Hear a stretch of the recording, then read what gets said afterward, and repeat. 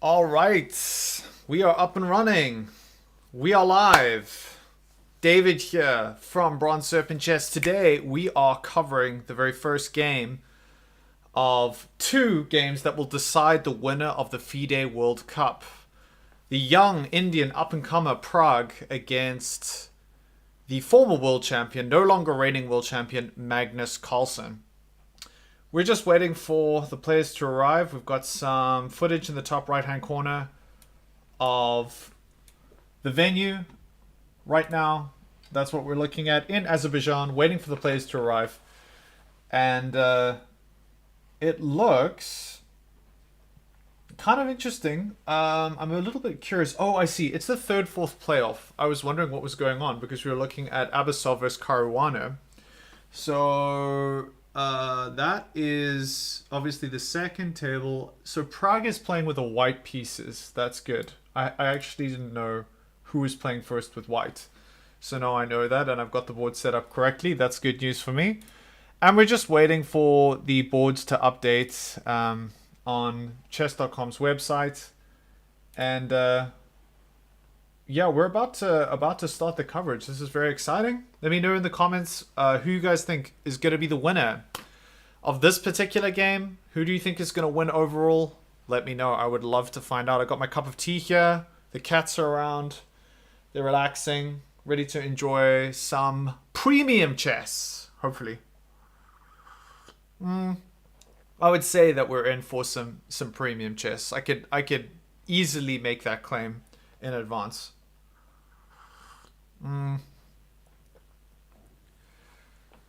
So let me make sure that everything is working. Sound is working. And alright, we've got a couple of guys. Wait, it's today. Yes, Stefan, 1012. Greetings to Sufal Rathod.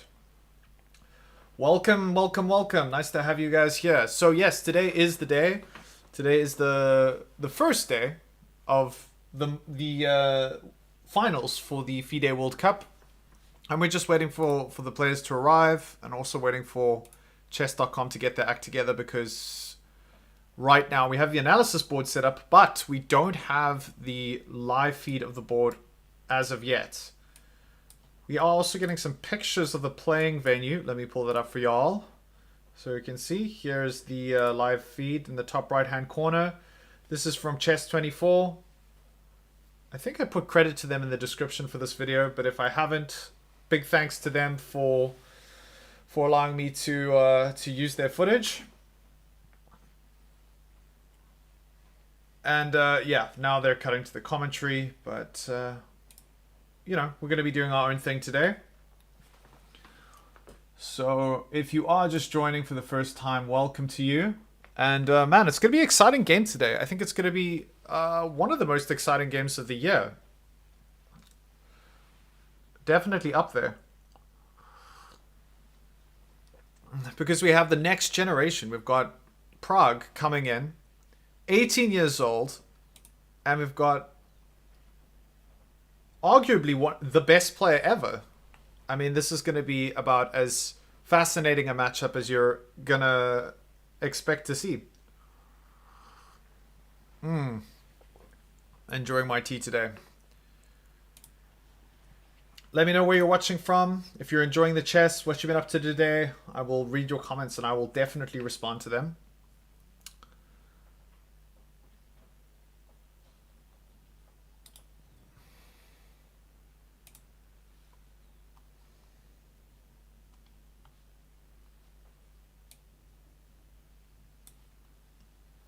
Just waiting for things to get started. Gonna keep updating the chess.com server to see if they have put the board up yet. No, they haven't, so we're still waiting on that. They've just got all of the old games. Let me go hide completed games. Ah, there we go. Alright. There's the game. We've got the board up and running. Pragg with the white pieces. Carlsen with the black pieces. And I think we're just about all set. Just about all set. It's going to be really fascinating.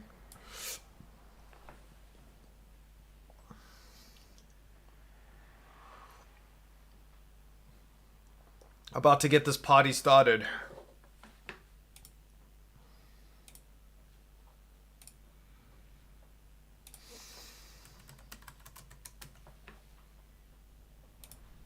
All right.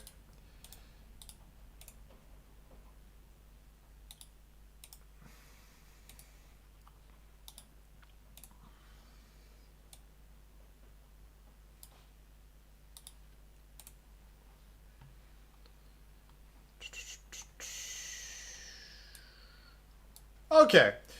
Cool. So if you are just joining us, I think the game starts in about 5 minutes. That's when it's scheduled to start. 1 o'clock GMT +2, which conveniently is South African time, which is where I'm staying now. So it's very easy for me to remember.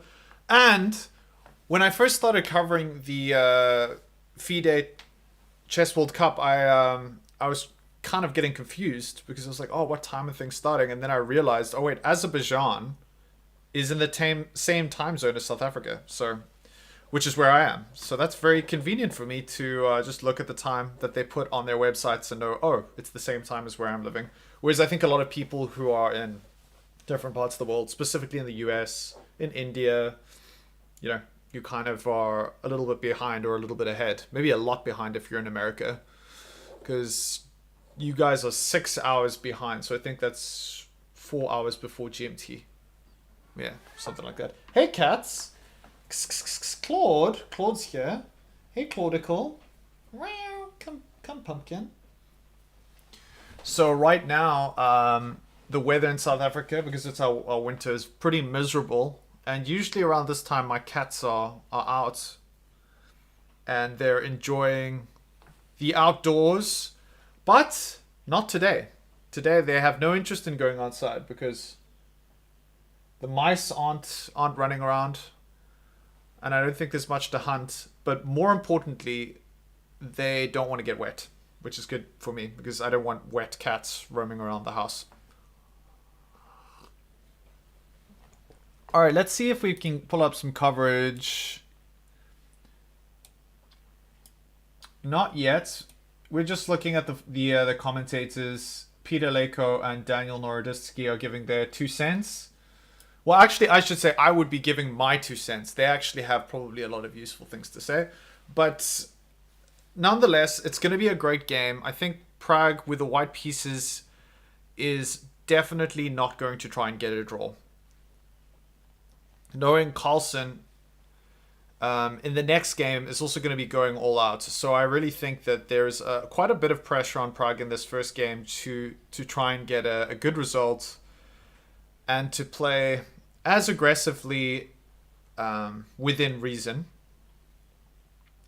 But yeah, knowing him, he has a perfectly decent chance at getting a win here with the white pieces.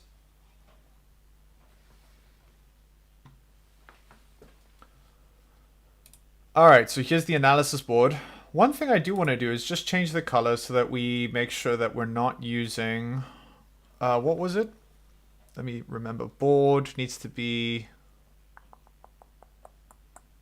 bases. That's it. Okay, so this light cream brown color, orange color is going to be the main board, and then the green is the analysis board as usual.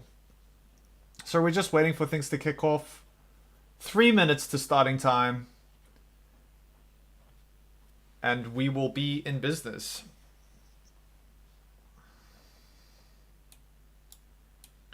Alright, so we've got the players. Pragg has arrived.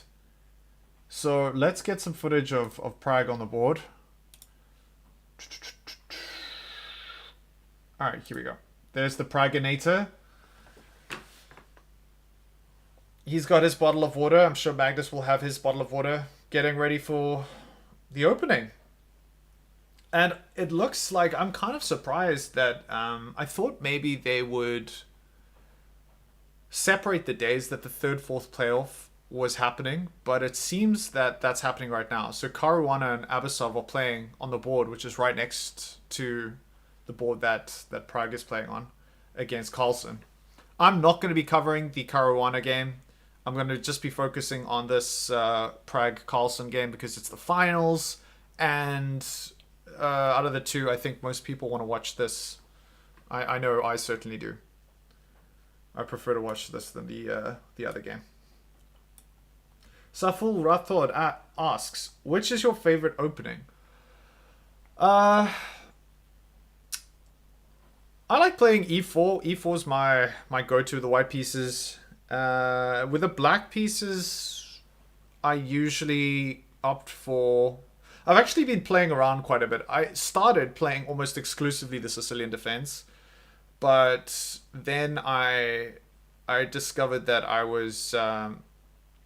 just struggled with it to play defensively with black, and so then I changed over to the Karuana for actually longer. So I've been playing the Karuana for a lot longer, but recently I've been returning to the Sicilian, and then I've also been playing the Scandinavian. So those are like a lot of the openings that I've been playing with black. With white, mostly e4, and lately I've been playing an opening that no one likes to play, which is the King's Gambit, which I really like. And then I also like playing the Smith-Marg opening. Let's see if we can just...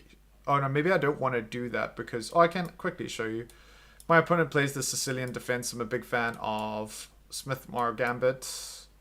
Oh wait, hold on. No, it's not that one. It's this one. I takes, and then I push c3. He takes. I play knight to f3, and then allowing, which is I think the Danish variation, allowing 2 pawns to be sacrificed, but then white gets a ton of initiative. So the evaluation you can see here is pretty bad for white, but almost always no one knows how to play against this, and I've been getting better and better at capitalizing and gaining an advantage with the white pieces. So that's my opening that I've been messing around with. Okay, we have a move. Whoa! Pragg goes for c4. Goodness me. Alright, so here we have the first move. c4. Good grief. I cannot believe that. We have c4 on the board. That is a very interesting option. How will Carlsen respond to c4? Is that... Yeah, that's it. We're looking at the board. That's exactly what he's played. He's played c4. Very unconventional. Straight out of the gate. Usually you're expecting e4, d4, but instead Pragg opts for c4. Which is pretty incredible. The English opening.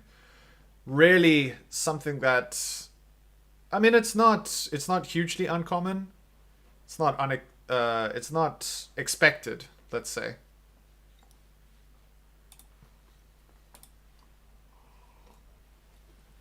Now the question is Carlsen. What is Carlsen going to play? How's Carlsen going to respond to 1c4?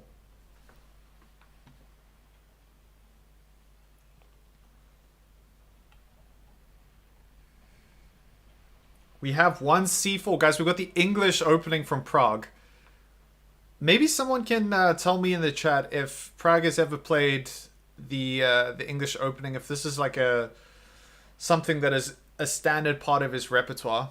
One way or another, Carlsen is not jumping into an automatic response here with the black pieces. He is thinking, which direction is he going to take this? He's going to play symmetrically, c5. Is he going to play e5? Is he going to play c6?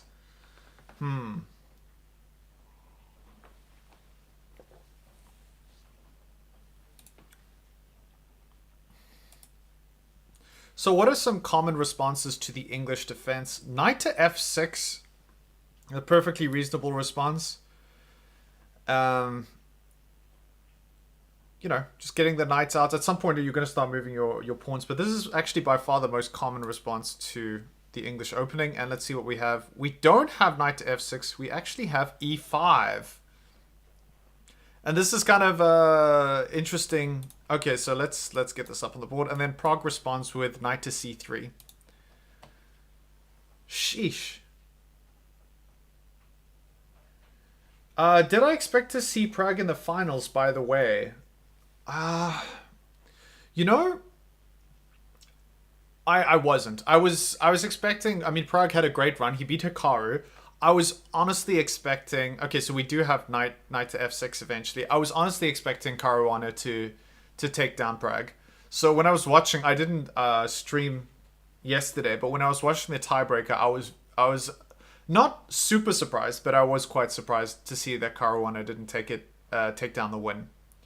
And as Pragg said in the post match interview, that a lot of the positions he got, he was kind of slightly behind, but managed to pull out wins. I mean, he wasn't terribly bad. His positions weren't terrible, but he was just slightly behind. And I think he was also sort of surprised that he was able to turn around those positions and get wins and get the win in the end. So that was quite interesting to see his reaction. But now, so Pragg and Abasov and Karuana have all qualified for the candidates tournament. Of course, Carlsen has also, if he wanted to, well, he might have qualified if he wanted to, or he would have definitely qualified if he wanted to, because he's in the finals, but he's not playing in the candidates. So the 3 remaining semi-finalists automatically qualify. Yeah, this is what I was thinking too. I was going to actually mention that. Thanks, Hijra. White will play a reverse Sicilian with extra tempo. Carlsen should be careful. Absolutely. So just to point this out, okay, let's get the knight to f3 on the board. Oh, knight to f6, knight to f3.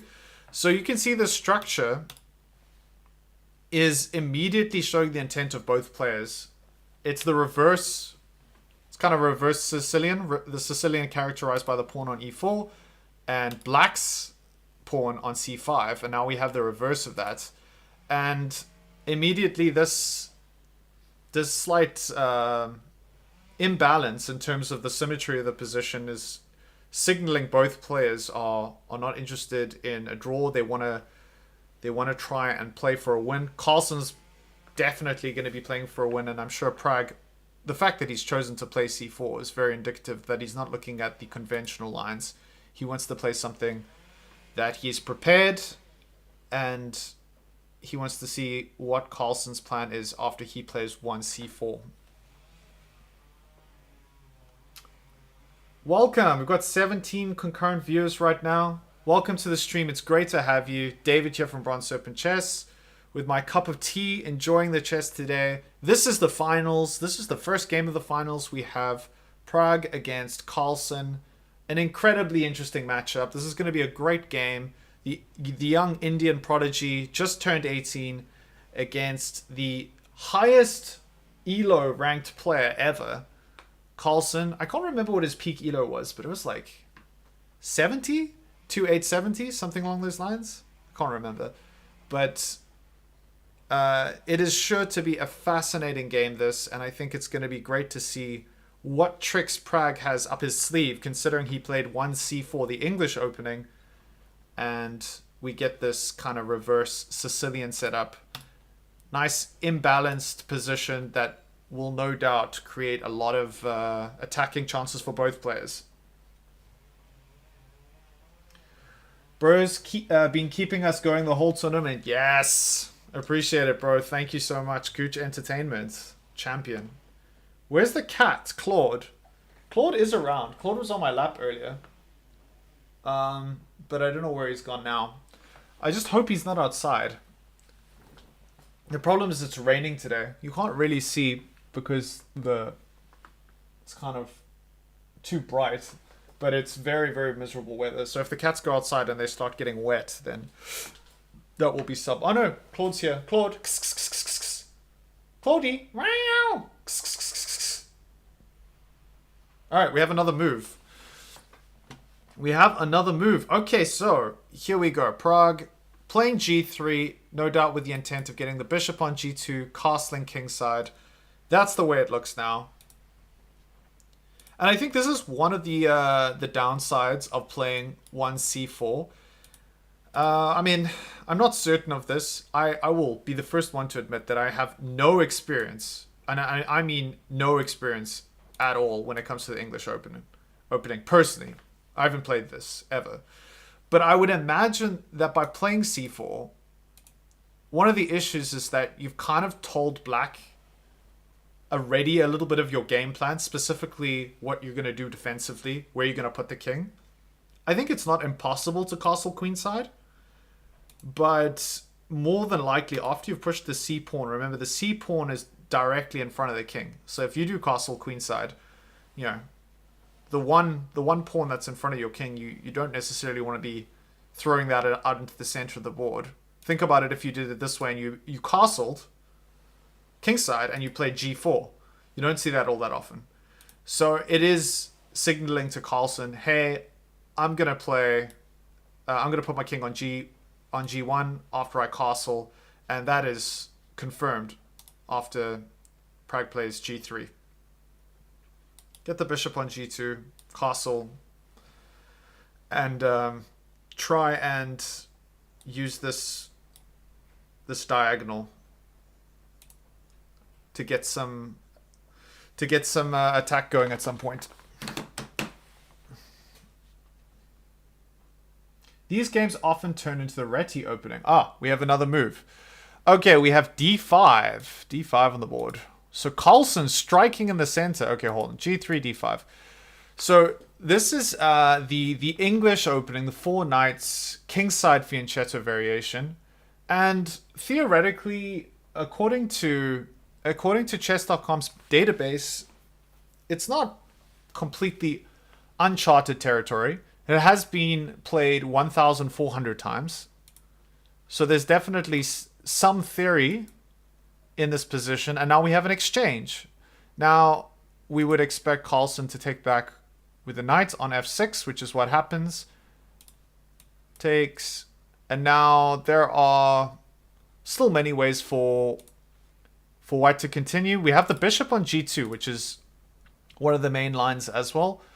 And now you can see that Pragg's intent is just castling, putting the king on g1, getting the rooks out. And then the question is this bishop. How are you going to develop this bishop? Are you going to play d3, get the bishop out?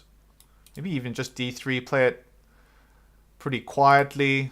Or maybe a3, maybe you want to exchange. Whoops, exchange knights. a3, b4 maybe? That's a thought. Get the bishop onto b2. And you have these kind of two bishops that are X-raying both diagonals. Usually this is ill-advised from the advice that I've heard from grandmasters. They say it's not always ideal to have this kind of setup. But you do see it from time to time. All right, so the knight retreats back to f6, and now we do have a little bit of symmetry to the position. We have the knights on f3 and f6, and on c3 and c6. The difference, of course, is that Pragg has got his bishop on g2, and now Pragg needs to seriously consider the center.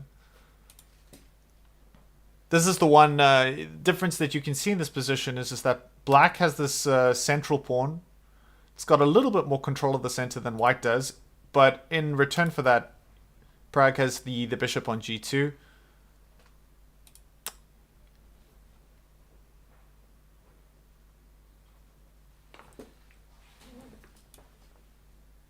Okay, so we've got the board in the top right-hand corner. I'm just going to get this to the actual screen so that we can see the two players.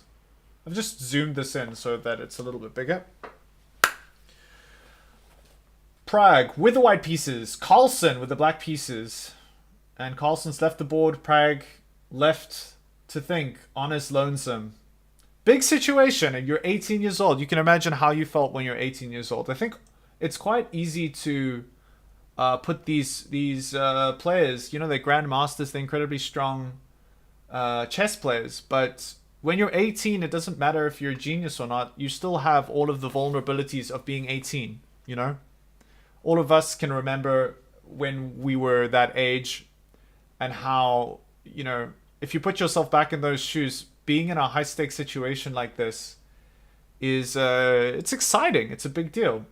You know, Pragg playing against, I'm sure, one of his idols. I'm sure he had pictures of Carlsen growing up. Carlsen would have been at the height of his powers around 10 years ago. Pragg, 8 years old. And I think, whoa! Did he just play... Did he play b4? Wait, what is going on? Okay, hold on. Let's back up. So we... Oh, okay, we had this, and now b4. b4!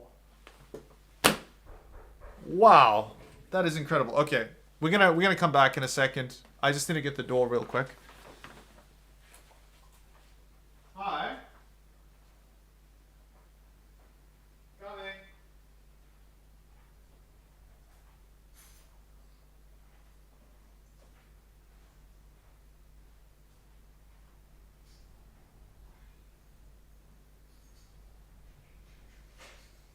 Cheers, man. Thanks for coming all the way up.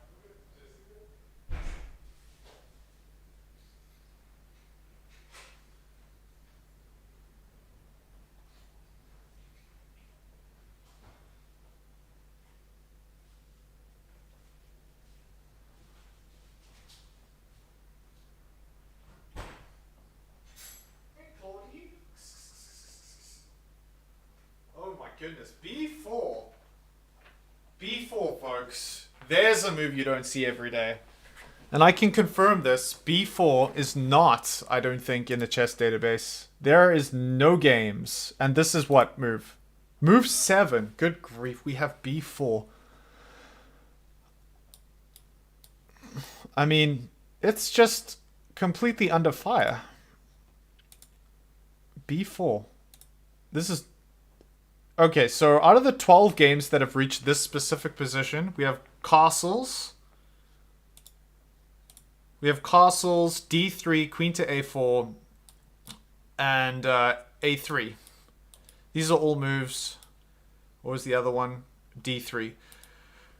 All makes sense, but b4, good grief. This was what Pragg had prepared, and this is the moment that Carlsen, you can see, Carlsen's already 10 minutes behind. And now he has to think, because this is uncharted territory. Pragg knows that I think this was the move that he was going into. Oh wow, maybe Carlsen has a little bit of theory. Not theory, but maybe he has a little bit of engine prep under the belt to know how to play against this move, b4. Wow. Okay, so he doesn't take. Let's just put this on the board. He doesn't take. Instead, he opts for bishop to d6. Now, the question I have, and I'm sure a lot of you guys have, is what happens if you do take? What's the deal here with taking? What's the situation here? If you take on b4, I mean, the pawn's hanging, you're attacking it twice.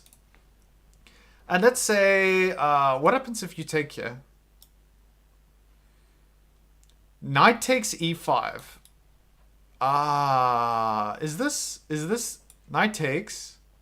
And now if knight takes e5, there's tactics around queen to a4. I see. Okay, so this pawn is kind of a little bit of a poison pawn. Now the question I have is, what happens if you take the other way? If you take with the knight, say a knight takes b4, are there similar tactics? Well, then this pawn is still hanging, and I suppose you can just take. And then knight to bishop to d6. Bishop to d6. Okay, attacking the knight. All right, so that kind of makes sense. That this b pawn is. Oh wow. Okay, but we have another move. We have b4, b5. Kitty. b4, b5. All right, let's get that on the board. So that makes sense. Carlsen's not going to fall for this. By the way, taking this pawn is still not the worst move that black could play. It's not like a massive blunder, but it just allows white some initiative to pick up this pawn. The e5 pawn presumably is more valuable than the b4 pawn in this position. It's controlling the center. So exchanging this way is definitely going to be better for white. And white also gets initiative with having the queen on a4. So Carlsen's not interested in that. But now we have several moves, and I think this is very interesting. We have, okay, bishop to d6, b5, and now knight to d4. And this is the position as it stands. Pragg to play. And I think Pragg has definitely done some preparation into this, but Carlsen, I think, has, at some point or another, maybe not specifically for this game, but he has done some work in terms of what the engine wants here.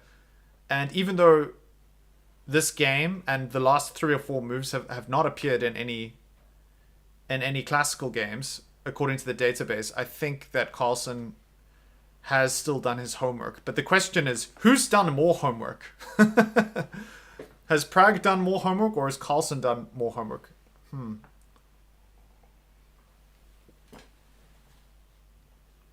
What's the idea behind b4? Yeah, so we just went through some of the lines with b4.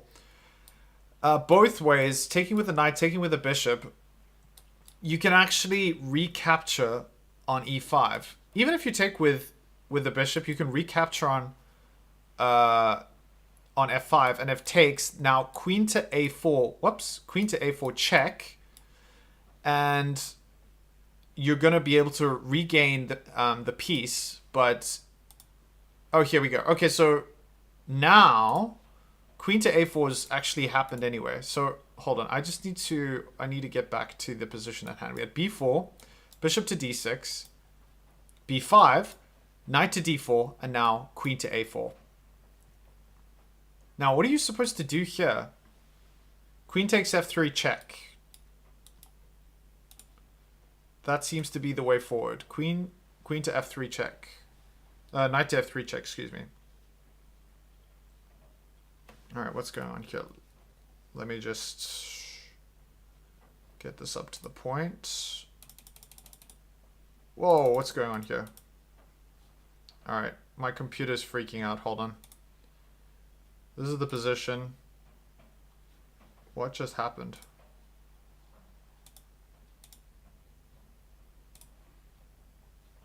Chess.com is like having a meltdown here. Alright guys, sorry. Give me 1 second. I'm having some technical difficulties here. Alright, I'm going to have to get this game up and running again. See how much of it I can remember. Alright, so we had c4 and this reverse Sicilian. I just can't remember the order. I remember the position. Let's back up. Okay, yes, that's right. That's right. And vaguely remember all of these knights being here. Oh, it was this exchange, I think. Takes. Wait, was it? Let's back up. Takes. Okay, yeah. Takes. Bishop, and then oh, wait, no. Now, knight moves back, and then b4. Okay. Knight moves back, then b4, and then bishop to d6, b5, knight to d4, queen to a4. That's the position. Okay. We're back. We're back in the position as it stands. So, according to the engine, the best move here is just to take and exchange the 2 knights. And then presumably the bishop takes back on f3. And now this is already, like, just looking at the position, it's so odd. You've got this b5 pawn, so advanced. And what is the threat? Well, it seems like, you know, you can push this pawn again and just threaten a discovery. And this might lead to some weird tactics. Okay, well, you're going to block with the bishop. So there's some lines where, not this game, it won't work here, but there's some lines where you reveal the discovery and then you actually take and sacrifice the queen. And if there's material in the way, then this pawn can promote on a8. But of course that's not possible, because after you play here, you can just block with the bishop. Can't sacrifice, because even if you do sacrifice, the queen's going to guard the a8 square. So that doesn't work. There's definitely not any, like, sharp tactics here yet.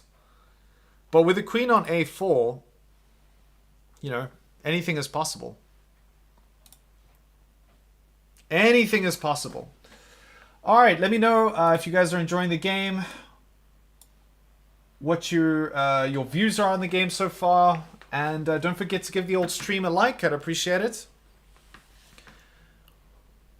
We are going to see if we can get... I think the last stream got to around 60 or 70 likes. 70 something likes. So let's see if we can beat that record.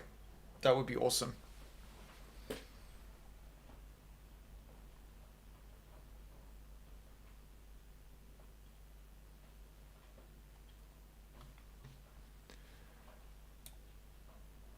So Carlsen deep in thought with the black pieces. What's he going to do? Is he going to take on f3? He's going to play knight to e6. It's another option. Just moving the knight back. Remember, there aren't any real threats behind this discovery check on the king. After you move b6, you can just block with the bishop. And then you have to give up this pawn. And it's kind of interesting, this b pawn is advanced so far. You know, it's one thing like you see often in blitz games where like players just push Harry. They push the h pawn. And that h pawn just walks up the board and tries to break things open without much support. It's kind of like a lone ranger. But you don't very frequently see like the b pawn, especially out of the opening, advanced this far.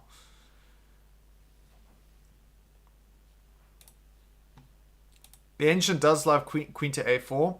So let's follow a couple of lines. Takes.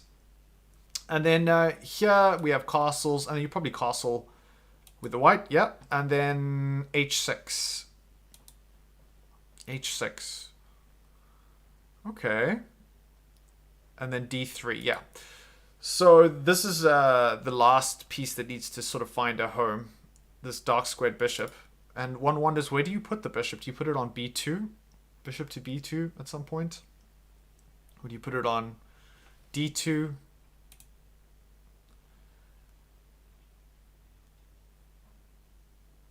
And it's really interesting. It's a very unconventional position, as I mentioned, with this b5 pawn.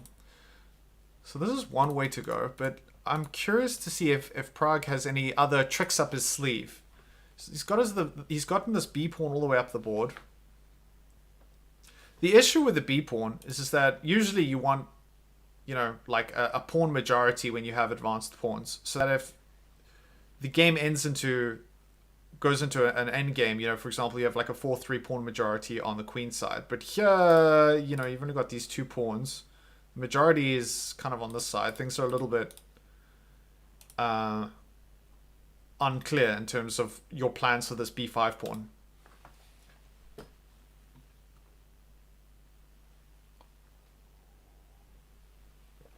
Hello folks, welcome to the stream. If you are just joining us, we are covering the Magnus Carlsen Pragg game.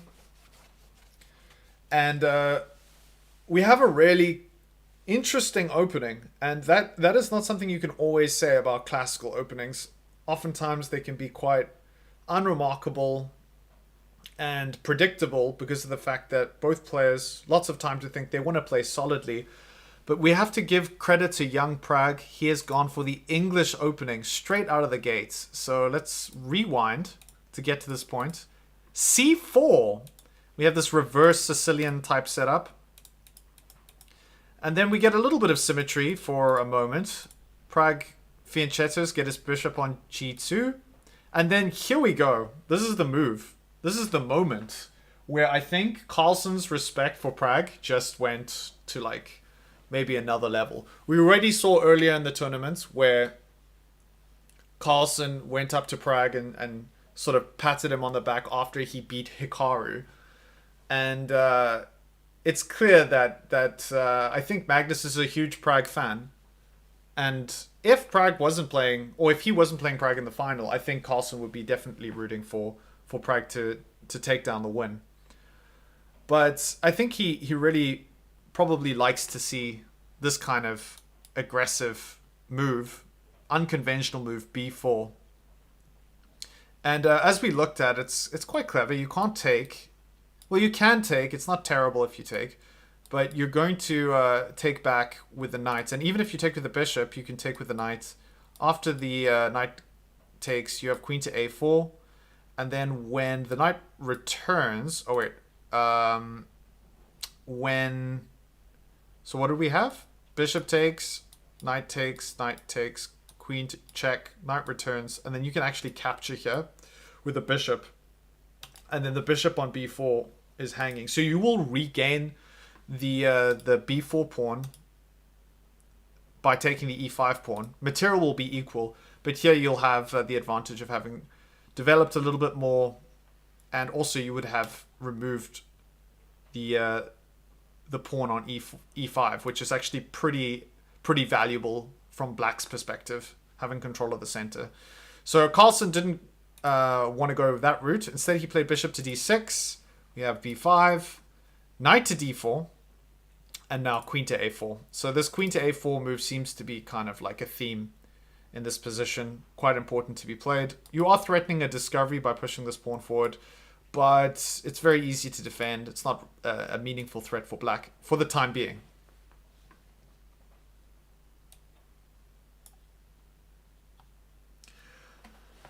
All right, let's get our first poll going. I think this would be a good opportunity to do a poll and see how people are feeling about this game. First, I don't want who you want to win. I want who do you think will win. And not the match. This game. Who do you think will win this game? Pragg. Carlsen. All right, hit it. Let me know your thoughts. Who's going to win? Not who do you want to win. Who do you think will win, actually, in this reality that we are living in? On today, the 22nd of August. On this day, the 22nd of August. All right, we have a move. So Carlsen goes for the correct move, according to the ancient, which is knight takes.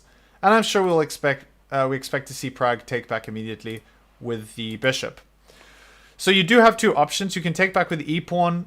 Taking back with the e-pawn is ill-advised because of the fact that you create a huge weakness in White's position. This d-pawn now becomes an isolated d-pawn, which you really don't want. I don't think there's any sense in having isolated d-pawn. You've already got this advanced b-pawn. It's better to try and keep your pawn structure nice and straightforward. Don't need to break anything down yet. And that's what we have. We have bishop takes f3.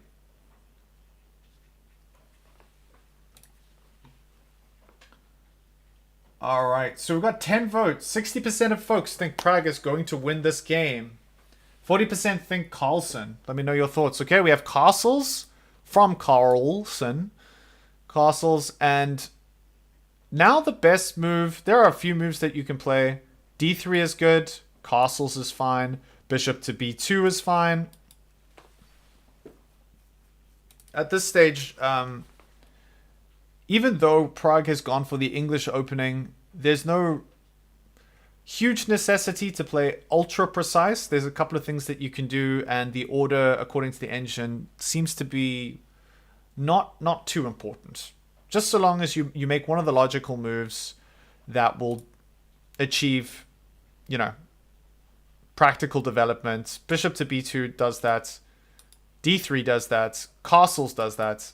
All of these moves are going to be played at some point or another, and I think the engine isn't too concerned with the order in which you do those things. It should be noted, though, that in this position, the engine thinks that while White has a slight edge, it is negligible. So it's not really that big.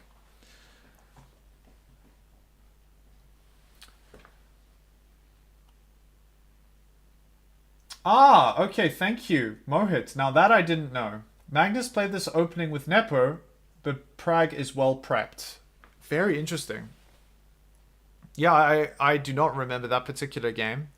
I imagine that was in the World's Championship in 2021. Is that right? That's when Nepo played. Hey, come here, Claudie. Yes, come here, Munchkin. Claudie, you're gonna come say hi to all the cool people who are watching the chess. Are you wet, Claude? Oh man, you're all wet. Oh. Claude went out in the rain, guys. Okay, he's not super wet, but he's a little wet. Hey, Claude. Say hello. Meow. Claude says hi, everyone. Hey, Eric Thor. Welcome, Eric. Nice to see you. They should do a bullet warm-up for fun before the real game. I agree.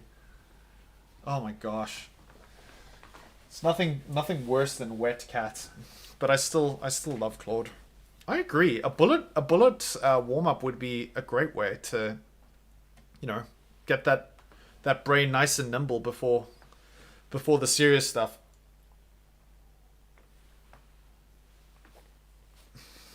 Okay, let me just get rid of the adverts on the Chess24 feed. Bye for now. If you're just joining us, back to the analysis game, the analysis board. Sorry, back to the live board. This is the position as it stands. Now that the engine has a little bit of time to think, it seems to say d3 is the way to go. So just play d3, and the idea with d3, it just gives the bishop on c1 some options. Bishop to b2 is also fine, but you do want to try and advance this d pawn at some point, and playing d3 is great. Obviously you can't play d4 because you just give up that pawn, but d3 is perfectly fine. It allows your bishop to either come to d2 or potentially g5, although g5 it's probably just going to get chased away. Wait, has Carlsen? No, I was wondering if he had played h6, but he hasn't. So yeah, this just gives your bishop options. And it's also quite instructive to see a move like d3, because often when we're playing chess, I know I'm this way when I'm playing blitz games or even standard games online, is that you're always thinking of how do I win the game? How do I attack? But sometimes you need to think a little bit more practical terms. How do I place my pieces in a position that offers me the most options moving forward? And that sort of broader perspective is a very healthy way of seeing chess when you are coming out of the opening specifically. You know, it's not necessarily about saying, how am I going to checkmate my opponent right now? It's more like, how do I place my pieces so that they can be effective in doing what they do best?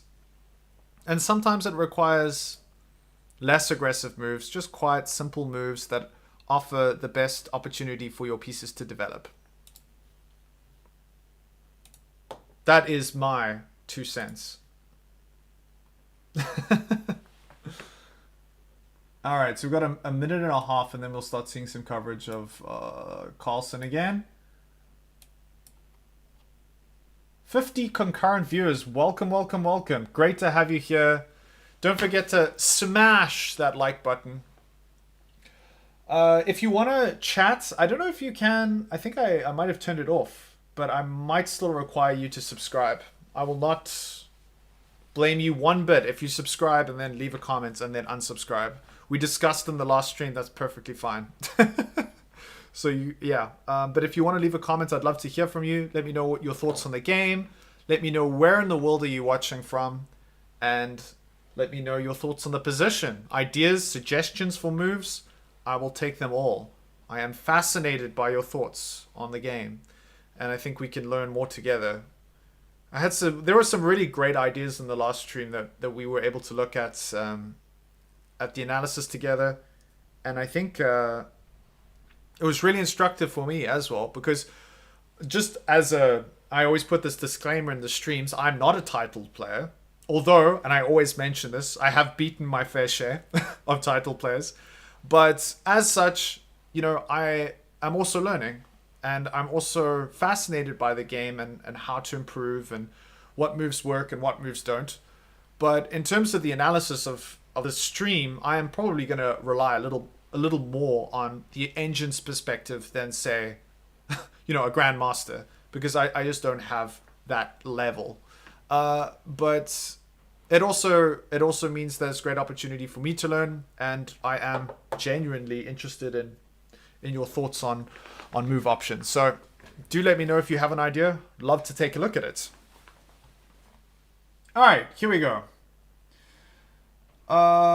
Let's head back to some comments. Magnus played this. Okay, we already looked at that.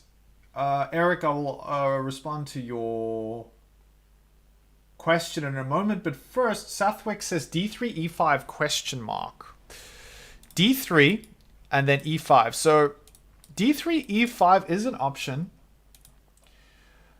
It's tricky because I mean, I don't know what the engine says about d3 e5 specifically, but the problem with leaving the d3 pawn behind undefended by the e pawn is that look where the queen is right now. You know, when at any point this bishop moves somewhere, and if you have committed to playing e4, oh, did you say d3 e4? That was the suggestion. Yeah, then maybe this pawn is a little bit loose, but I think at some point you're going to have to consider what you're going to do with this e-pawn. Because it is a problem, especially considering Magnus has played e5. And he's kind of contending for the center. For the time being, it's okay. But I think playing d3 is perfectly fine for now. Alright, still waiting for the boards to update. Eric says, I'm 600 and my problem is getting too aggressive in the middle game. I should just keep positioning them and looking for potential future weaknesses. I'm always up in the early game and then suicide. Oh, yeah. Yeah, it happens. It definitely happens. Yeah, I think it's very easy to get too aggressive and overextend in the middle game. And it's quite natural. But often people think of chess a little bit too much like checkers, where they just push, and try and get their pieces to the other side. But it is important to realize that making quiet moves that will offer the best opportunity to develop your pieces later on is a good way to go. And that's why there's nothing wrong with moves like d3. Developing your bishop, castling. Instead of trying to win the game immediately and be like, I'm going to play like e4 immediately. Or, you know, just saying, I'm going to play immediately h4. That's not something that I think these high-level players who are playing a very slow classical game are going to necessarily be thinking, how do I checkmate my opponent immediately? And I will say also, Eric, I'm very, very similar. Especially when I'm playing bullets, you know, you just want to throw your pieces up the board, try and get the win as quickly as possible. But the whole dynamic in classical chess is very different, and I don't think anyone, even if you're lower ranked, would consider playing that kind of chess when you're playing a classical game. But it's easy to fall into bad habits when you're playing blitz and bullets, instead of allowing yourself time to develop your pieces naturally and then looking for a weakness in your opponent's position. That's essentially what these guys are doing right now. Except they're doing the extreme version of that, where they're looking in depth and considering all of the options. And that, no doubt, is what Pragg is doing now. That said, he has a good 7-minute advantage on Carlsen, so he does have the time to think about what to do here. I don't think there's anything wrong with spending this time, making sure that, for example, the move order between d3, castles, bishop to b2, that they are all options. But I think there's nothing wrong with spending time thinking very carefully about if the order of which you make those moves matters, depending on how Carlsen responds. So that would be definitely what he's thinking about. I feel like white is stuck here. Okay, Silver Sleazy, welcome to you. Silver. Gukesh might be India's #1, but I think Pragg is stronger than 18-year-old Magnus. Wow, very interesting.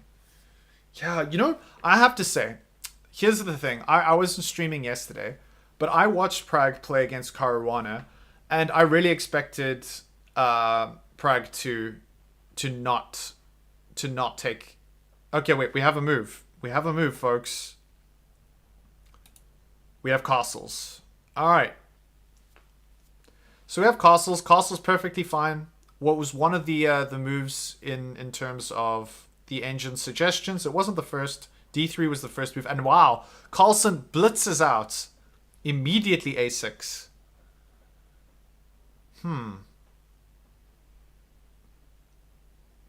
Now this is interesting. Of course, Carlsen isn't really... This isn't a real threat right now. Because Carlsen can't take this pawn, by the way. Because his rook hangs. So... Yeah, I'm just looking at this move. I mean, he blitzed it out. It seemed to be completely expected from his point of view. Okay, so we didn't have d3 castles, and a6 is the way to go, or h6. Actually, you can play h6 or a6. Both moves are fine. But Carlsen goes for a6.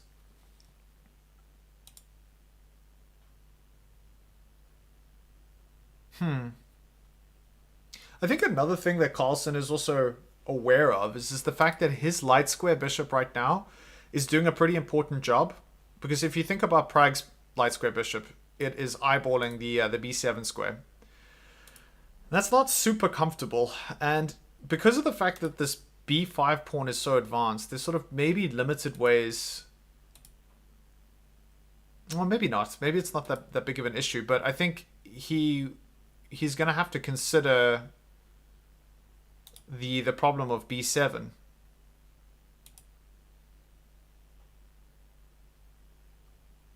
So now, if you just take here, so we have a6, takes, and then c6 is even a move. Wow, that's crazy. You can also take with the rook. Can't take with a pawn. Take with a pawn, the rook hangs. So that's not an option. Gotta take with a rook, or you can play c6. And c6 is interesting because, of course, you can't take now. This is white's pawn. You can't take on a7 because your queen hangs. So there's a lot of tactics around this semi-open a file that you have to be a little bit careful of. And this might be what Carlsen is thinking. Is that if takes, he doesn't actually have to necessarily take back with the rook. He can take back with the rook and it's perfectly fine. But this might be one way of controlling knight and the movement of the bishop along this diagonal.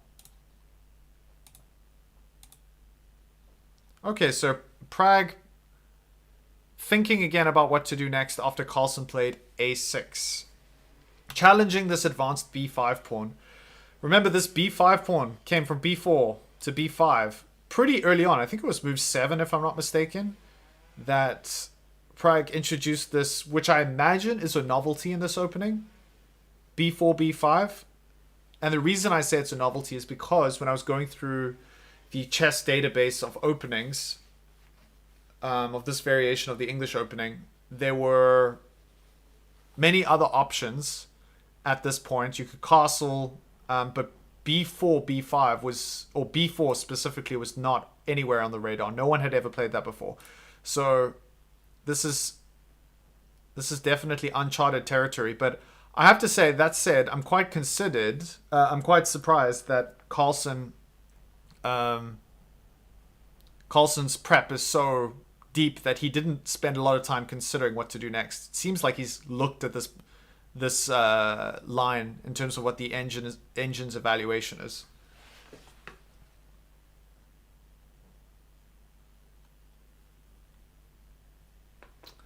Welcome, welcome, welcome. Let me know in the voting section. I think it's on the right of your screen. Who do you think will win this game? Is Pragg going to win this game? Is Carlsen going to win this game? Let me know your thoughts. I would love to know. And don't forget to hit that like button. I would love to see if I can get to, what was it? 70 likes. 70 likes is the stream that I did a few days ago. That would be a great number to arrive at. And also let me know your thoughts. Who do you think is going to win and why? Not just this game, but the match in general. And also let me know your thoughts on the position. What do you think Pragg is going to do next? After Carlsen challenged the B pawn with a6. It's not really challenging it because of course you can't take, but Pragg is going to have to figure out what to do next here.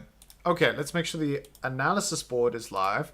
So alternatively to a6, Carlsen could have also played h6 here, which I already mentioned, or queen to d7. I always have to say, I've seen this move many, many times. when the queen steps directly in front of the bishop, and for me this is a move that I almost never play, because I feel like, well, this bishop is kind of locked. You're kind of committing to the fact that this bishop is not going to be able to develop because the queen is in the way. But now it's interesting because the queen is putting a little bit more pressure on this b pawn, and maybe the idea is that you play a6 later, possibly. What's the idea here? d3? Still want to play d3. And now h6.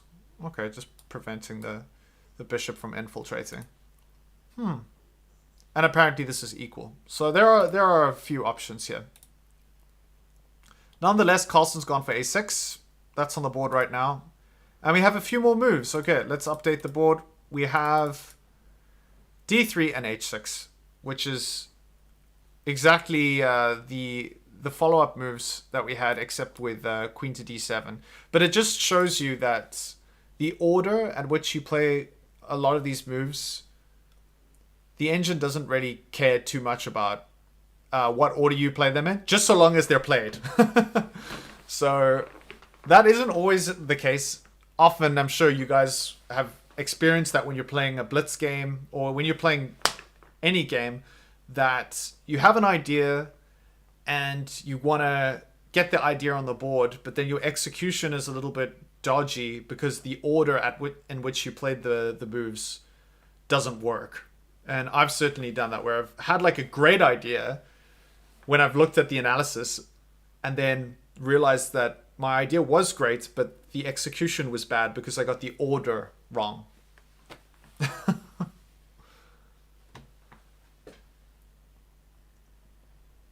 Who is the last FIDE world champ? There's a question. Let's see. Let's ask the internet. World Cup. The world champion, the chess world champion that's Ding right now, but I don't know if they have it up here. Let's see. FIDE World Cup. Oh, here we go. Okay, so Jan Christoph Duda, and then that was in 2021, so it was 2 years ago.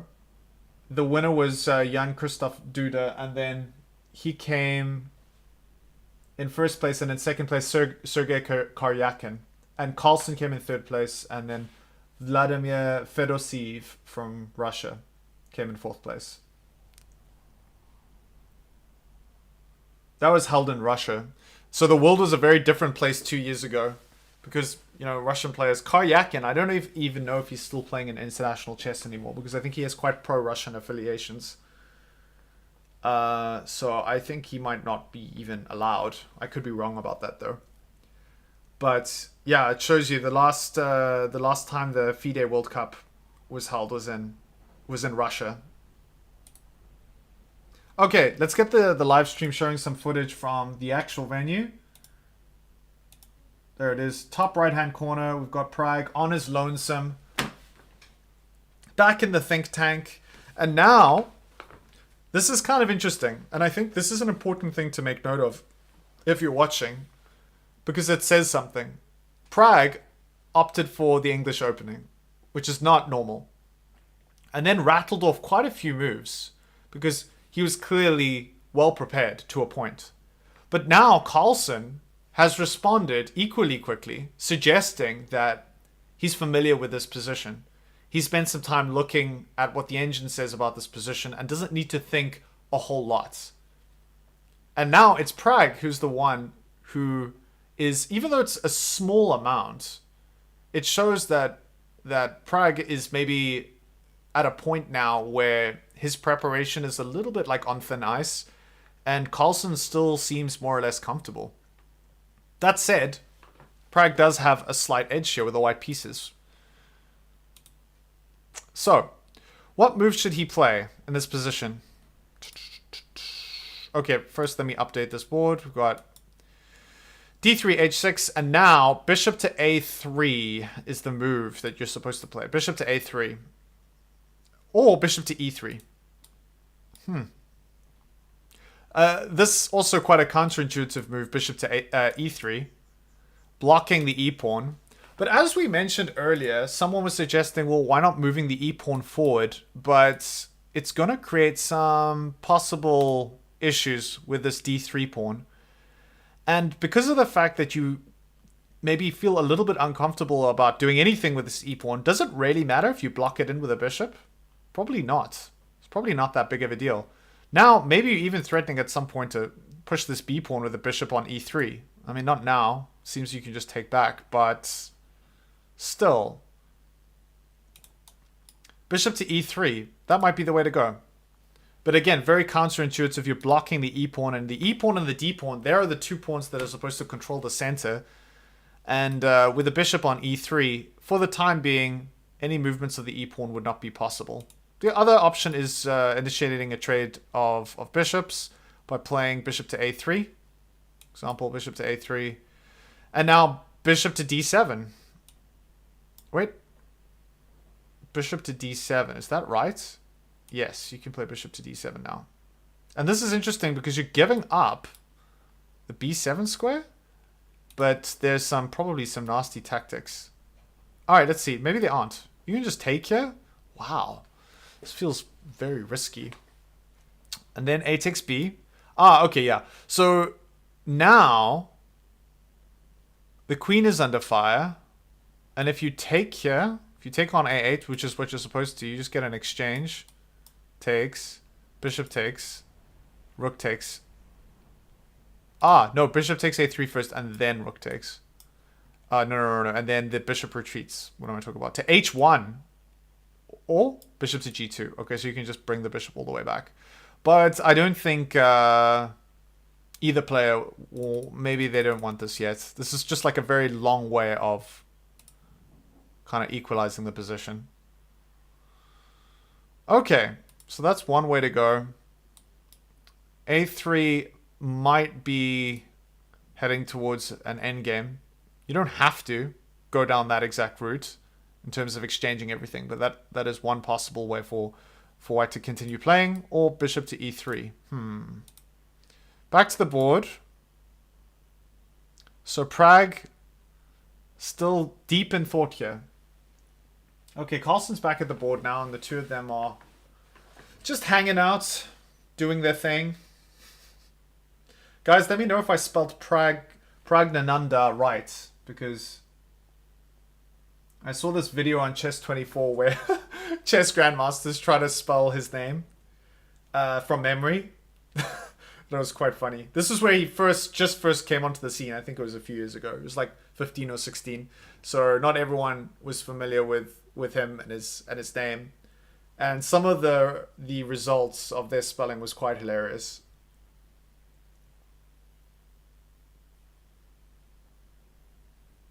It's convenient that we can abbreviate it to Pragg. But what a nice guy. He seems to be one of the... Just cut from the same cloth maybe as Anand. Very humble, unassuming. But man, when he gets onto the chessboard, he is something else. It has to be said.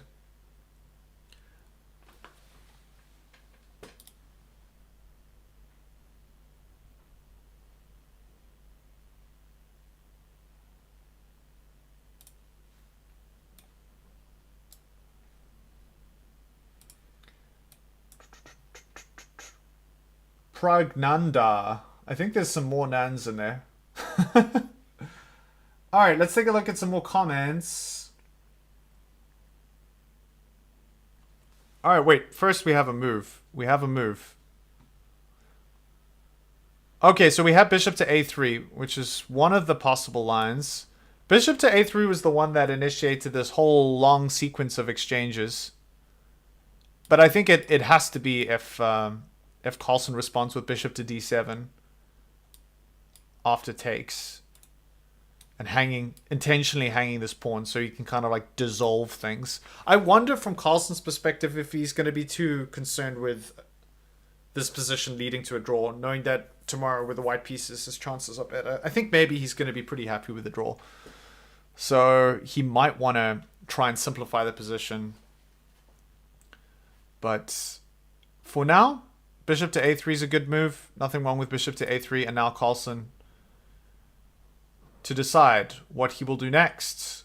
Either bishop to h3. Yeah, that makes sense. Bring this bishop down. Probably just defend. Let's see. Just to h3. Wow. Okay. And you can actually take now on b7. And because both white and black are threatening each other's rooks. So this is actually possible. Let's take a look at this line. This is interesting. Takes. Takes on f1. Takes on a8. A takes b. Oh, a takes b. Oh wait, a takes b this way. And then knight takes b5.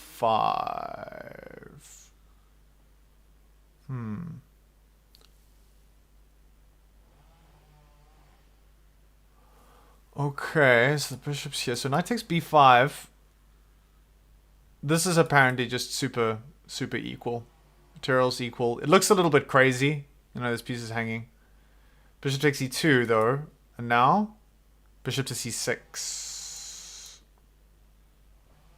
Yeah, this is very equal.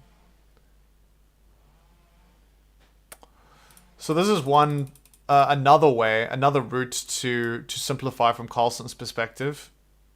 But somehow I don't think we're going to see things break down that easily. I think both players are maybe more inclined to try and get a bit of a fight. But that being said, from Carlsen's perspective, as I already mentioned, he might be perfectly happy just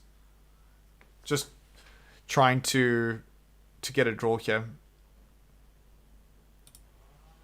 I think the next couple of moves will be really insightful from Carlsen's perspective to see how he feels about this position.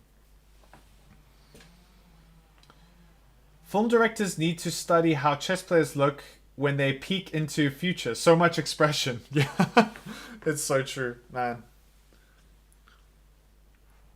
Yeah, chess players are extremely... some of their expressions are very hilarious. Especially the unintentional ones. Those are always the best.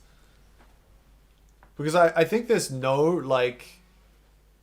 there's very few things in life that can actually surprise you or shock you in the way that missing a move when you're playing chess can.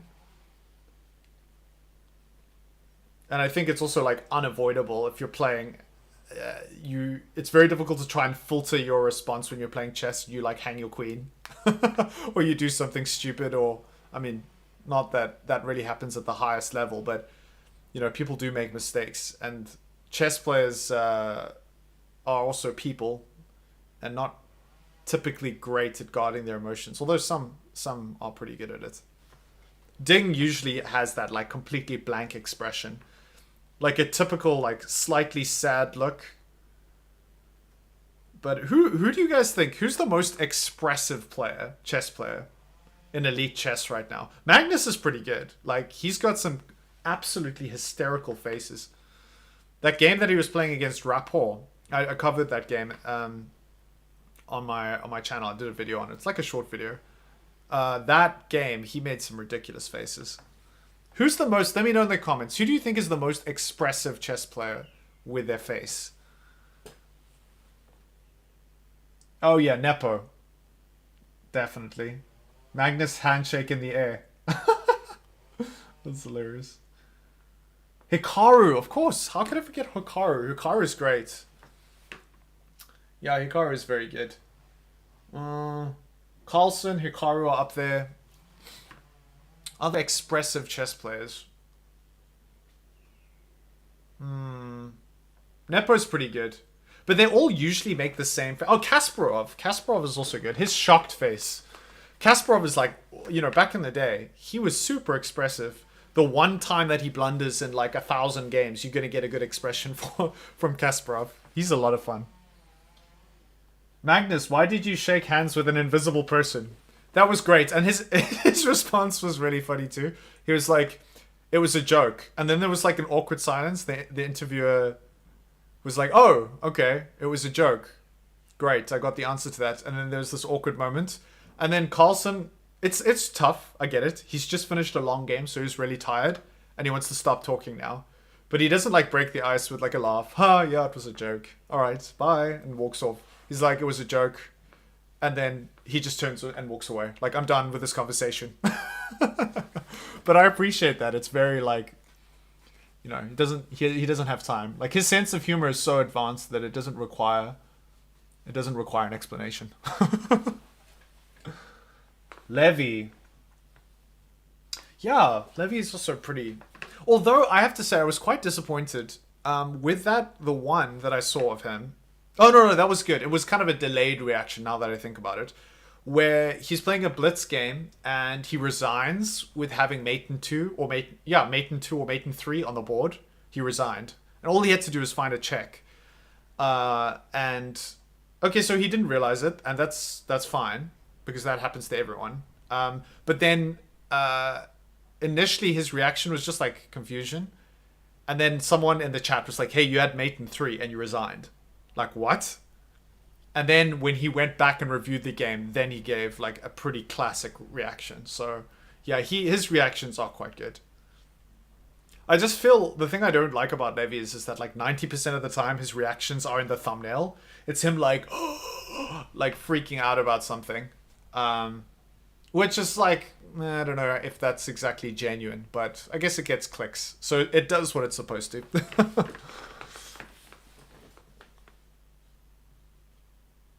He's very entertaining, though. I'll say that. I really like Levy. He's a good guy. I hope he gets to become a grandmaster one day. The Suzzy Dota 2 channel. Hello to you. Welcome here. Great to have you back. Nice to see you. Gary Blunder against Fishy was hilarious. I think the rapid game. Yeah, that was great. I covered that. Hey, that's something I should remind y'all. I don't just live stream, and my live streams they're okay.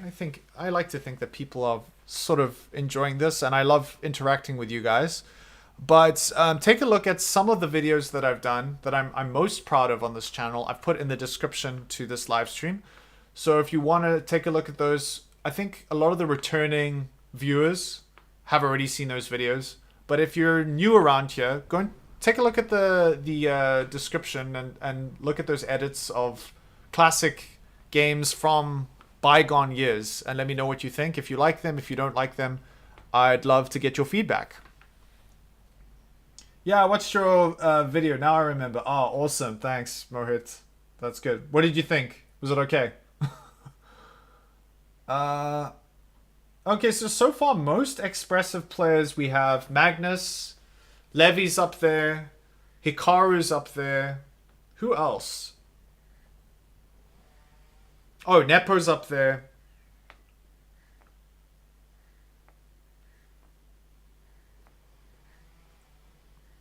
Kasparov. That's right, I mentioned that as well. Okay, so now Carlson is the one who's thinking again. So maybe the assumption that I made of Carlson knowing, sort of having a deep knowledge of this position, I might have overstated that a little bit. And I think now he's just calculating. Maybe he's calculating what we looked at earlier. Bishop to h3. And this crazy long sequence where you exchange everything. Takes. I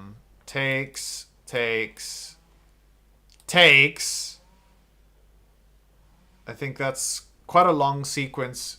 And maybe he's trying to calculate how that looks for black. And then, very importantly, if he feels like it's kind of an equal evaluation, but it leads to a bit of an unremarkable position, is he gonna say, okay, I don't want an unremarkable position. I want to be able to have some chances, even though I'm playing with the black pieces.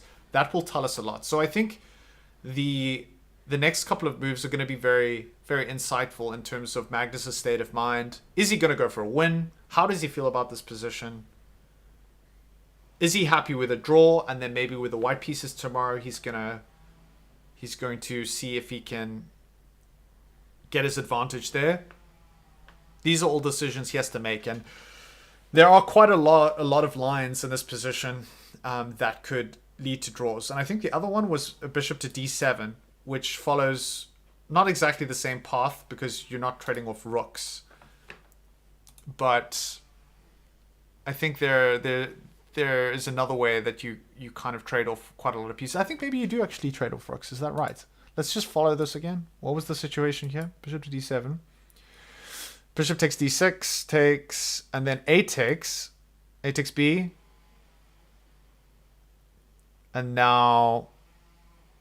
Oh, wow. Now there's a way to play bishop takes c7, of course, attacking the queen. So we have a lot of these lines have these... Oh, maybe this is actually something that you need to spend a lot of time thinking about, where you kind of are exchanging queens in a roundabout way, possibly. But now what's the situation here? Takes on b3. Oh, wait, what? Queen to b3. Now you got these doubled pawns. So you don't necessarily have to immediately head into completely dissolving the position. Oh, I think that was one of the lines that we looked at in an early position. So this might be a little bit more... Make a little bit more sense for both players. Keep some pieces on the board. Keep both players' chances alive in terms of an outcome, one way or another. Yeah.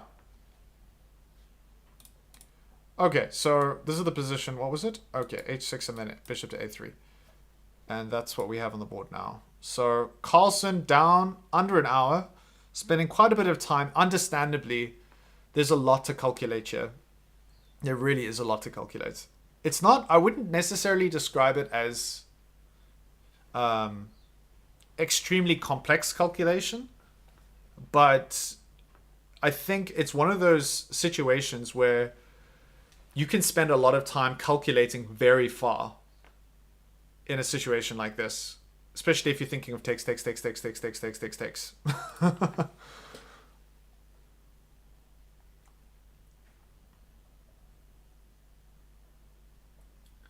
It might not be prep. It might be deciding what the kind of endgame he wants if they trade. Yeah, that's a possibility, Eric Thor, for sure. Silver Sleazy. Pragg was 40 moves in prep in a game a while back. Wow. Yeah, I can believe that. I don't think a game like this you'd have that kind of depth in terms of preparation, because the English opening is not something necessarily that you'd find. Maybe some like Sicilian openings you'd expect that you could go like super deep because they're played all of the time and there's a lot of known theory. But I think the theory, I could be wrong actually, but I think the theory around the English opening is probably less than something that is more conventional. And that this specific line of the English, I know that for sure, because I think the moment it was like move 7, if we back all the way up, this was the novelty here that Pragg played. This was move 7. He played b4. And this is immediately where there are no known games. This is a completely new game.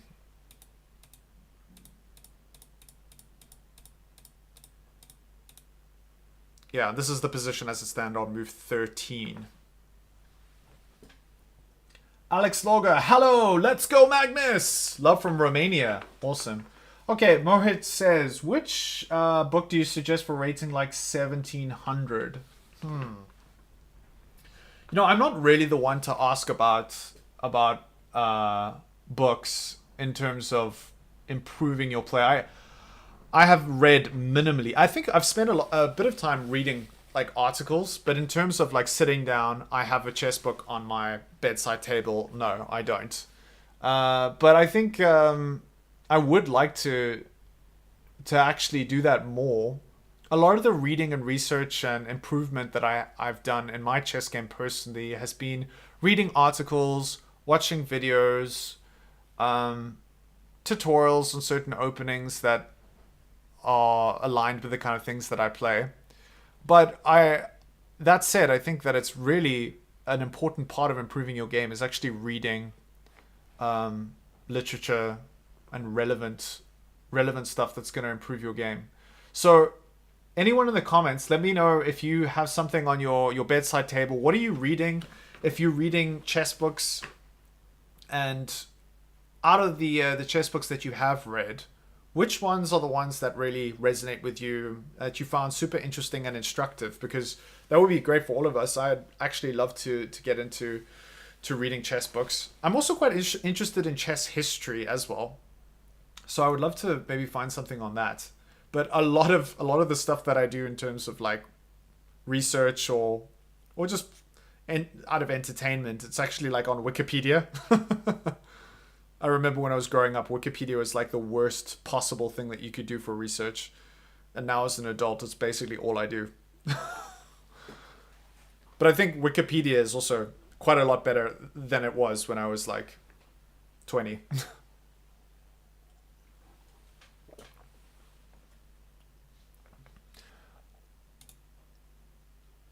Okay, so Magnus still thinking. Okay, so the two moves that we looked at, bishop to h3 and then bishop to d7. What else can you play here? Rook to b8 is another option. Rook to b8. And now, rook to b8 does allow black a little bit of flexibility in terms of the option of taking here on b5.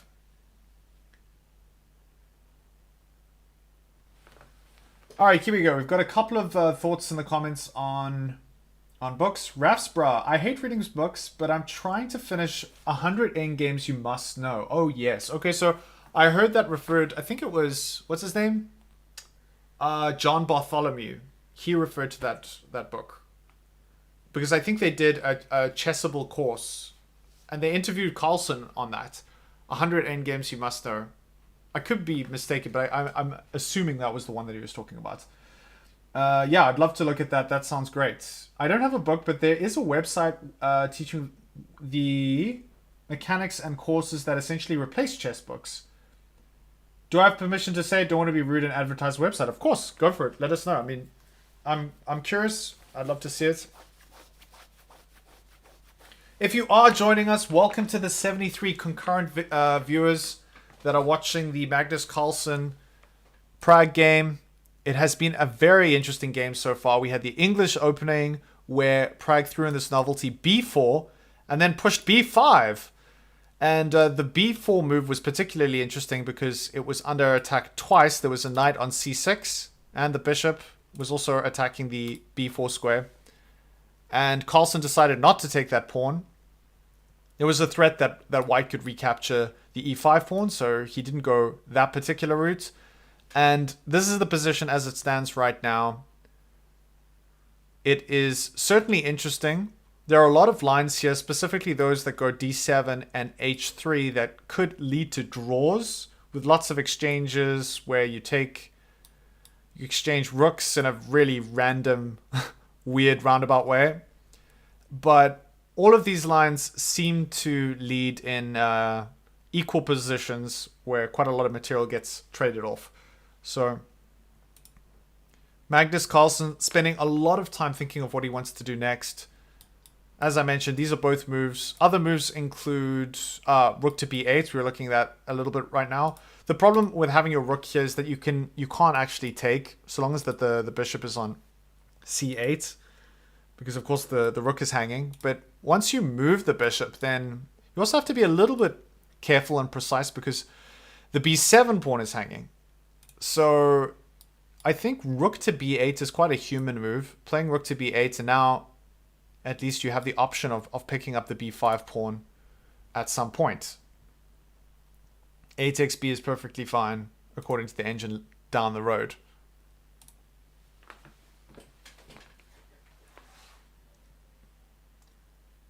Oh, you just said it. Oh, Chessable. Okay, cool. Thanks. Yeah, Chessable. Helped a few people break through 2000. There are a few courses people say I must have. Okay, Aaron. Hello, Aaron. Nice to see you again.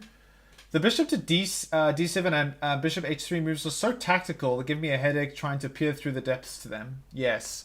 And this is what I was saying earlier, is that moving the bishop and going down these long lines with, takes, calculating like what actually happens to the material, you can spend a long time calculating this. And I think that is really why Carlsen has gone into the time bank and spent a lot of time thinking here, because there's a lot of potential for going not 5 moves down the road, not 10 moves, maybe 10, 15 moves of calculating. Especially with the option and the variations of throwing in takes or takes at varying points along the way. All of those small differences in the position need to be considered as well. All right, so let's take a look. We've got 128 votes here. 128 votes. 71% of folks think that Pragg is going to take it, and 29% of folks think Carlsen is the man in this game. So a lot of people thinking that Pragg with the white pieces could cause a big upset here. We just have an equal position for the time being, more or less equal. White does have a slight edge, and I think Pragg should be given some serious props for playing something a little less conventional, the English opening, playing c4, and then throwing in this really interesting novelty, b4 and b5. And this is something that you see with the players at the top level. In the Carlsen game, I think it was the Carlsen-Abasov game, we saw the Sicilian where Carlsen gave up a pawn specifically to ruin Black's pawn structure, and then played a move that was not book, which was, okay, I think rook to g1, was it? Yeah. Rook to g1 and then playing g4. And when they interviewed him afterwards, the interviewer was like, wow, that was quite an interesting idea. And then he was, quite humble about it, which was nice. He said, no, it was something that he was looking into that another player had played. I can't remember which one. But then he said that he had looked at it quite a bit with his team, and according to modern engines, that move was okay. And I think that is no doubt what Pragg has done with this b4 move. If you back up, I did go through it before. I don't mind repeating myself because it's that interesting. Here he played b4. B-pawn's being attacked twice, but you're threatening to capture over here if it's taken. Carlsen wasn't interested in any tactics around taking with the knight, and then queen to a4 with a check. I'll just show you one line real quick. Let's try this one. Takes, and then I think, yeah, knight takes c5. If you take back here, now queen to a4 is coming. What is it? Yeah, queen to a4 check. The knight retreats to c6, and then you can take you with the bishop. Takes, and then you can pick up the bishop on b4. And now here, Black's got these doubled pawns. White is ahead. So Carlsen wasn't interested in that particular line. And even if you take with the knight, it's pretty similar. Well, if you take with the knight, you can immediately recapture with the e-pawn. So both of these lines Carlsen was not interested in. So he played instead bishop to d6, and then Pragg just carried on pushing the b-pawn, which is pretty cool. And this is the position as it stands right now. And hey, we have a move on the board. We have a move. Okay, we have... Do we have a move? No, we don't. I thought Carlsen played rook to b8, but that was actually me. It wasn't Carlsen. So still waiting on Carlsen. And now, again, we find ourselves in a situation where Carlsen is burning through a lot of time. 47 minutes. And it is the time. It is the position. It's a critical position. There's a lot to calculate for here. It makes sense to take your sweet time. Make sure that you know exactly what's happening here before you make any move. The moves that we have looked at: bishop to d7, bishop to h3, and rook to b8. And all of those are perfectly fine for Carlsen to play. But the lines where they're an exchange of rooks, for example, takes, they end up leading to, not interesting positions, necessarily. Not according to the engine, at least. Maybe more interesting to humans. But the engines aren't interested in them. Alright, let's take a look at the comment section. We were talking a little bit, if you're just joining us today, welcome. We're talking a little bit about books, chess books.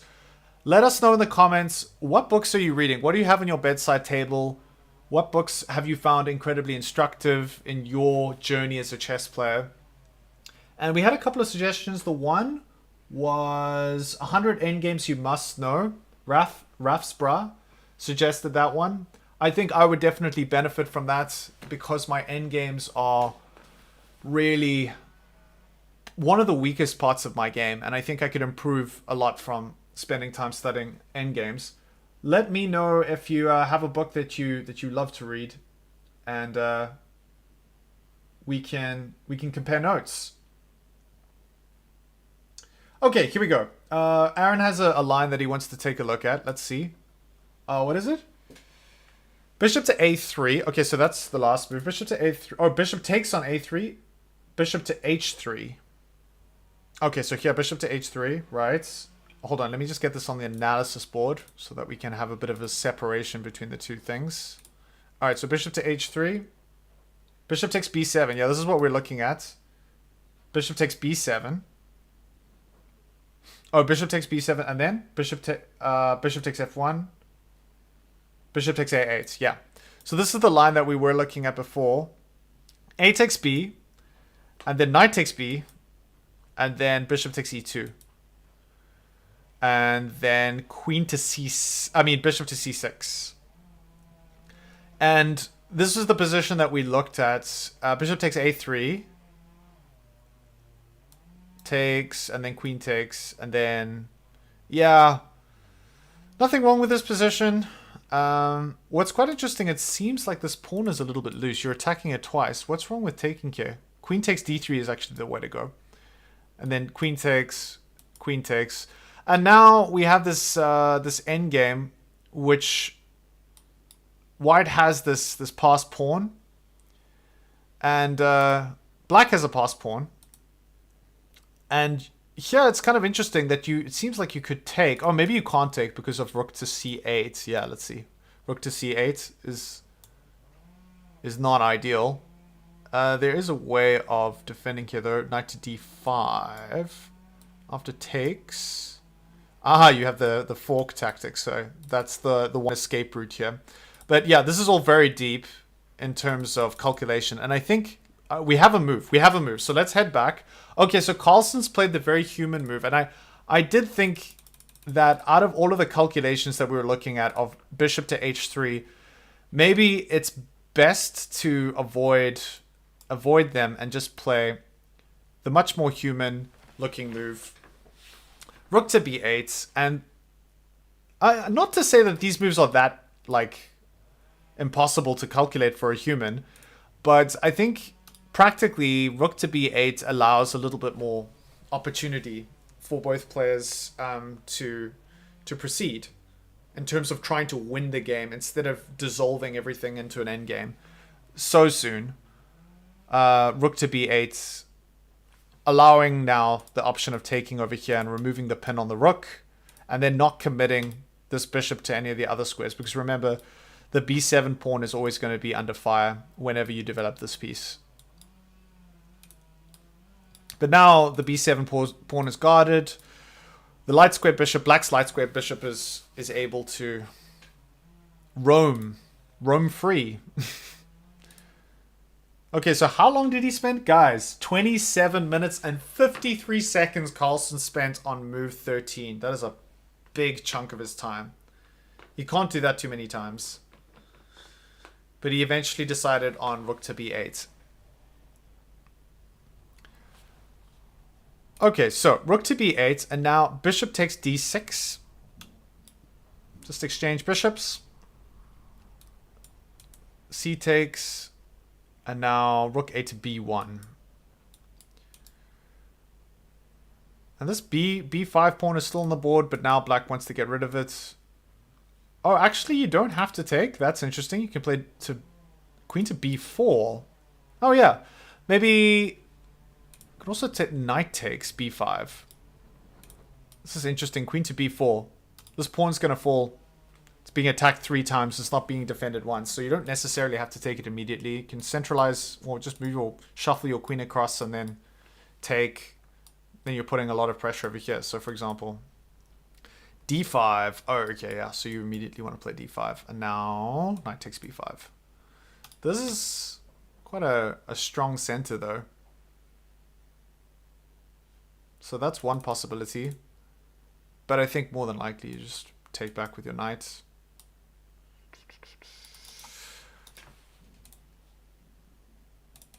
Okay, so Pragg, it's Pragg's turn to think now. I don't think he has, well, maybe he has quite a lot to calculate, but it seemed like Carlsen really had a lot of work to do. And Pragg could just sit back. But now he has to decide what happens next.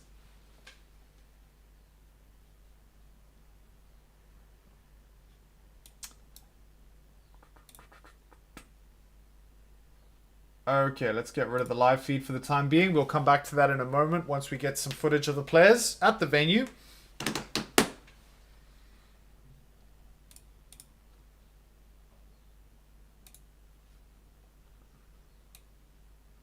Hello from Caledon. Hello. Glad that you guys arrived safe and sound. That's cool. All right, if you are just joining and you've just arrived, we are covering the Pragg Carlsen game. It has been a fascinating match so far. Pragg went with the English opening and also introduced this novelty b4, which was really interesting, and that is why the b pawn is randomly sitting on b5. And yeah, right now Carlsen has just spent a long time thinking about this last move. He played rook to b8 after spending 20, how long was it? 28 minutes? A serious amount. 27 minutes and 53 seconds to be precise. He spent before playing rook to b8.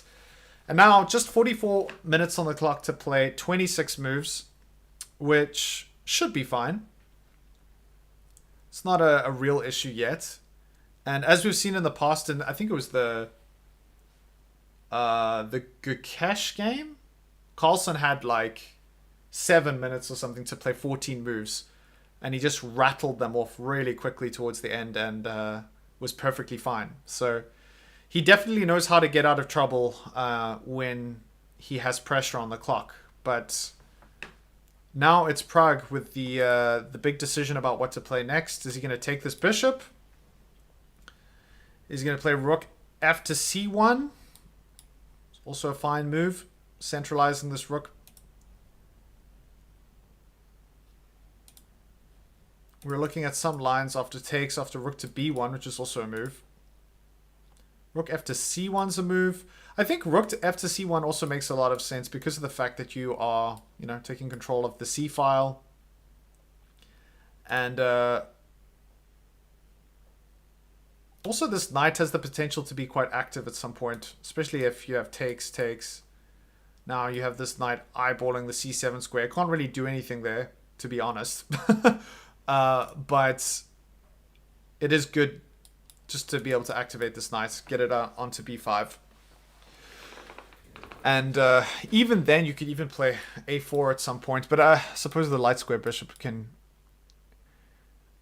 make sure that it doesn't get too much activity. You can always pick off the knight on b5 if it does find its way to b5 and you play a4 and try and get a bit of a knight outpost there. But yeah, it does also show that this bishop, which has been doing an important job guarding the b7 square, no longer needs to do that. So Carlsen is going to look to try and develop this bishop, put it on a little bit more of an active square himself, and then consider options after that. But yeah, right now, it's the way things stand, it's pretty much equal. But Pragg does have the slight edge here. Rook f to b1 is actually... Oh, wow. So earlier was rook a to b1. Rook f to b1 is now also a consideration by the engine. Huh. Yeah, these are again moves that are very difficult for a human to make. It's like, well, like wouldn't you want to like maybe do this kind of thing? Rook a to b1, rook f to c1. And get these two rooks.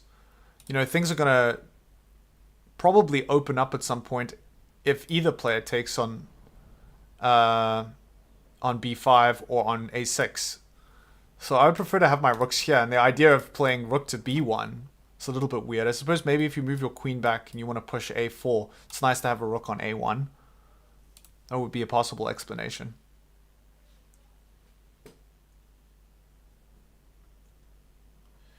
Sad thing about this position is that there aren't really crazy lines to calculate. Yeah, so there aren't any like crazy tactics yet. But I think if we wait, we might see something. I mean, what I found really interesting is in the Abasov game, the second game, the one that Carlsen won on Sunday. Oh, yeah, the second game was a draw, but he won the first one, so he ended up going through. But that second game, Carlsen was quite convinced that he had everything under control, and then Abasov found this brilliant bishop sacrifice. It was a brilliancy, and that seemed to kind of emerge out of nowhere. There were a lot of these repetitive moves, and I was saying, this looks like it's going towards a draw. It's so, like, unfortunate for Abasov. And then suddenly he found this crazy bishop sacrifice out of nowhere. And Carlsen said afterwards in the post-match interview that his heart just about stopped when he saw that, because he thought, man, have I just given the game away? But fortunately, he was able to hold it. But there was one or two hairy moments there for him. So this is often the nature of this high-level chess, is that everything's fine, everything looks okay, and then there's just one or two moments where either player allows a small opportunity for their opponent to get in. And that really is the name of the game. Who's going to misstep first? And will Carlsen see any inaccuracies from Pragg, or vice versa? Right now, the engine is very happy with Pragg's play. 99.4% accuracy so far, and 98.8% from Carlsen.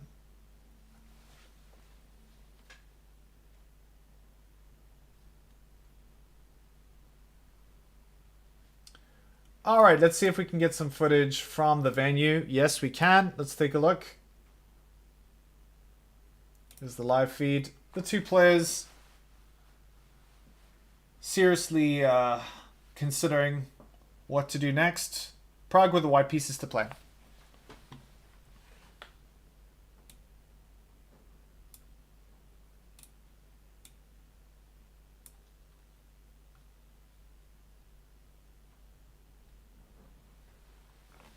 Just sounds like my life. Everything seems fine, then suddenly one misstep, and bam, my world gets turned upside down. Oh my gosh, I can relate so much to that. Yeah, that sounds very, very familiar. I find it quite interesting. I think like there's actually room for like content about the parallels between chess and between life, because there are a lot of similarities, you know, blundering, inaccuracies, brilliancies. You get the equivalent of that in life as well. You get a promotion, you know, if you do something great, you complete a goal that you've had. And yeah, I think there's a lot of ways that you can learn from chess. Chess is definitely a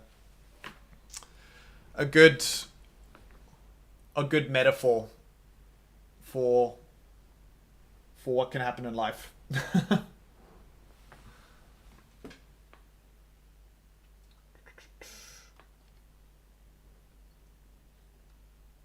All right, folks, we've got 223 votes. We've got Pragg, 75% think that he's going to win this game, and Carlsen, 25%. So we're going to stop the poll.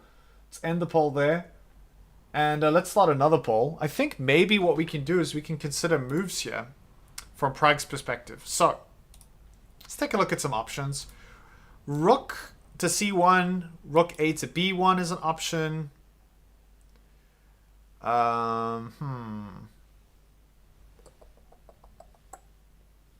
B takes A is an option.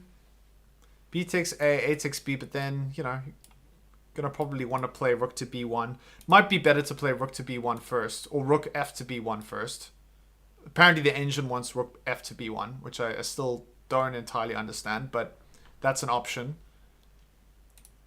B takes A6, and queen to A3 is also an option. Queen to A3. Queen to a3 does make quite a bit of sense. If you think about the color bishop that black doesn't have anymore is the dark square bishop. With the queen on a3, it's kind of doing the job that the dark square bishop was doing. Just putting pressure on the dark squares. And if you play queen to a3, after takes, maybe takes, do you have to push immediately? This queen becomes very active along this diagonal. It's maybe not that important. Whoops. But queen to a3 makes sense. And then a lot of the other moves just involve centralizing the rooks, or rook f to b1. Oh, reset the board, my man. All right, thanks. Is this not the position? Oh yeah, let me head back. Okay, so this is the move, and now it's Pragg to play. Yeah, so this is the position. You can see the clock's on the left-hand side. I will leave that up for the time being.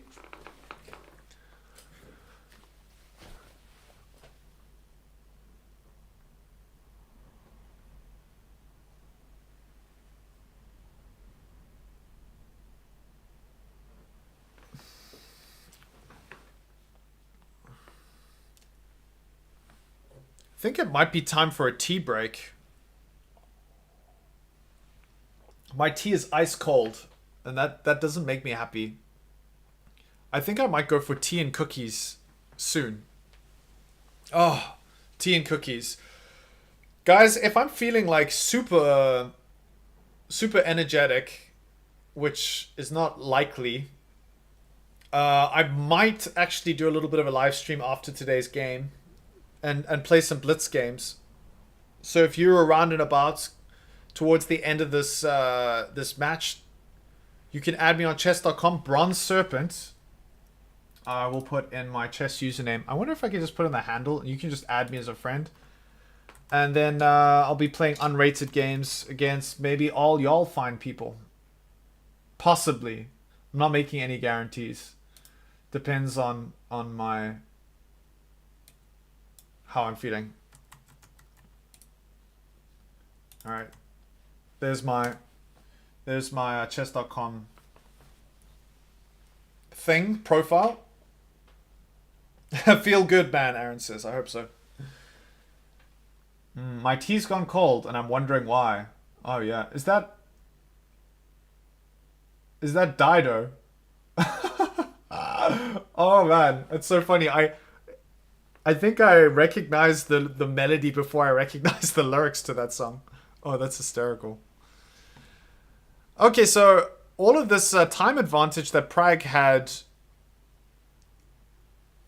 over Carlsen, he's sort of giving it back now. Carlsen spent, just a reminder, 28 minutes, nearly 28 minutes on the last move to play rook to b8. And now Pragg is thinking what he will do, but he's also spent a decent chunk of time because he's now almost down to the same level as Carlsen.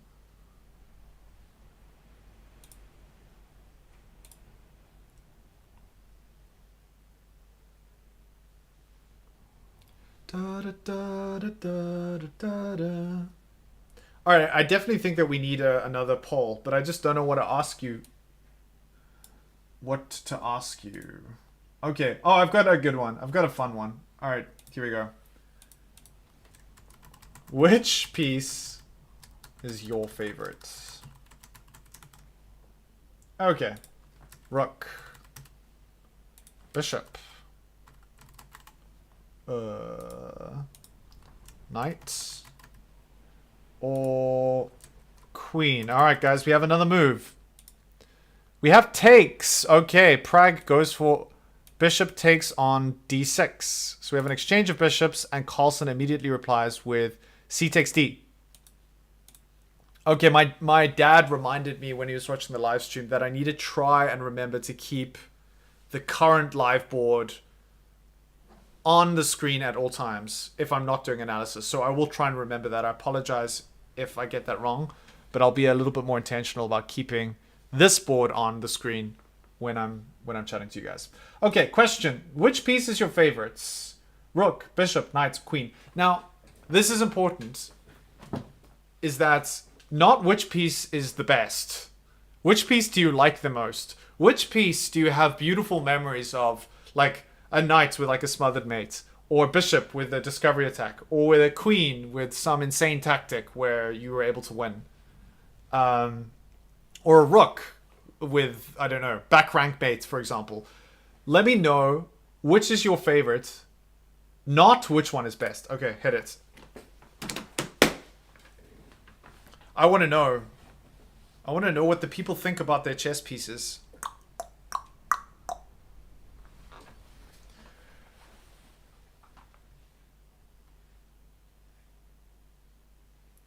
If you are joining, don't forget to smash the like button and do that whole situation. We got to 76 likes on Sunday, which I was very happy with. Take 76 likes any day of the week. But, you know, I always like to set myself a goal. And I think all chess players, people who love the game of chess, appreciate goals. The goal of trying to win the game. The goal of trying to save a lost game. And for me, today's goal is going to be to get to, okay, I think what, 76 likes on Sunday. Today I'm going to try and get to 77. That's a good goal.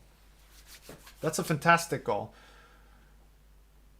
All right, so we're taking a look here.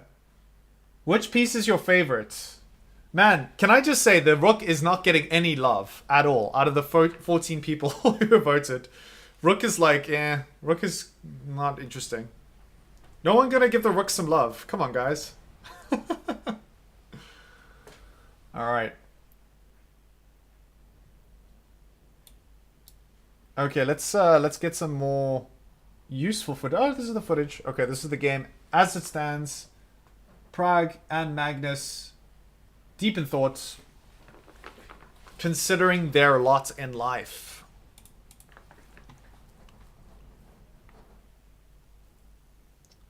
So we had the exchange of bishops. Dark square bishops no longer on the board. And now, Pragg to play. What will he do? Okay, so similarly to what we saw before, I'll just quickly show some of these ideas. Rook f to b1. Same thing. And I think maybe the idea is that the engine really likes the A and the B file for the rook. Because of the fact that inevitably, if you take, or if black takes, one of these rooks is going to have an opportunity to try and sort of put pressure or control the A file or the B file. Once the queen retreats, you're also threatening to push the A pawn and see if you can try even, because if you think about it, this A pawn is probably a big part of white's position. Because eventually, even if you exchange here, this bishop is guarding the A8 square, and that's exactly where the pawn wants to go to try and promote. That said, I don't think black is going to just say, oh, here you go. You can just get this passed pawn on the A file. But that's a consideration, and I think it makes a lot of sense bringing the rook to b1. So that's one option. Also, rook A to B is fine, apparently. And I think if rook A to B, then maybe rook F to C would make sense. Either way, these rooks are going to become very important for white.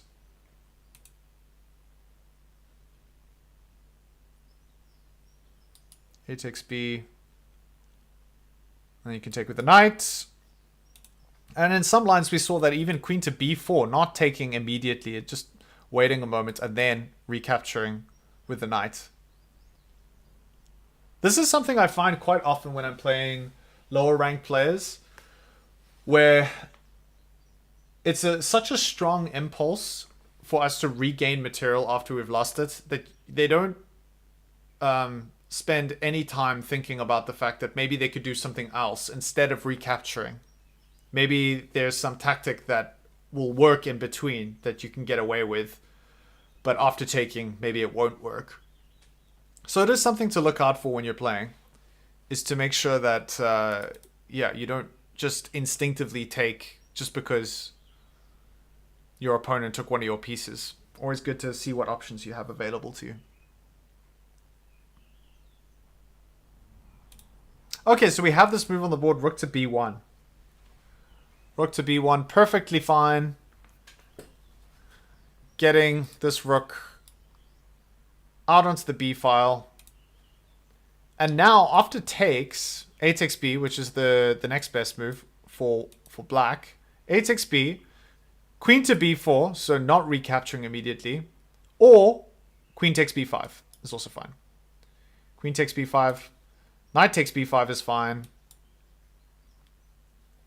Oh, but there's a... No, that's the position right now. Yeah. So those are your options, but this is kind of what we would be expecting to see from Carlsen.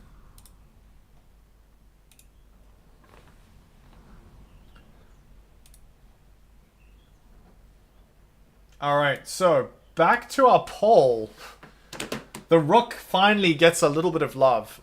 After like 15 or 16 votes, the rook was getting nothing. No one wanted to use the rook. Man, the rook's awesome. There's nothing better, I think, than when you're playing chess and then you've got a position where like there's a back rank thing and your opponent knows that. They're aware of it, but they think that they're able to defend it, and then you find some awesome combination. And then you're able to deliver the back rank mate. That's one of my favorite things to do. Okay, so we have a takes b, which is perfectly fine. And now there are a bunch of ways to take here. Specifically 3. You can take with the queen, take with the knight, you can take with the rook even. But the engine actually thinks that b4, queen to b4 is better. With the idea that this pawn, you're attacking it 3 times. It doesn't need to be taken immediately. You can try and defend it. It's not going to matter. You're going to take eventually. Whoops. If you defend with a bishop. So this pawn is falling, whether you like it or not. And the necessity by taking immediately is not there. You can move your pieces around, take your sweet time. Only problem is now d5. And d5 it's a little scary if you're white. Even though the evaluation is equal, it's a little bit scary because black is kind of clamping down on the center. And this bishop on f3 is not really doing as great a job as it was a moment ago. If d5 can work. And you're also highlighting a big problem in white's position is the fact that these 2 pawns out of the opening, because Pragg went for the English opening and played c4, these 2 pawns have not developed. And that's not the end of the world. e4, which was suggested long ago, might be less risky now than it was in the opening. In the opening, I think there was a lot of potential about this d pawn from opening up attacking lines on d3. If it was taken, I think. That was something that we were calculating. But now that threat of queen takes d3 isn't really that relevant because the pawn's in the way. So e4, I wonder how bad this is. e4 feels like actually, if anything, okay, so let's see here. Takes. I think whatever you take with, Carlsen's just going to play d5. So, oh, he doesn't. He doesn't play d5. All right, so this is the live board. We have queen takes, and now bishop to d7. So instead of pushing these pawns, Carlsen goes for bishop to d7, chasing the white queen away. Now queen to b3, just shifting the queen back. And now queen to b3 is quite useful because it actually prevents d5.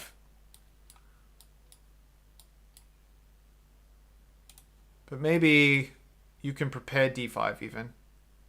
This way, or this way. If you play queen to b3, you can even immediately play this. Maybe b5, maybe d5 is kind of coming actually, whether you like it or not. Yeah, come to think of it, that actually makes a lot of sense. Okay, so takes, Queen to b3, and now bishop to e6? Is bishop to e6 not a move? Bishop to e6 is a move. Okay. Thought I was... And now you've got all this firepower behind the d pawn. Carlsen might be able to really take control of the center here.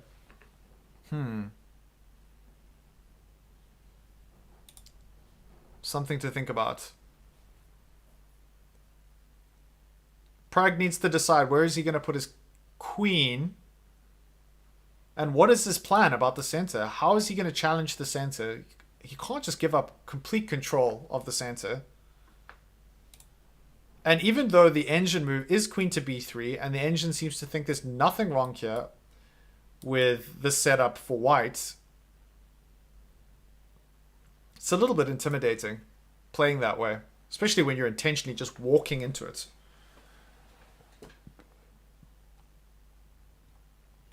All right, let's take a look at some comments. Aaron says, best game I've ever played was an over-the-board tournament where I trapped my opponent's queen in the middle of the board with a bishop sack. So it's got to be bishop for me. Oh, yeah. Nice. Yeah, that's the best, is when you have like some kind of sentimental memory of like a position or some cool sequence. I think it's probably, for me, it's probably going to be a knight, actually. Because I remember when I was 1200 and I'd been playing chess for a while, but I was getting to the point where I was thinking, oh, I can play a little bit. But I was still getting absolutely crushed by people who were like 1500. And there was this one game I played against this guy. I'd never beaten someone who was 1500 before.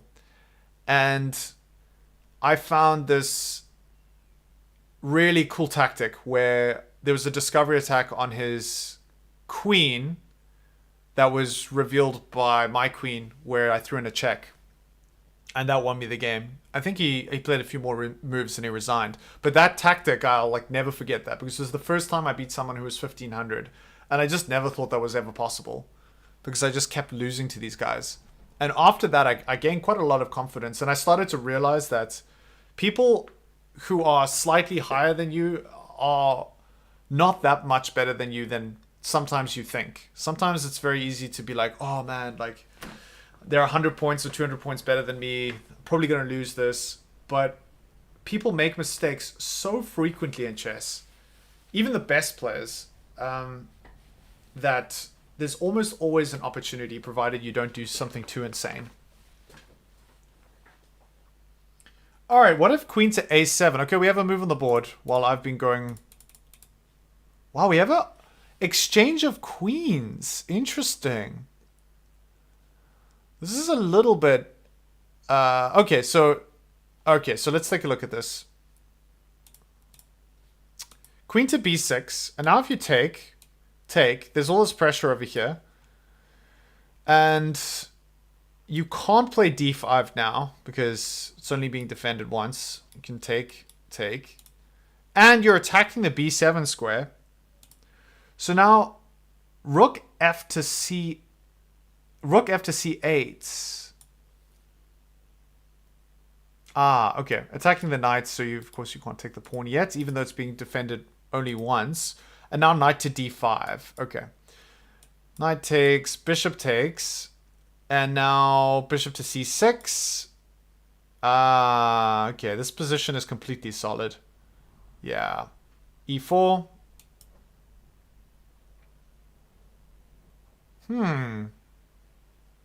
Wow, this is a weird endgame. I don't think you'd be very comfortable playing bishop to e4 here as a human being.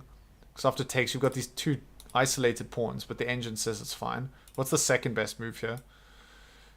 Bishop to b3. Okay. Yeah, this is very, very equal.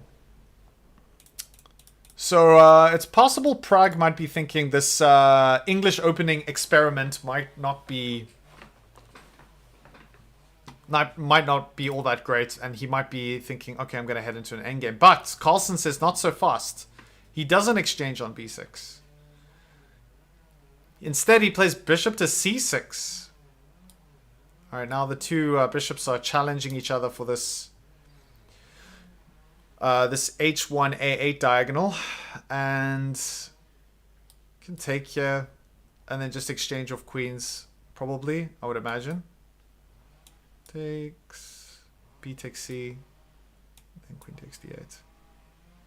Rook, F takes. Yeah, takes, and then probably rook to over here. Yeah, this is super dry and boring, and this is just gonna lead into an endgame, and a completely equal endgame. Except the one thing here is that you've got this passed pawn, but black actually has plenty of time to go and protect that square. So I don't think this is bad or good for either player. If anyone, it's good for Carlsen because he's got the black pieces, so he's going to be happy, more probably okay with the draw.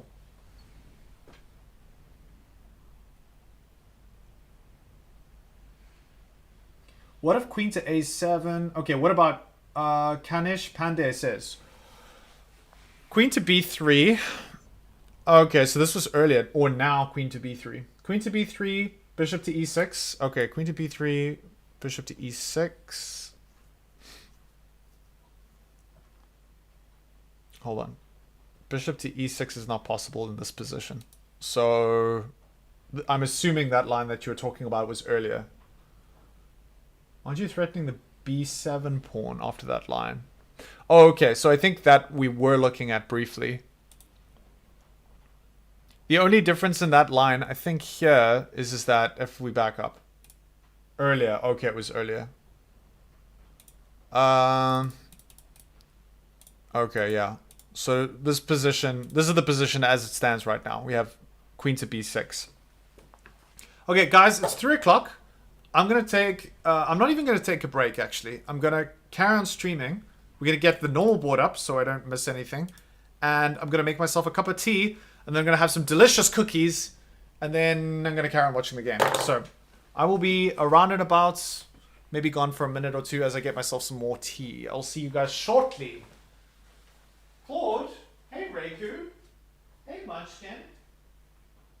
Hello. Yes. Hello, baby. Meow. Yes, you little cutie pie. Okay.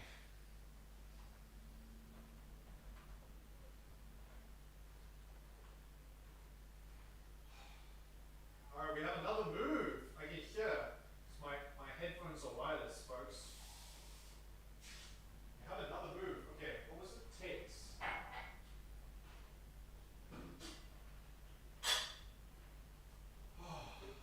Hey, Claude. Claudie. Meow. Hey, Claude.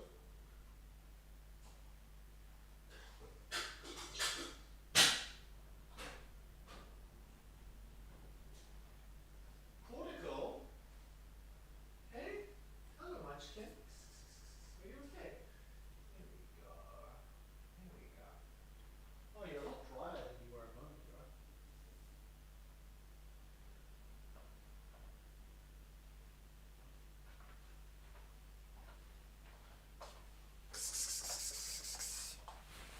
Alright guys, I'm back and I am with Kat.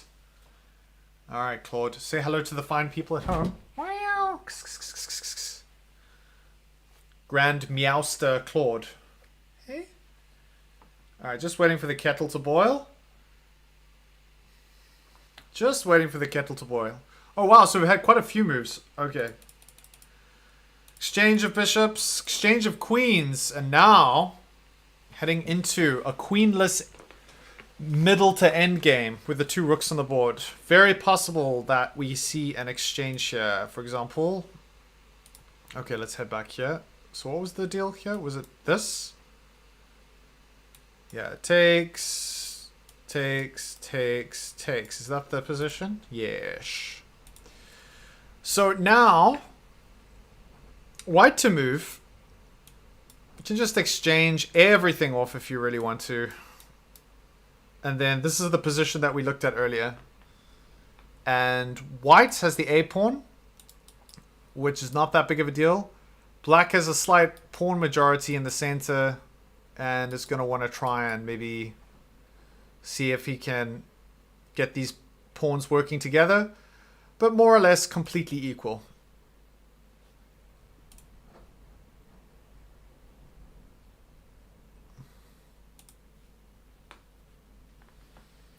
Alright, here we go. What piece is your favorite? The rook, the bishop, the knight, the queen. People love the queen.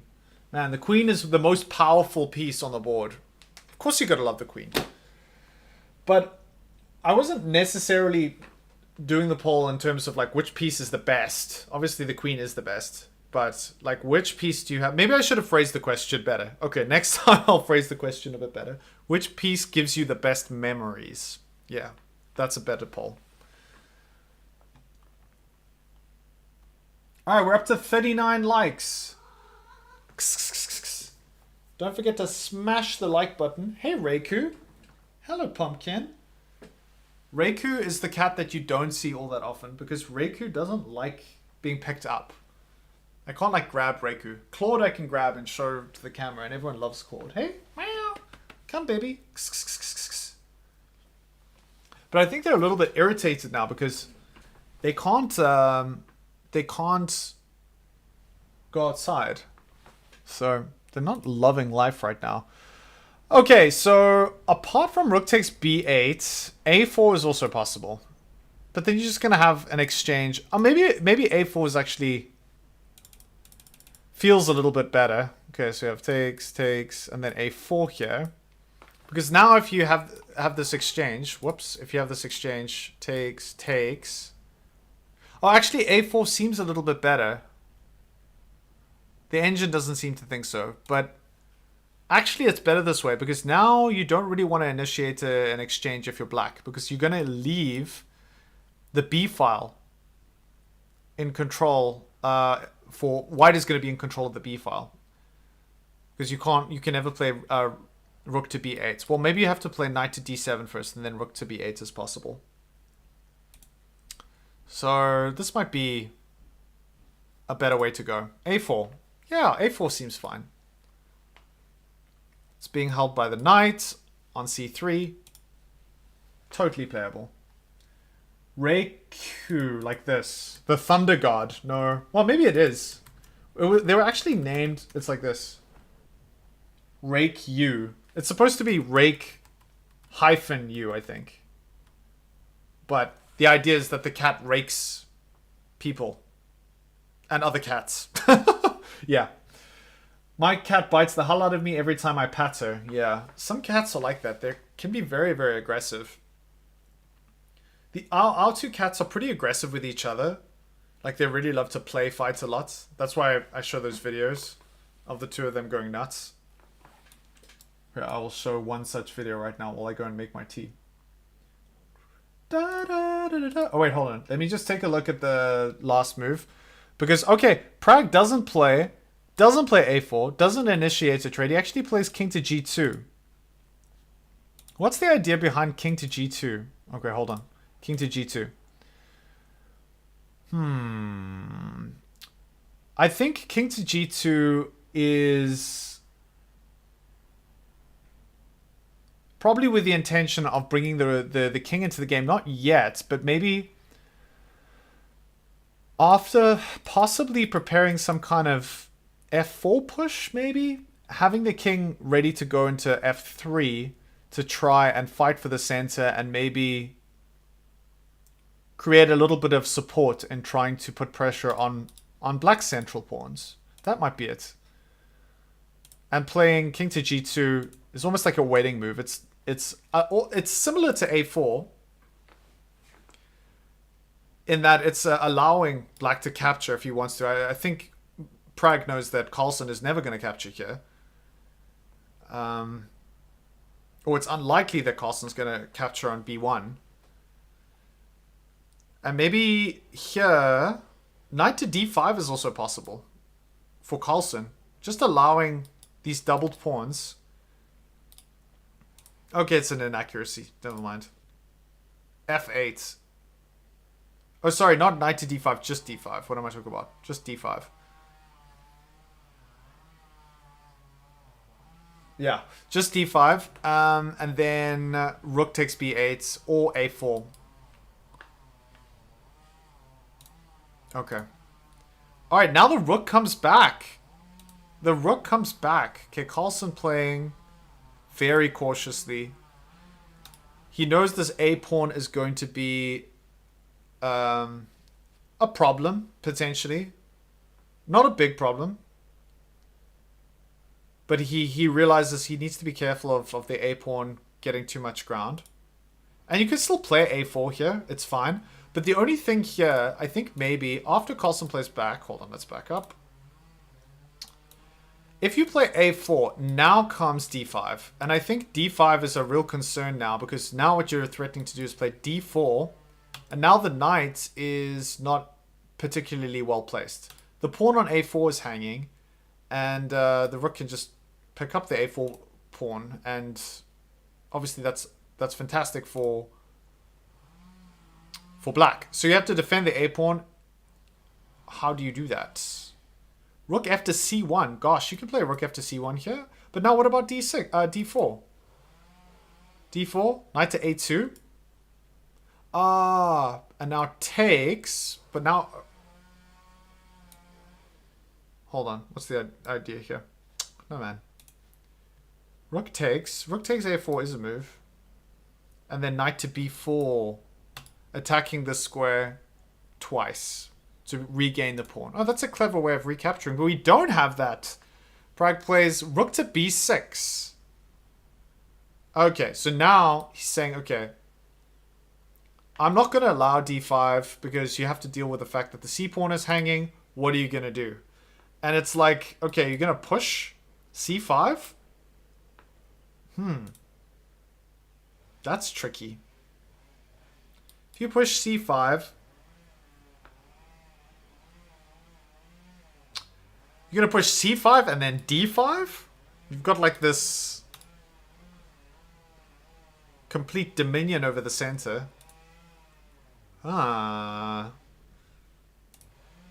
This is very interesting.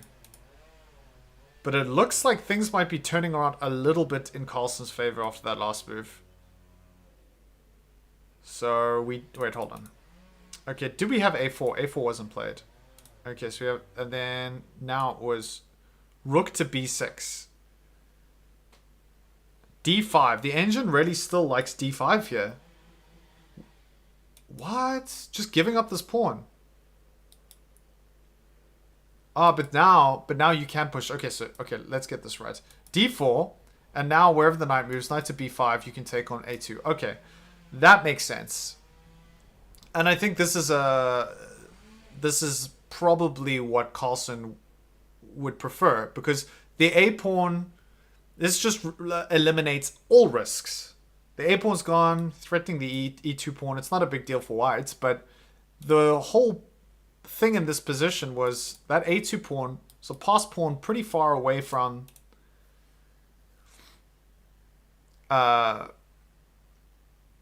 pretty far away from any of black's resources for the time being. And you know, there's some threats of trying to get it up the board and promoting. And this might be kind of a roundabout way of trading off this threatening a2 pawn for the c6 pawn by immediately playing d5. So let's see. Is Carlsen going to play d5, allow this, play d4, and then capture on a2? That would be the way after the knight moves to b5.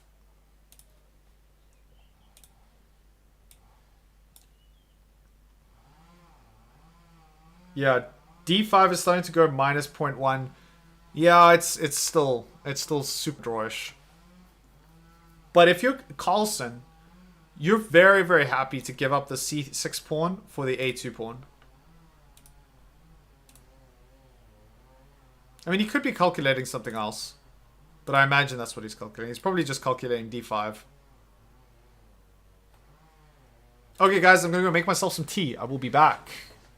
Leave the regular board open, so whatever moves happen, we will be able to keep an eye on.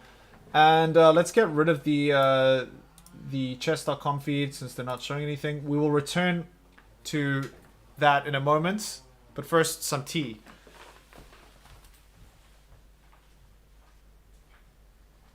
And cookies!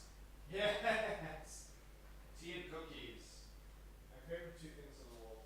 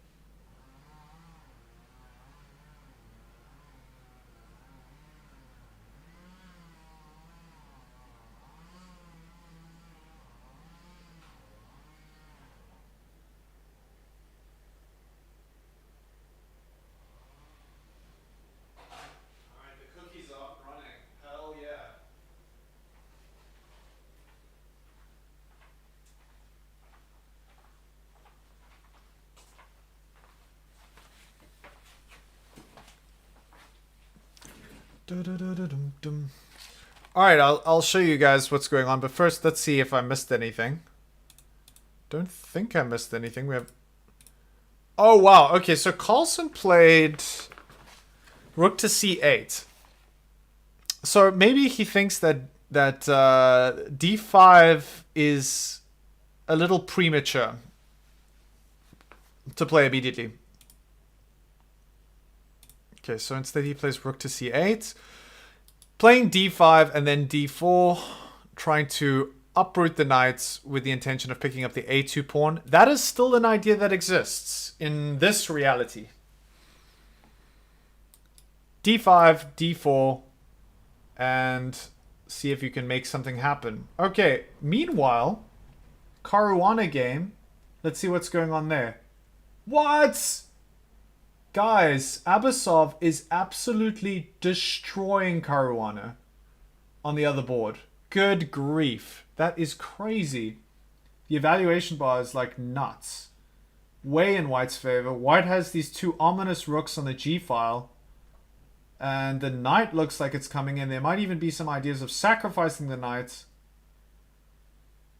Wow. Wow. That is a big surprise. Abasov is going to be thrilled. If he can win this game, he'll get third place in his home country. Oh, so happy for him. What do you guys think? Can we quickly take a look at that game? Just for like a split second.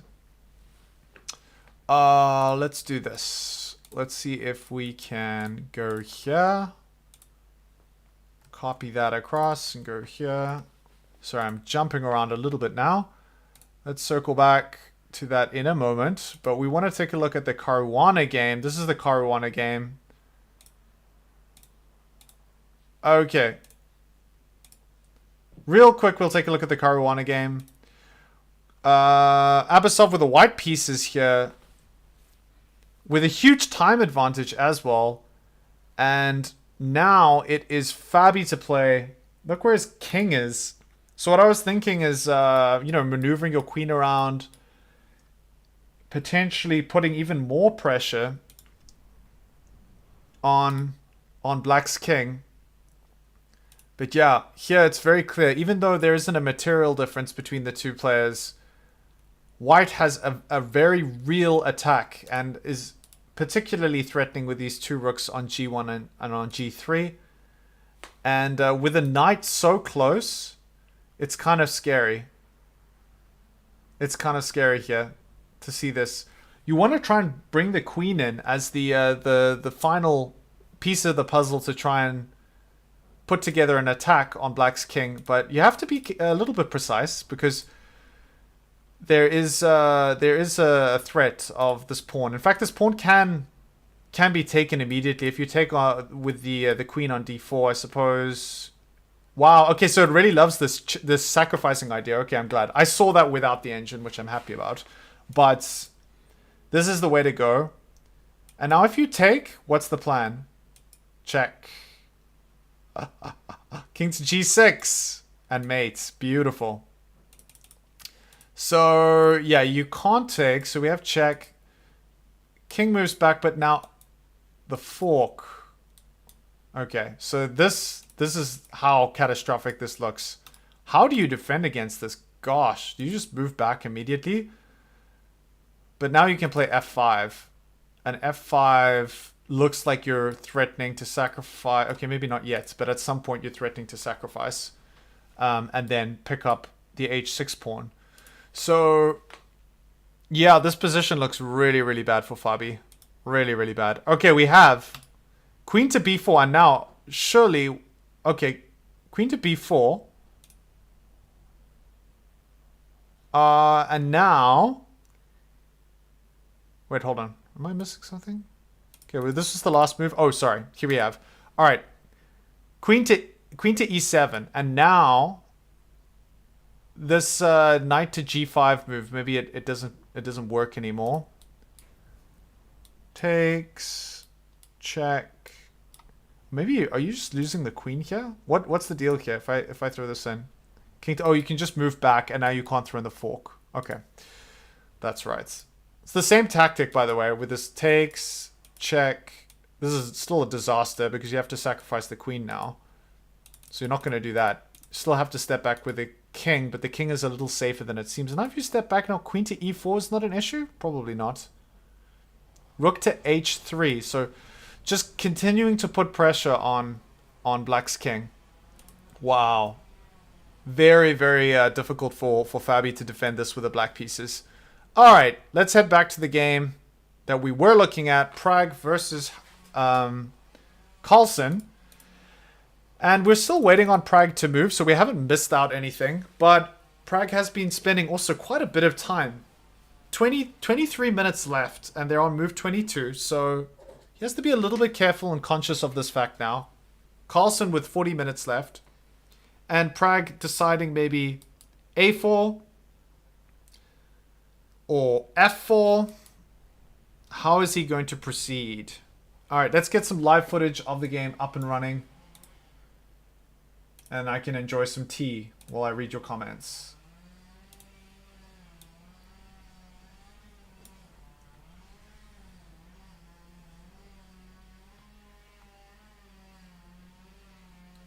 Alright, we got 51 likes. We're making some good progress.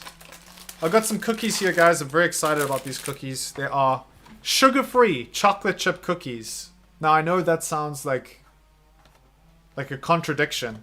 How do you have sugar-free chocolate chip cookies? I don't even want to know what stuff they put in here to make that happen. What kind of witchcraft is going on inside these cookies in order for them to still taste delicious and not have sugar? Some questions are best left unanswered. So that might be one of them. What is the noise in the background? Oh, sorry. Yeah. There is some guy doing some landscaping or garden work, which I don't get because it's a miserable day today. So yeah, there's not much I can do about that. Is it very irritating? Okay, it's gone now. Hopefully it's not too bad. I'll try and drown it out with the sound of my beautiful voice. Or the sound of me eating cookies. Okay. So this is important. We have d5. d5 on the board. Man, that is irritating. Sorry, it's quite loud. I think what's happened is that it was far away, and now they're like right outside. Where are they? Ah, it's the neighbors. It's the neighbors. Pesky neighbors. Maybe if I put the blinds down, that'll absorb some of the sound. Let's try this.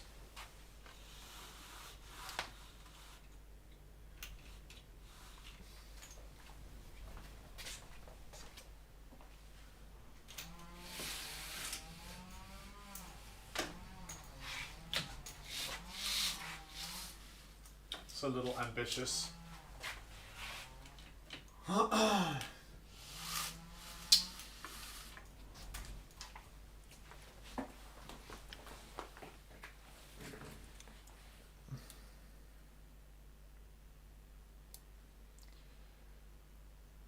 Okay, so let's get the live feed a little bit bigger so we can see both players.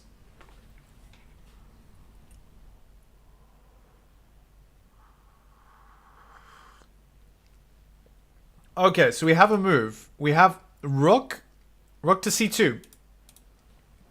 Rook to c2 is on the board. So let's take a look at this a little bit more in depth.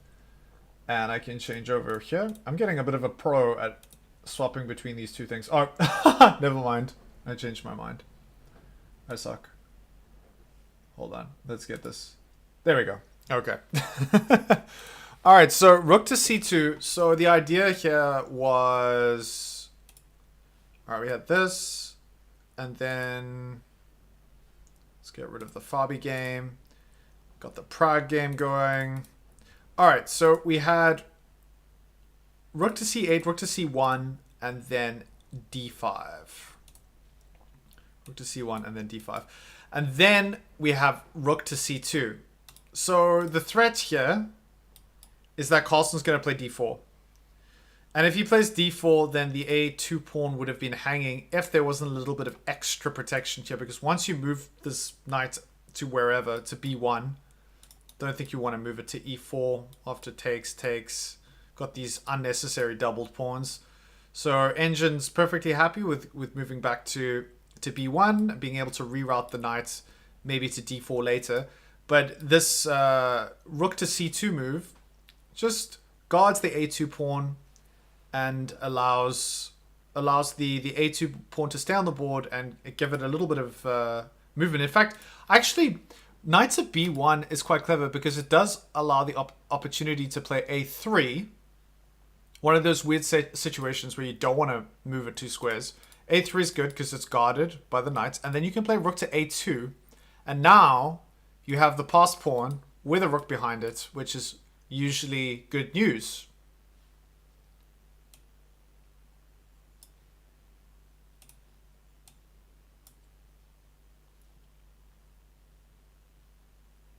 Usually, mind you, good news. Not always good news. All right, we've got 155 folks. Thank you for joining. David here from Bronze Serpent Chess. Let me know where you guys are watching from in the world. Are you enjoying the game? What moves do you think should be played next? Send in your suggestions and don't forget to let me know which piece is your favorite. Which piece do you have the best memories of? In games where you're like, oh man, that incredible discovery attack with my knight, or back rank checkmates, or whatever it is. What piece did the damage in that game?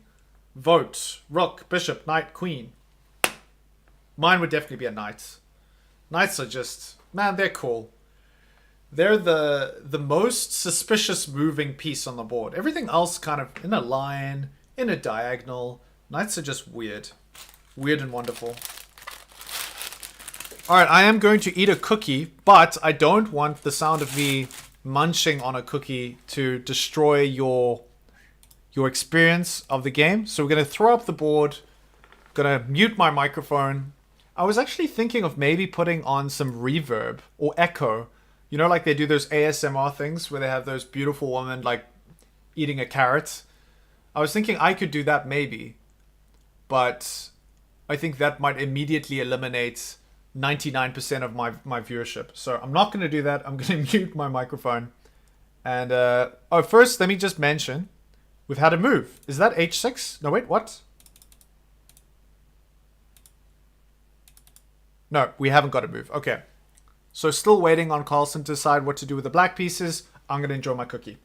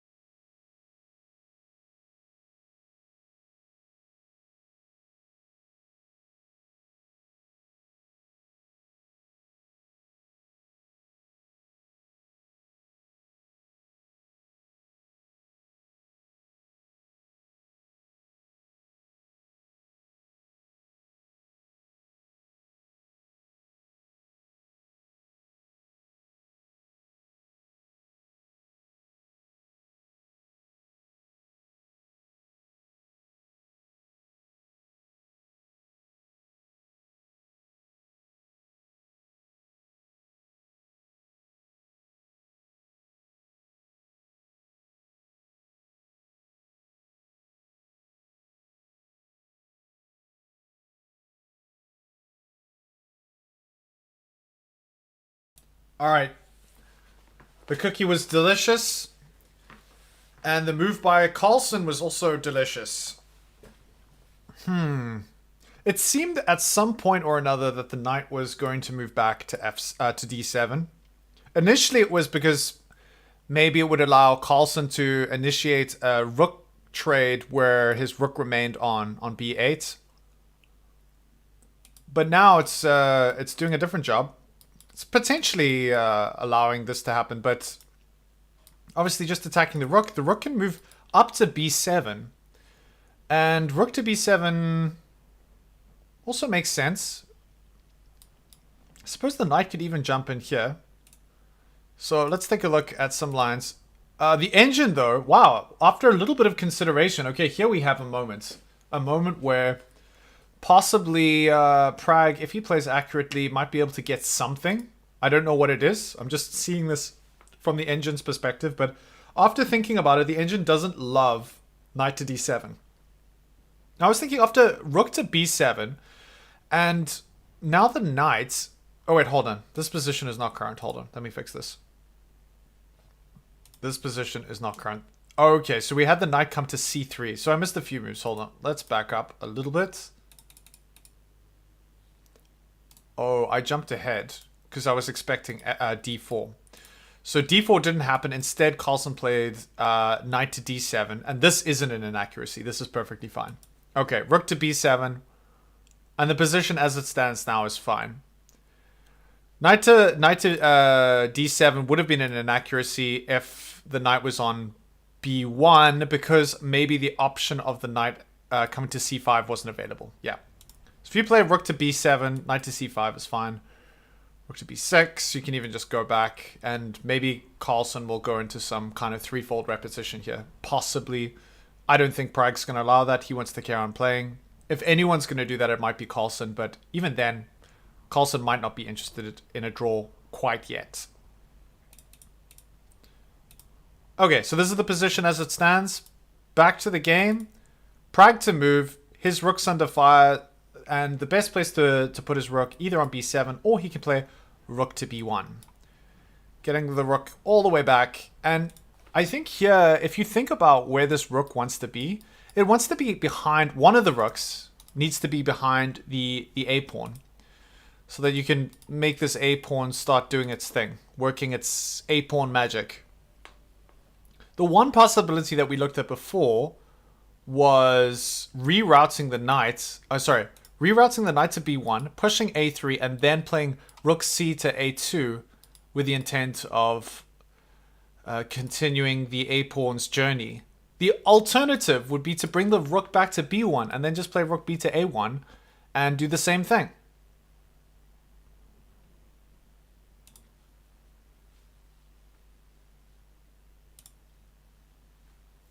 Yeah. Pragg losing time is so true. Eric Thor mentioned 16 moves. Pragg is just about down to a move a minute, which is not ideal. Not ideal indeed. He's losing quite a bit of time, and I think he has to be very, very precise here. Fortunately for him, okay, so we have the move that we expected, rook to b1. So I really do think the reason he didn't play rook to b7 is kind of repetitive.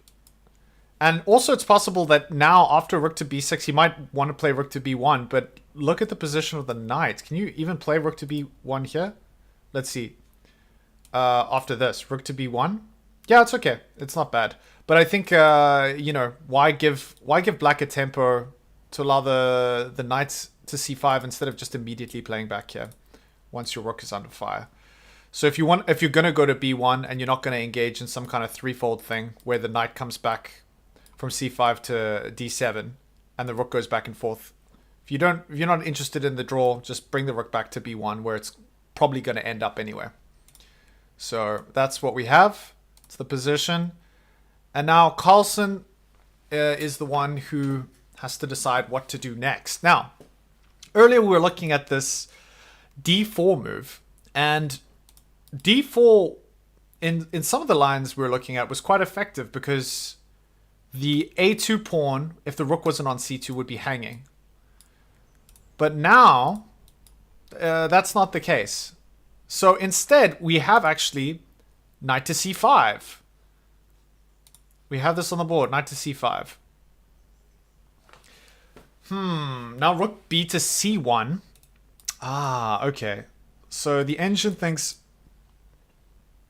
that this is the way to go for white. Put the rook on c1. Got a lot of pressure on the pawn. There's a bit of an x-ray attack going. Potentially a discovery happening after you move the knight, say, to d1. With the two rooks over here attacking the knight. And this is a very useful pattern to spot when you're playing chess. Is that when you see this kind of thing, the knight is never going to be able to guard anything that's directly adjacent to it. Diagonally, it can guard it in one move. If the piece is directly adjacent, it won't be able to do it. So... Okay, so this is the move on the board. We haven't got a move yet. I thought I heard something. But I think from Pragg's perspective, earlier I was saying rook to a1 with the intention of running this pawn up the board. There might be a little bit more of... Okay, so we have rook to c1. We have rook to c1. There might be a little bit more of an immediate threat with the two rooks on c1 and c2. Putting pressure through. Hey, Courage. Yeah, you good? Cool, man.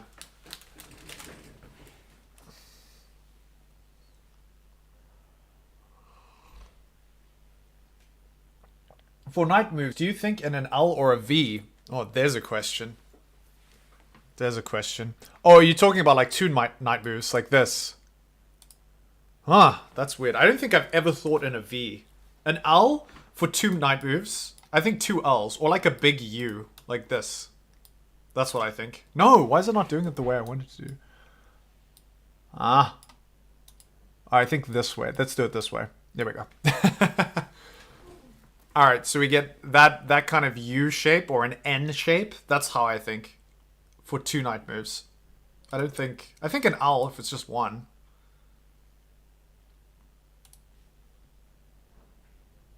Alright, let's end the poll. Let's end the poll. 277 votes. It's not the biggest sample size, but pretty big. Most folks think the queen is the most powerful and also just the coolest piece. Second place, the knights. It's got to be the knights. Third place, the rook. And fourth place, the bishop. So initially, the rook really was behind, but then the bishop ended up getting left behind. I'm curious, how do you guys think about two knight moves? Do you think in U's or L's? Two L's or...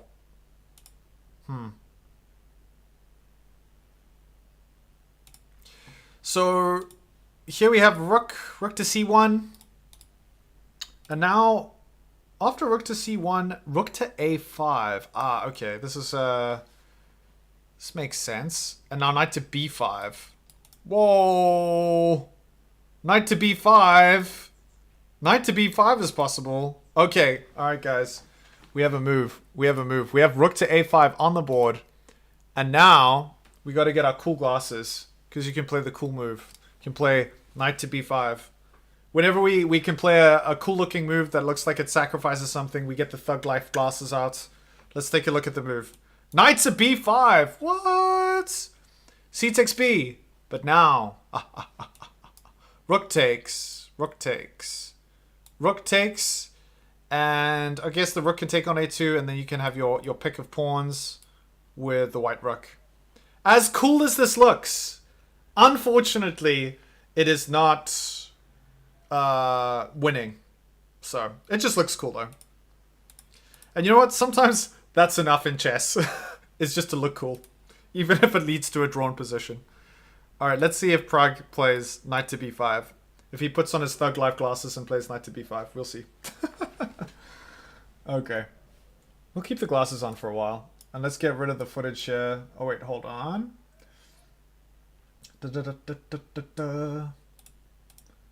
Okay. So this is the position as it stands right now.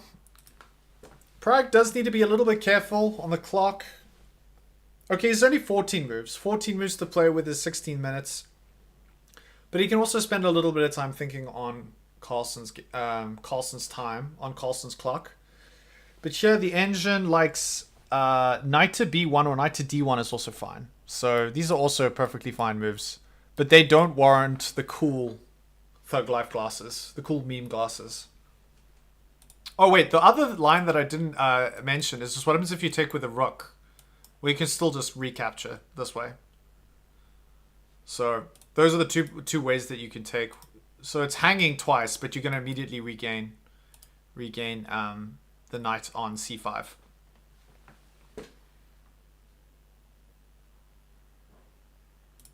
There is one problem with these glasses, though, is they are not very practical. Like, I ordered them online, And I thought like this white part, you know, the part that makes it look like they're pixelated meme glasses. It definitely does the job from the outside, from your perspective. But from my perspective, I can't see properly.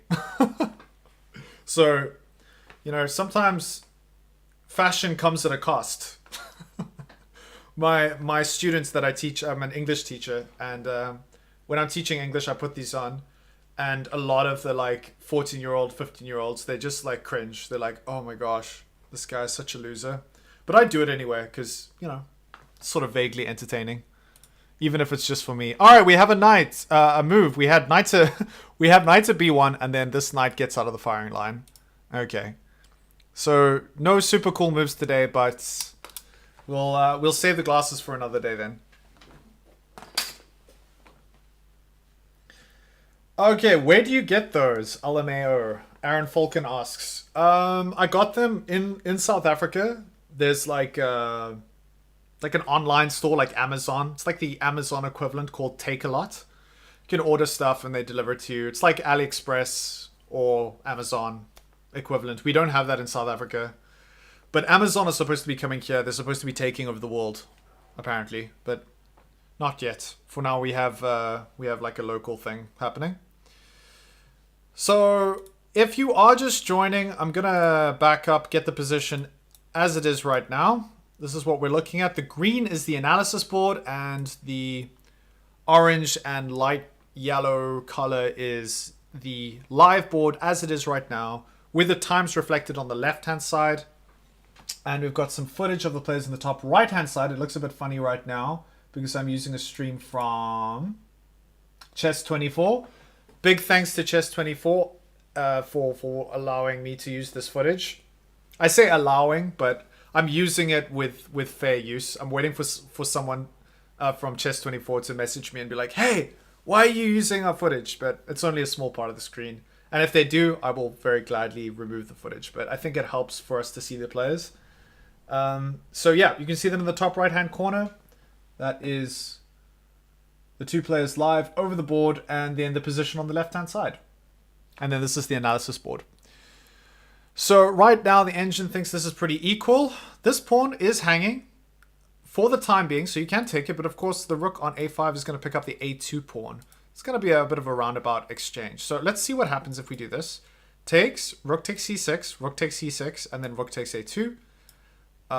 Rook takes a2, and now knight to c3, doing a very good job guarding the e2 pawn. And I find this an incredibly fascinating game, considering that look at White's pawns. They're all largely, with the exception of d3 and g3, unmoved, which is extremely unusual to not have played e4 at some point in the game. And especially when Black is allowed to take complete control of the center. After all the pieces have been traded off, doesn't really matter. Engine's very happy with this as an endgame. And yeah, here, rook to c2. That's a clever move. Of course, White's eyeballing the d5 square. But now you can no longer play that because you hang the rook on c6. Okay, back to the game. Carlsen loading up on the A file. Lots of pressure on a2. And now, yeah, you're offering this exchange, a similar one to what we saw earlier. Taking on c6, rook takes, and then knight to f3. Because the knight is in the firing line. And then if you take on e2, you can... Oh, wait, no, wait, hold on. What's the situation here? I don't understand this. Let's back up and see what the situation here is. Okay, so this happened, and then... Oh, wait. And then, what was the next move? Because I missed that. Knight to d2. Okay, let's put that up. Knight to d2, and then rook to a8. Rook c to a8. And now, let's just take another look at this line. Takes.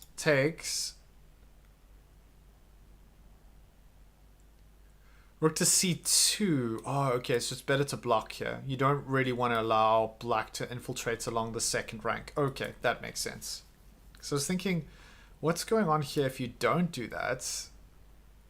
Knight to f3 was an option. But now if rook takes e2, I was thinking you could have this. Of course you can't because the rook on e2 is guarding that. So what are you supposed to do? Oh, just check. Takes. It's the h7, and now king to f1. This is weird though. It seems like black is just up a pawn. Ah, no, it's not. No, it's not. Because now you're going to be able to recapture. The rook doesn't have any squares to go to hold onto this pawn. Okay, so it's perfectly fine. Okay, let's back up. Let's get the two rooks over here. Pragg to move. What will he choose? Okay, so he plays knight to f3 now already, allowing this. And this is very similar situation. It's just playing knight to f3 first. So now, if you take on a2, knight takes on e5. So you're actually just trading a different pawn. Yeah, that's clever. Taking it over here. Instead of taking over here, you don't want to take over here because then similarly you can allow this. But maybe it's still the same situation where you can play king to f1 and then the rook on e2 doesn't have any squares. But it might not be that great of an idea because then you still... I think it's in white's best interest to try and trade off first. But anyway, this works perfectly fine. So knight to f3, and if you take over here on a2, instead of taking on c6 with a rook, you just leave the rook here, offering or allowing this exchange, but you get your compensation via the e5 pawn. Okay, so but Carlsen now says, I don't like that. I'm going to push e5. And now after takes, I'm sure there's another way to deal this. For example, knight to d2. That would be my first instinct. Let's see. Takes. Is it knight to d2? Yes. Knight to d2, similar thing. You just leave the rook here and capture on e4. And you're perfectly fine. Okay. All right, we're up to 64 likes. That's fantastic. What was the record? 70, 76, 77. So if you are just arriving, smash that like button. I'm going to enjoy another one of these magical cookies. And they are magical because they don't have any sugar in them. So I don't want to know how they were made. That they're so delicious without any sugar. Teachers that make you cringe are the best teachers. Yes, I agree. Eric, they are, man. I realized, like, so in my teaching career, I first started teaching and my students were like very serious and, you know, they didn't mind having a little bit of fun, but they were so like kind of hardcore about learning that I decided that I needed to kind of try and break them. And then I started getting silly and just being ridiculous and realized that my kids learned faster. Sorry, let me get the board up. My bad. My kids learned faster when I made it more fun. And some of the kids hated me because of the fact that I was trying to be like engaging and entertaining. But the majority of the kids enjoyed it and learned better. So it's a bit of a trade-off, like in chess. But there's always some kids in my class that I can see actively hate me. And I accept that.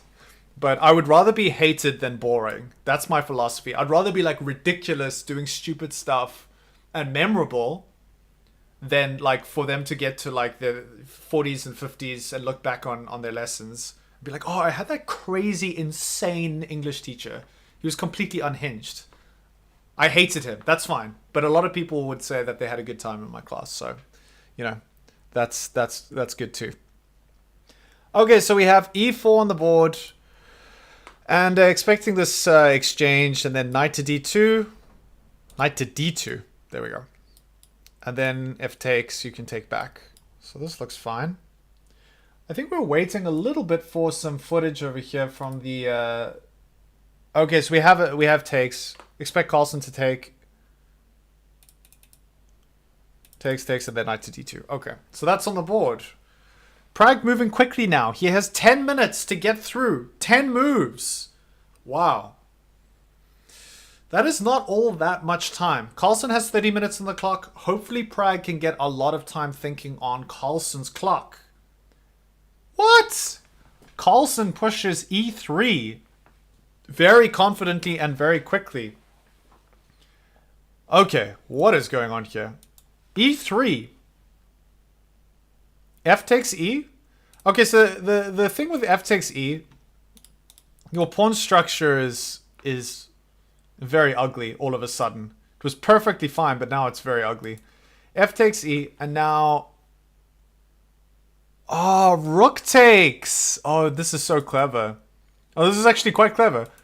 Yeah, because the idea here is that this pawn is going to go down anyway, right? Why not use it to create this double pawn situation? And that's why taking back is actually not the best move. Knight to F1. Knight to F1 is the best move. And now if takes... Rook takes C6. Oh, okay, this pawn is also hanging at the same time. And then you're going to... Okay, let's head back to the game. We've got a couple of moves. Very quick. All right, Pragg plays knight to C4. And then we have rook takes on A2. Knight takes on E3. And things are still equal. But now, knight to D4 is so good. It's so good. Because it's defending the C6 pawn. Attacking the E2 pawn. Attacking the rook. And this has to lead, in my mind, to an exchange. Gotta take on A2 here if you're Pragg. Just gotta happen. Takes, and now rook to C4. And if the knight takes over here, you can always recapture on C6. So still very much equal. Pragg doing a good job here. But Carlsen also doing his best to try and make things as complicated as possible. Throwing in this E3 move. But Pragg, very clever. He knew exactly how to deal with it. He played, what was it? Yeah. So similar idea. He plays knight to C4. Attacking. And I'm just trying to think here. What's the situation if you take? Out of curiosity. So let's back up. Okay, so here, and now if you take over here, oh, what, you're just hanging the rook, obviously.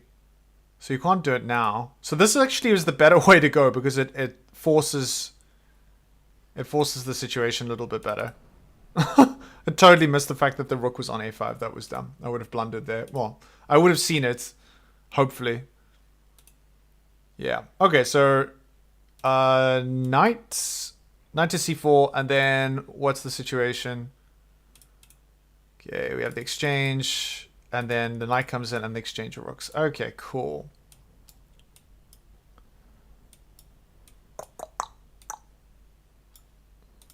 And then the move that we calculated, rook to C4, threatening the knight, attacking the C6 pawn, but of course the knight can pick up on E2, and then you can take the pawn on C6.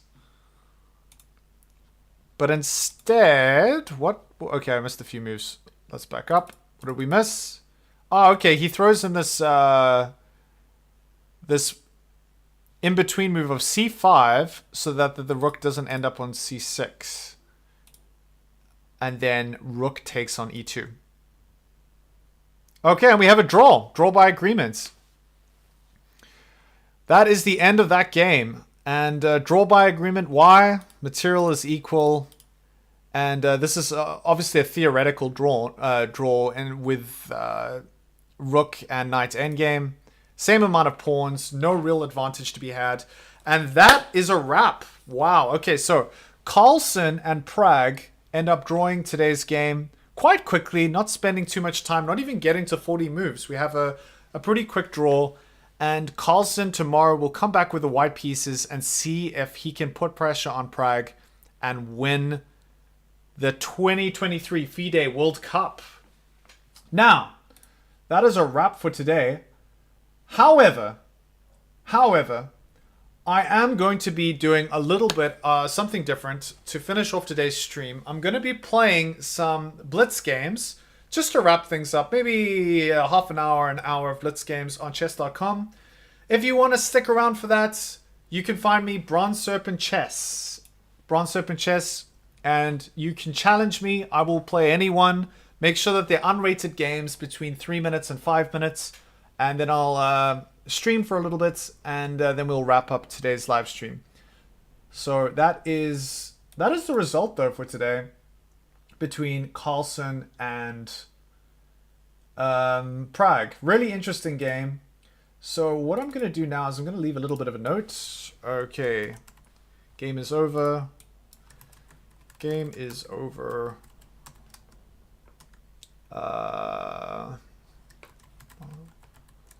Serpent. Okay, the game is over. Stream to see the results. All right. Okay, so let's get that up. Perfect.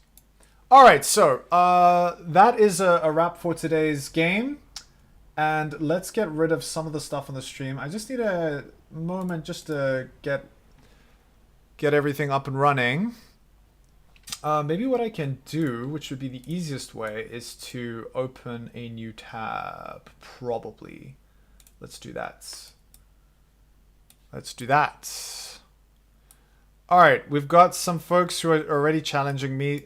And first one will be Kyrios 001. Kyrios, is that after the tennis player? Okay, I will play you first for sure. I just need to set up the board. So let's get rid of this board. Close tab. And now, this is the board that I want. So, spend a little bit of time sorting this out, and then we can have some chess battles. Some legendary chess battles. One man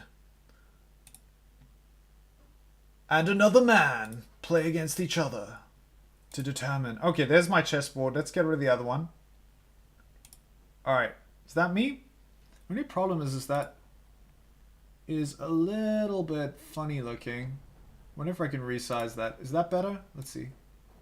Wait, hold on. I need that one. This looks a little funky. The time is there, so that's good. Let's try this one. Is this a better one? Hold on. Okay, that one's gone. Sorry, guys. Got some technical difficulties here. Okay, so this one. Maybe let's try this one. This might be the way to go. And hello there. Yes, that looks good. All right, so let's make this a little bit bigger, and then we can play Kyrios 001. You will be my first opponent. All right, let's make this a little smaller. Okay, let's go. All right, so we're playing with the black pieces against Kyrios 001 from the United Kingdom.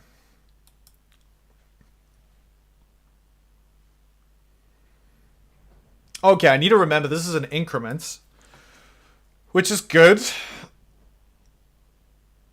I'm going to go for the queen's pawn, the queen's pawn opening, so I like to say. Now, are you going to push g5? That would be something.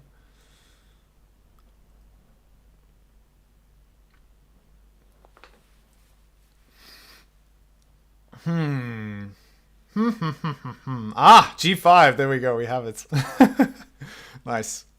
Okay, now I have to decide what I'm going to do with my knights. A knight on the rim is dim, so maybe this knight won't be so good. But yes, that's a move.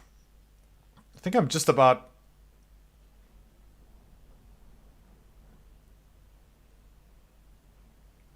already not in love with my position.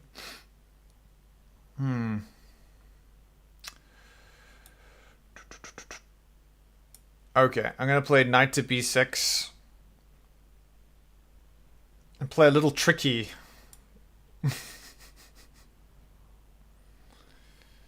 Okay.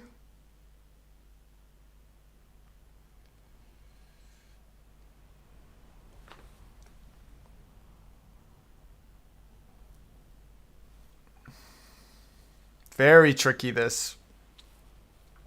Definitely behind already. But it's fine. I'm going to play bishop to g7. Probably castle. And try and find some way out of this. Kiros, you've outplayed me in the opening. But fortunately, I have my tea and I have my cookie to console myself.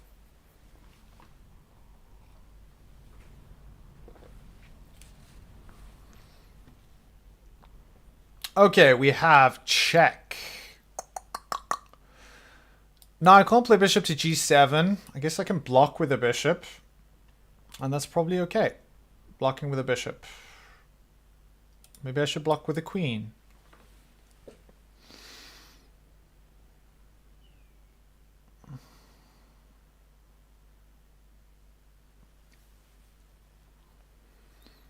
I'm going to block with a bishop.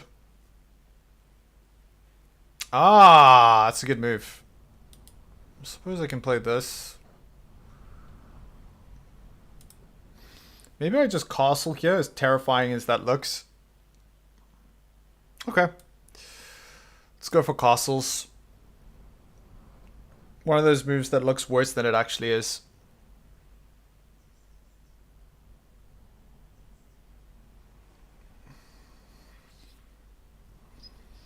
I often say that and I'm often wrong. This move looks worse than it is. Yeah.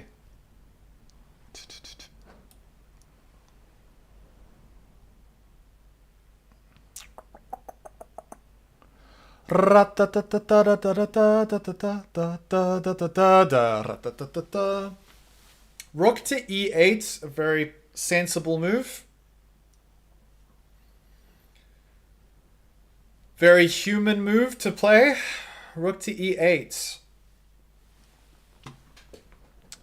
Now I think I am doing great. Could be wrong. Could be doing horrendously badly. No. Rook to e8. And you lose the queen, my friend. No! Oh, sorry, man. Good game. Well played. Can we just take a moment for Curious 001? The opening on point. But it does say something about my terrible opening. Let's take a look here. Let's back up. Because we're going to give credit where credit's due. I'll play it a little bit in the opening here.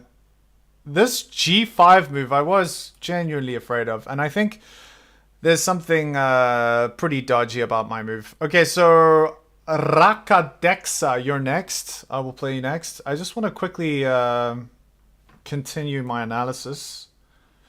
Here, I misstep. E takes D is fantastic. And I'm a little bit worse here.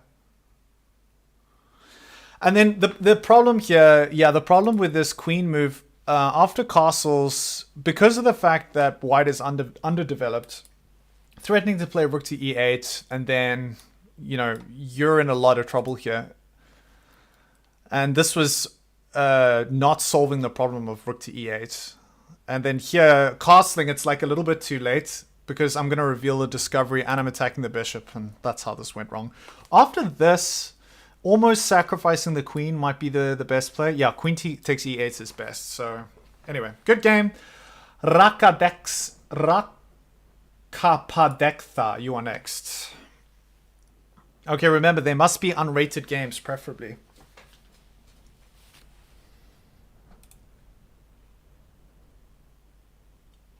Alright, we've got 80 likes and still 150 concurrent viewers. Oh no, you're about to abort. Folks, if you are interested in playing me, I will happily play you. Send me a match, a request, unrated games only on chess.com. Bronze Serpent is my username. I will play you. And if you are arriving and you're watching the Magnus Carlsen game, all you have to do is rewind. I'm not going to spoil the result for you. Go back half an hour, go back an hour. Watch the whole stream if you'd like. You are more than welcome to do that. Or if you want to hang around and watch me play some games, I am going to be around. Okay, so no other offers yet.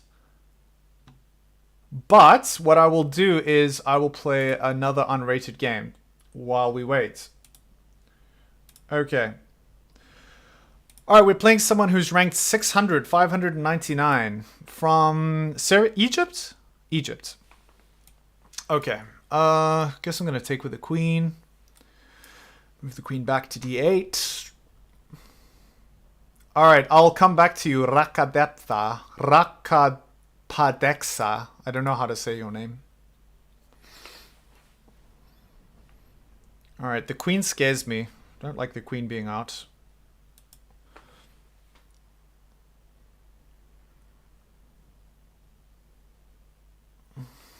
Da, da, da, da, da. Oh, my internet crashed. Oh, sorry, man.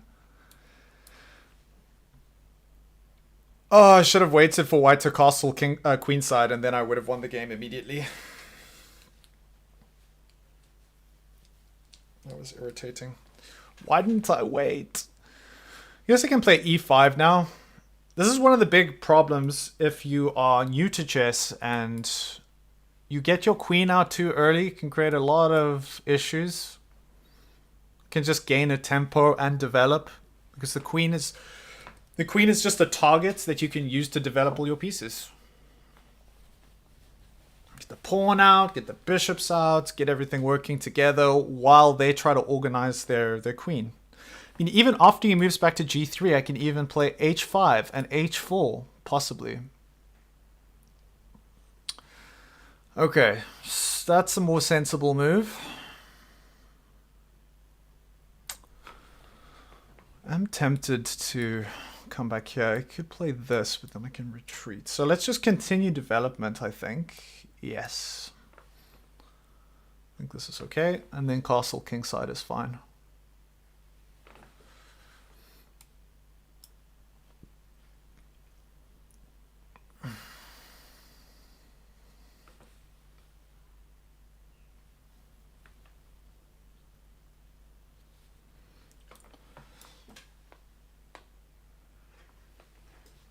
Da, da, da, da, da.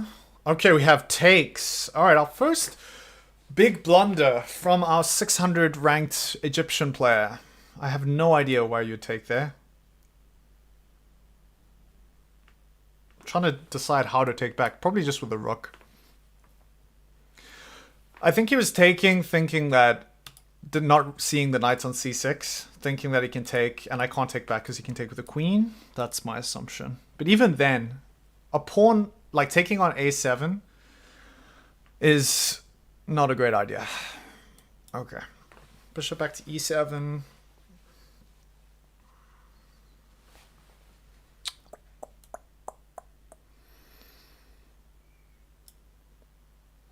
Discovery attack on the queen. Want to pick up the knights. Just dissolve the position. I'm up material. Take... After maybe queen to c4. Queen. Okay, that's okay. No, it's pretty bad. Mind you, this position is horrendously bad for white. And would probably be completely justified in resigning here.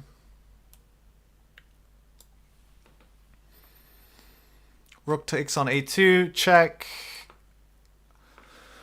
Whenever there's a good move, look for something better. Let's try that. Check.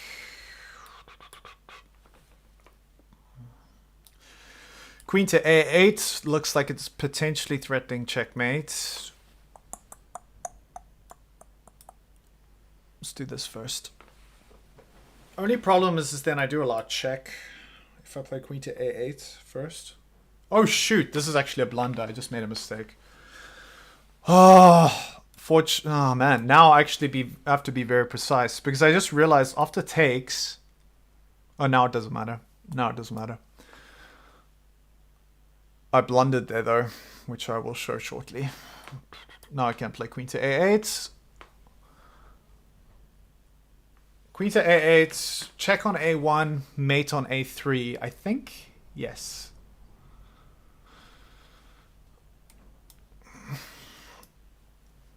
GG. Okay, so let's just quickly take a look. I think I misstepped here, actually. Because after the king moves across, maybe it's not that big of a deal. It's probably not that big of a deal. Oh, okay, I forgot I can block with a bishop on e7. Okay. All right.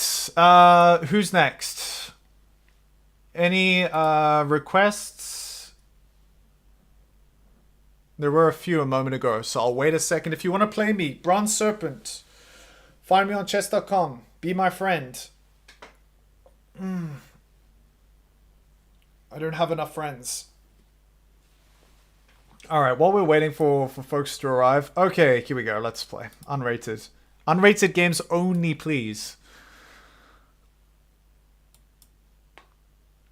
Usually I would play the King's Gambit here, but for some reason I'm not doing that today.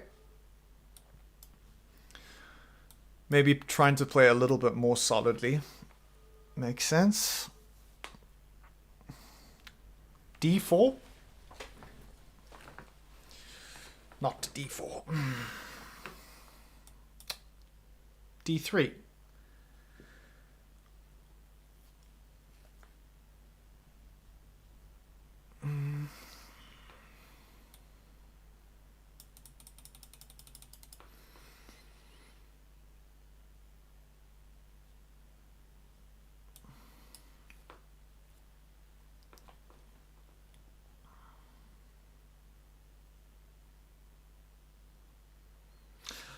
I wonder if this is a move.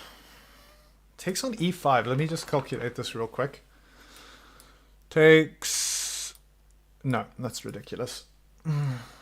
I spent about 5 seconds too many. I spent 5 seconds calculating knight takes on f5, and that was already too many seconds to calculate. Okay, now I think I can play. D4. D4.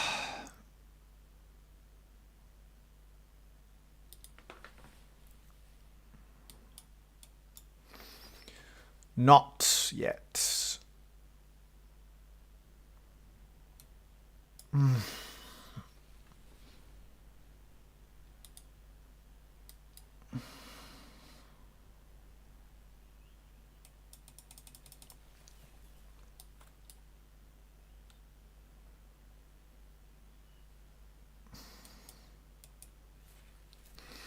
Takes on b5. D5 is imminent. Imminent.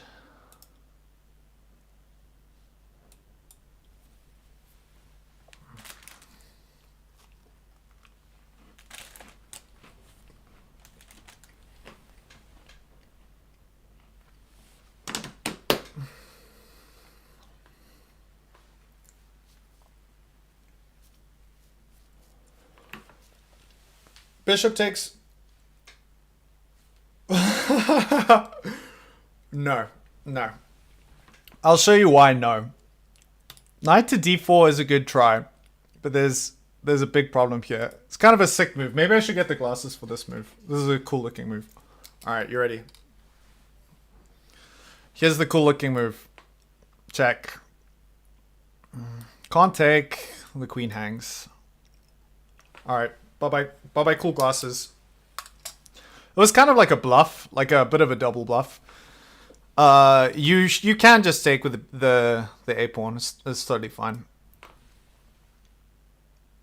It's not totally fine. I think white has an edge, but it's not a huge edge. Good to take with the king.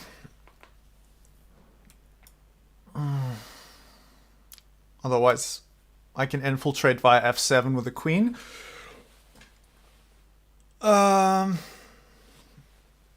Yep. Okay, and now castles. Just need to watch the clock.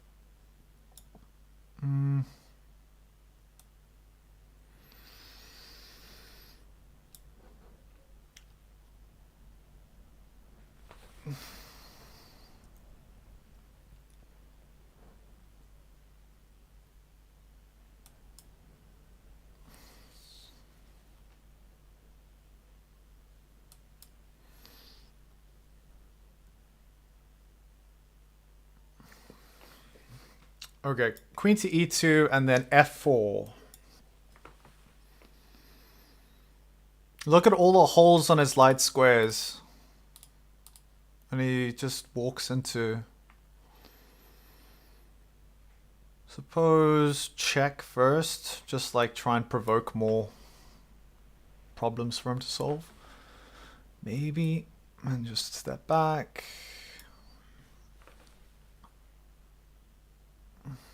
F takes E is coming. Could actually push. Let's push first, and then I can check on H5 if he pushes.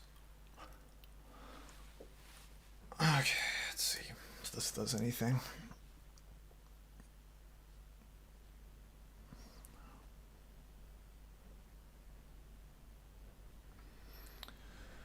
Actually defended pretty well. I'm not doing all that great yet. I'm doing great because I'm up like a huge amount of material, but my plan with F4, F5 is pretty trash, truth be told.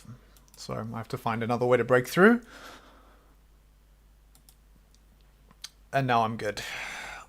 Now I'm golden. Check.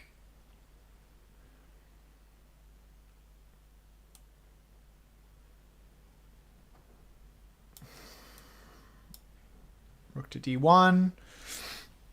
Oh, what am I doing? I had mates. Oh, I'm so stupid. I had mates on E8. Oh, that was so cringe. Sorry. Was it? Is this not mates? Yeah, mate and 2 on E8. Oh, yeah. Okay. I'll forgive myself for that. Good game. Well played. The critical mistake being... Where? Let's back up. Yeah, this here... You kind of like committed to this situation. After knight takes b5, you have to take back with a pawn. And then rook to b8. I'm probably going to play... Oh yeah, e takes d. I mean, not e takes d. Oh wait, is this okay? What's the deal here? Queen to a8 is actually not that bad for black. Okay, anyway.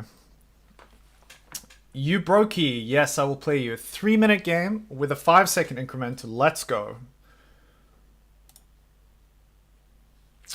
Alright, we're going to play the Karuana defense against you brokey.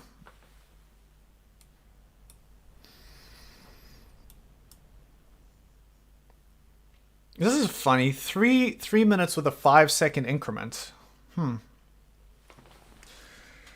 So what I'm doing here in the Karuana defense is just trying to kind of bunch all my pieces together and create a little bit of a spring that I can release at the right moment.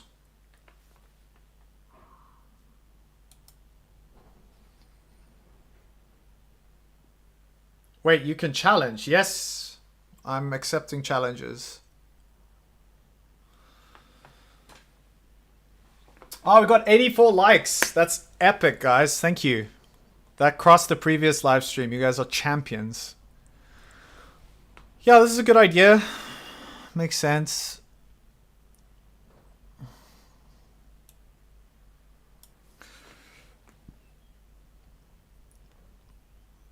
Bishop to g5. Man, I'm super cold. I'm just gonna grab a jacket real quick. Oy, freezing. Hey, Reiku? Reiku, you deranged creature? Come here. Oh, it's so cold. Man, Cape Tonian winters are mostly pretty manageable, but this one is not nice. Okay. Also, another good move. You brokey, you're playing very nicely, man.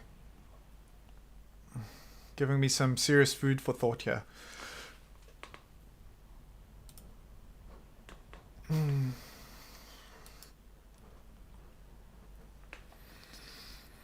A6, I can take with a B pawn. For those of you wondering, 2036, I have lost. I don't lose often to players who are like 1,000 points lower than me, but I have done. It happens once every like 50 games. Once every 40 or 50 games, I'll lose to someone who's ranked like 1,000, or I'll lose one of these crazy games where I just like horrendously misplay something. I just have like multiple brain farts.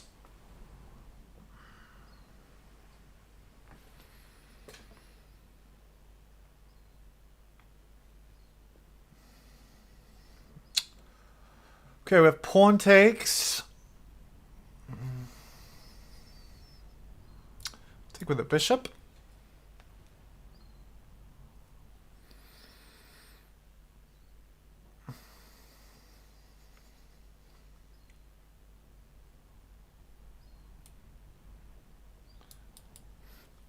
How bad is queen to b6? Queen to b6 doesn't seem too bad. Doesn't seem that great though.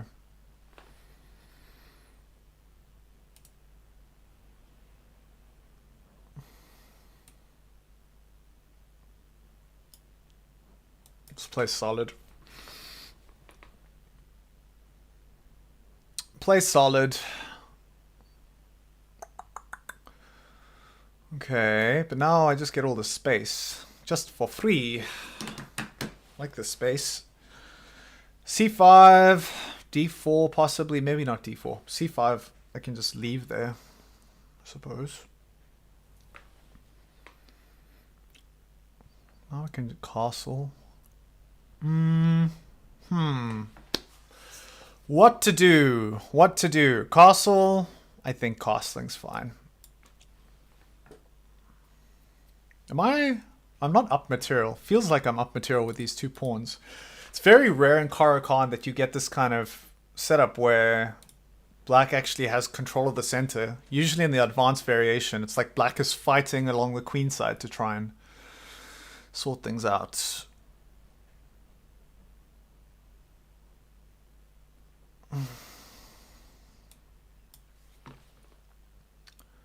Takes an h6.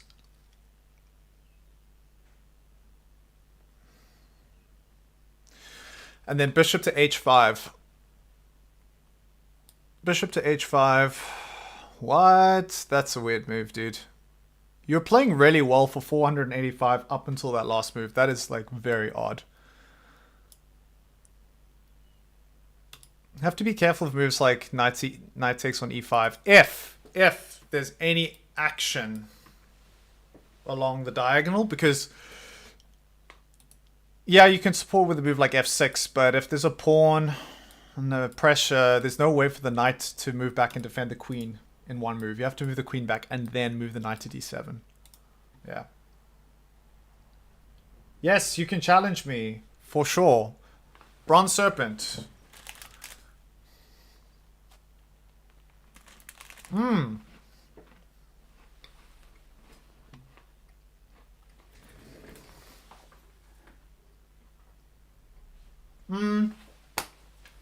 If you're joining the stream, guys, the game is over. But I'm going to be streaming for a little bit, playing some chess. Find me on chess.com. And I will play against you. Maybe. I don't know how much longer I'm going to stream for, but for a little bit longer for sure. What should I do with this knight? I'm not sure. Okay.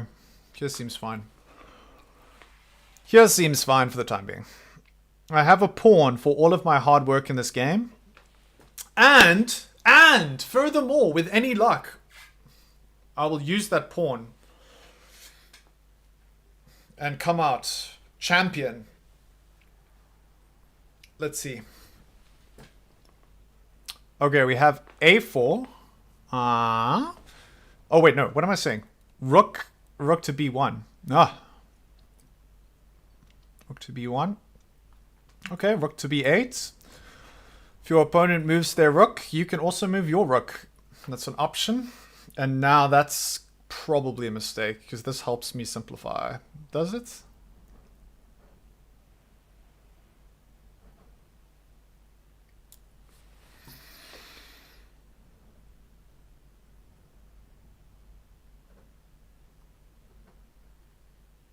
Only one good move here.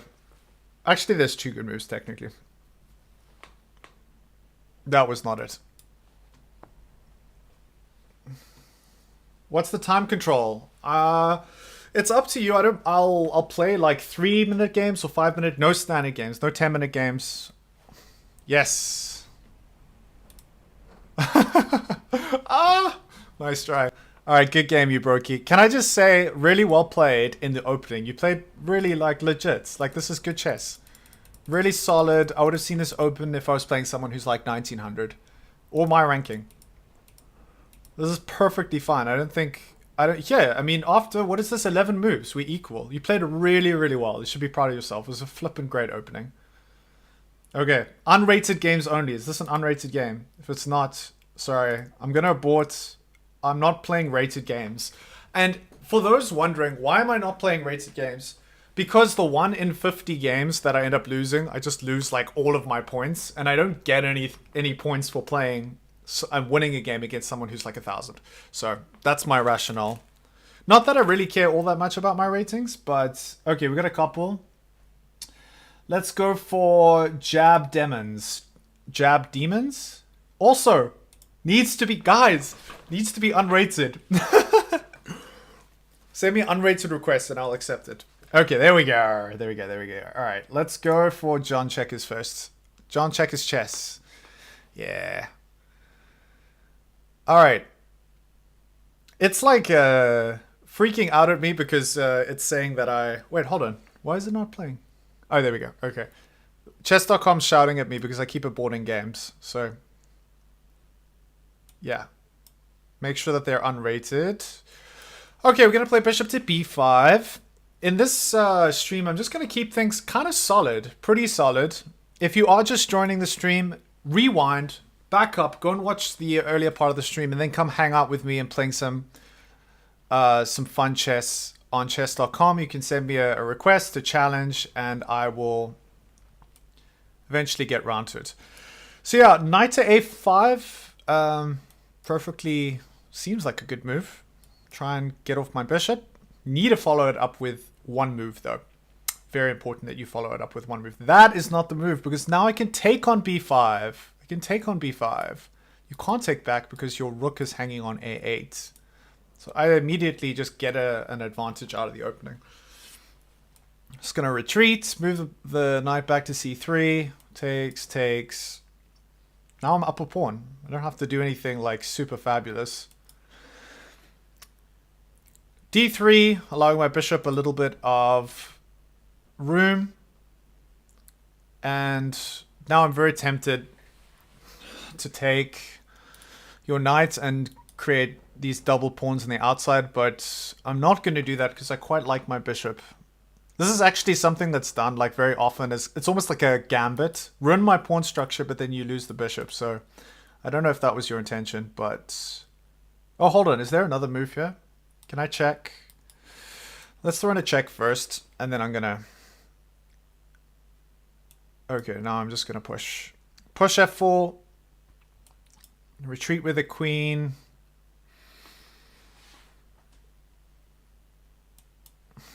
Knight to e2.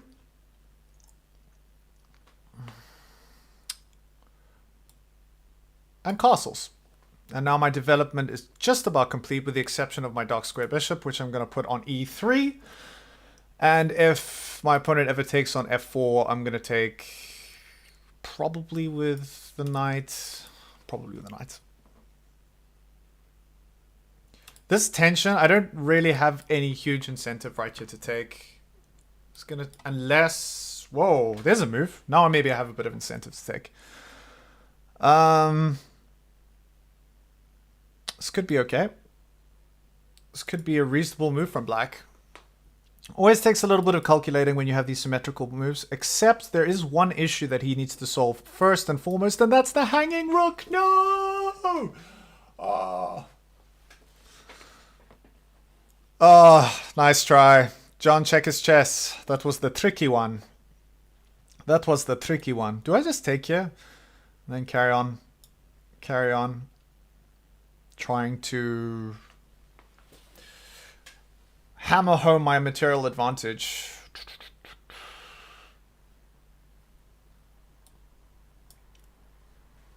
Got a whole bunch of stuff hanging right now, which I'm not wild about, but now it doesn't matter because I can pick up the queen. The most important piece on the board, yeah? Alright, good game. John Checkers. That was pretty good. Opening was just a little bit of a problem here. This was okay up until you played this move, allowing me to take on b5. And then things kind of fell apart. But yeah, good game. All right, who's next? Okay, we've got unrated game from Uzumaki Naruto. Let's play. All right, we have the Karuana defense. Gonna play f3, and I'm gonna go for the exchange variation, which is my usual go-to when I encounter the Karuana defense, because I don't like calculating anything else in the opening, because I'm very lazy. That is why. Alright. If you guys are enjoying the stream and you're having a good time, let me know in the comments. And yeah, let me know what you guys have got up to. I will respond to comments in between games. I'll try and be a little bit more diligent about that. Alright, I'm going to play h3 here. Takes and takes. And it's quite a solid move that he's just played. Quite a solid move. Okay, I'm going to protect this square. It's being tacked twice, although one of those isn't a very real threat. And then I'm going to play a4 and a5. Can't play a4 and a5.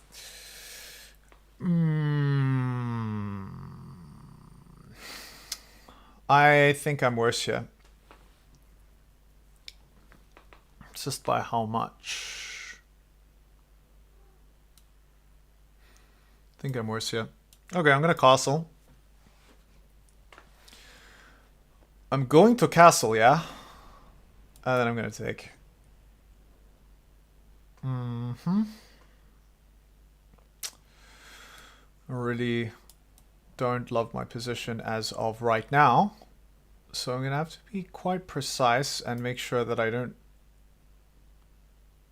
do anything too stupid. And as someone who's prone to doing stupid things. Ugh. Oh, man, I just don't have any great moves here. Okay, I'm just gonna play this.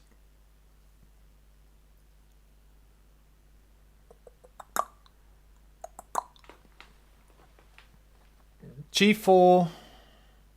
Don't like G4.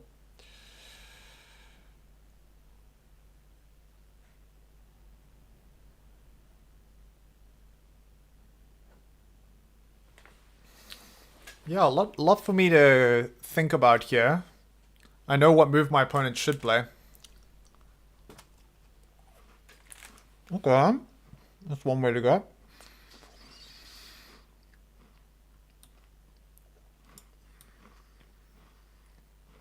Okay, I'm just gonna move back with the knight to c3. I was just scared my opponent was gonna play knight to e4, which I really didn't like. Not too concerned about this. Maybe I should be. And now I at least have a couple of easy moves to play.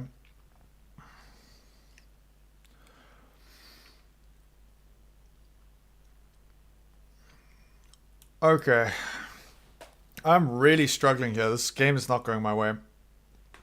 Opponent's playing fantastic chess for someone who's 1200. We'll say that. I'll be the first one to say that.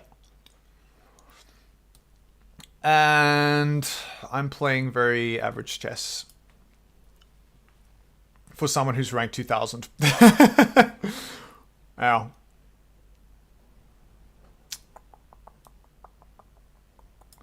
Ugh.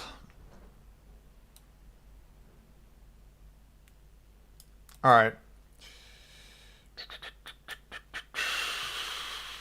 When in doubt, sacrifice. Sacrifice. Try and get something happening. I don't know if that was entirely necessary, but it is the move that I have played.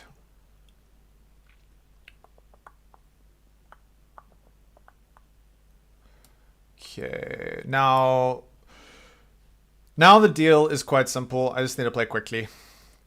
Average moves quickly, that's my deal. Is this I don't think there's an increment in this game, which is one of the reasons why I'm doing so badly.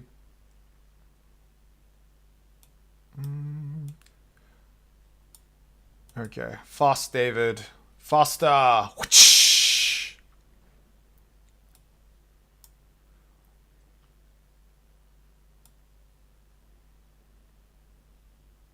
It's all getting a little bit nice. Okay, I don't, not too concerned with that. That was a cool move though. You get to put on the cool meme sunglasses after that move. Nice. Okay.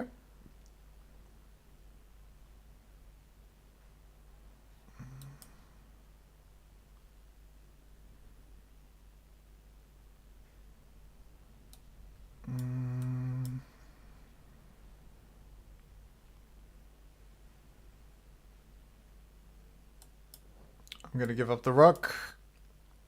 Not intentionally. And I'm going to flag my opponent. That's what I'm going to try to do. It's not going to be very pretty, but it's going to be what I'm going to try to do. Ah! Re-sacrificing the exchange is one way to go.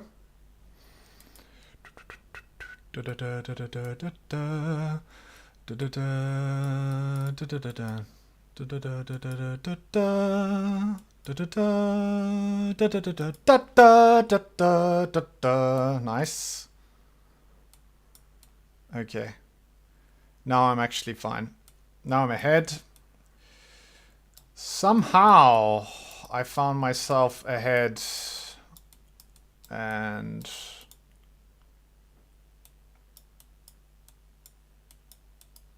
now I do what I do best, which is pre-move my way into the lead. Yeah. Literally didn't look at any of the moves for the last bit of that. Oh man, that was such a good game. Can I just say, like, can we take a moment before I move on to say how well my opponent played? Because I really had no idea what the hell I was doing in the beginning. Very nice game.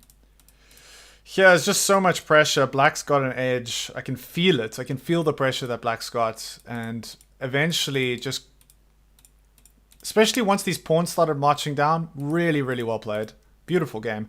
And honestly, here, I felt like my only chance... Let's see what the engine says about knight takes. It can't be that bad. Knight takes on d5. 2 pawns for the knight to try and break down the center a little bit. But it just still outplayed me way through the middle game. It was very good. Very nicely played. That was just a blunder. Okay, we're going to move on. We are going to play... Alright, Jab Demons. Let's go. Remember, it needs to be an unrated game. And then I will gladly accept. We're going to play the Karuana defense again. My success in the last game of the Karuana was not great. Oh, those of you who are interested, by the way, you might say 1168. Like, you should be able to beat this guy easily. Earlier today, I lost to someone about this rating. I can't remember why, but we were playing an unrated game and just got crushed. So it does happen. Not very often, but it does happen.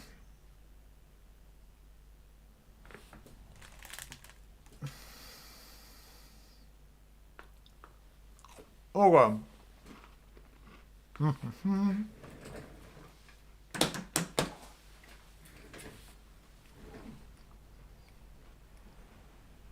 Okay, we have castles.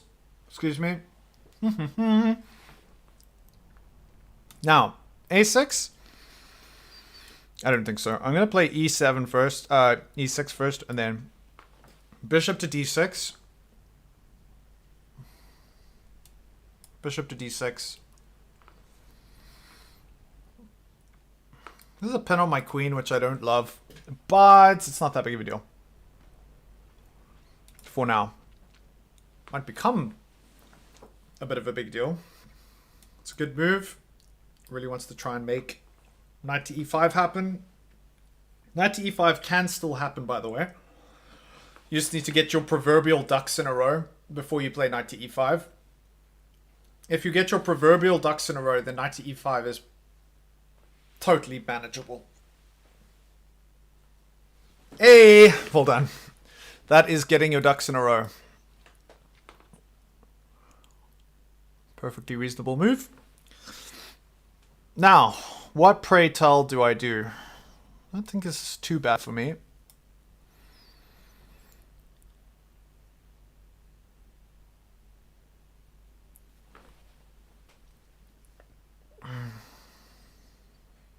Oh, I need to remember. I'm not playing a blitz game anymore. This is a 5-minute game with a 2-second increment, which is like blitz, but not terribly like blitz.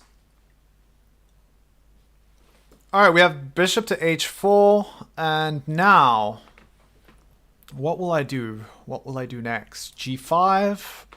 g5? It's a little aggressive. Could just take, takes. The only problem is my knight is kind of limited in terms of where the squares can go. Am I going to play knight to h7? Feels a bit uncomfortable. Or, alternatively, I can just immediately push c5, which is a very Karuana-esque move to play. So, let's do that.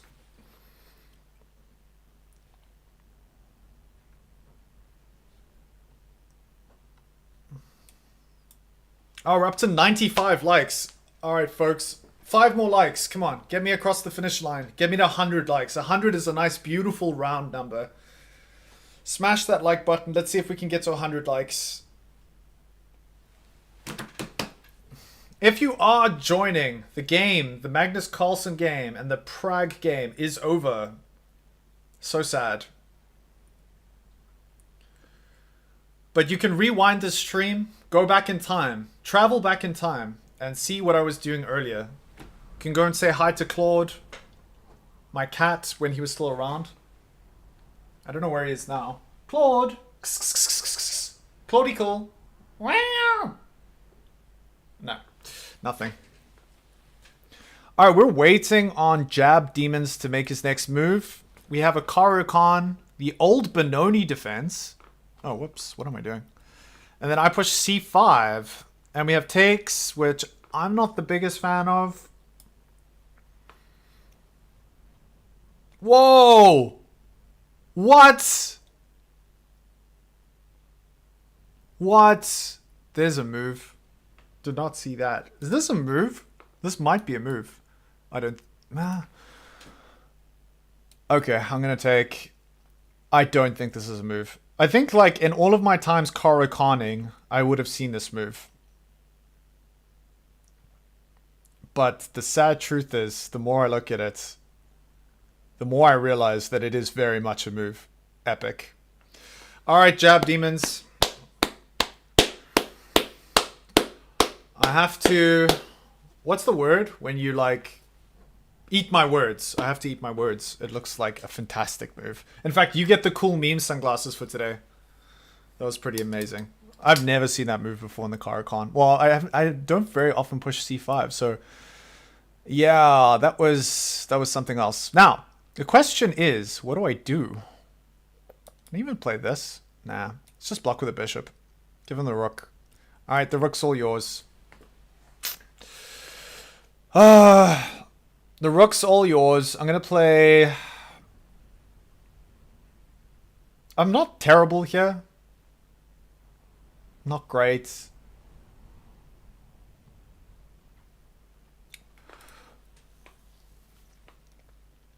Can throw in a check first.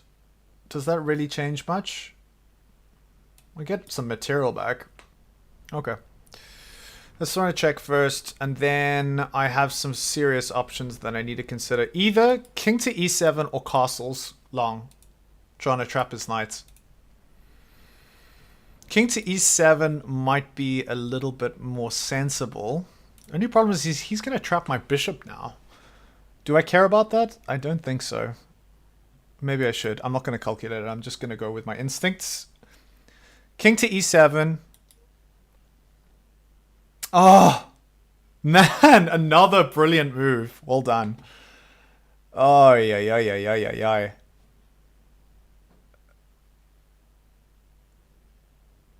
Another great move. Okay. Oh, this is so sick. I mean, look at this position. This is seriously sick. So, the tactic here... I mean, I don't know how you spot this. This is very impressive. The tactic here is that queen takes, and I can't take back with my bishop. So this pawn is effectively hanging. Just have to take. Not much else I can do. Not much else I can do, you know?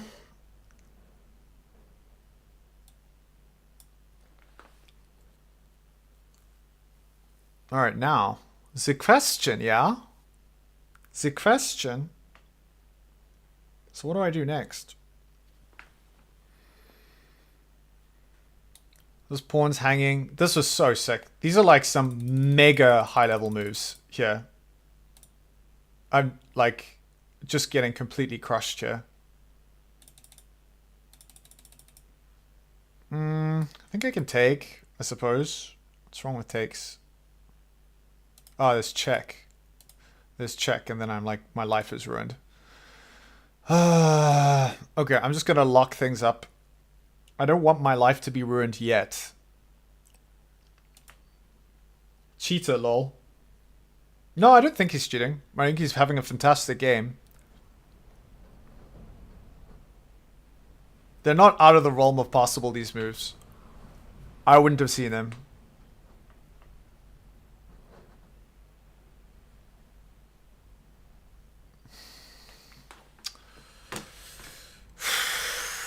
This is so tough to play against.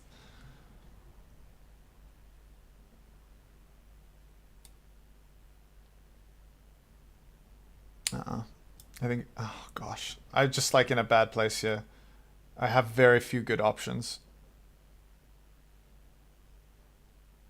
I was thinking rook to b8. If he takes, then I actually end up winning. But I don't think that's going to happen.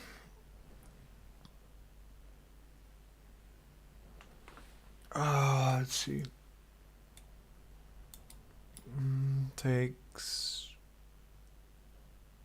I think this might be my only move, and it's terrible. My only move. It's not good when your only move is not a great one. You want to chat? Oh, you're actually Kanishk. Kanishk. Dude, you're playing really, really well. You're giving me a good run for my money, yeah? But it's fine. If I lose this, I have cookies to console me. And I also have a delicious dinner waiting for me, so, you know, I think we'll be okay. 2 more likes, guys. Come on, let's get to 100 likes. Smash the like button. And if you're a big fan, you can also subscribe. But that, you know, that's not a mandatory thing.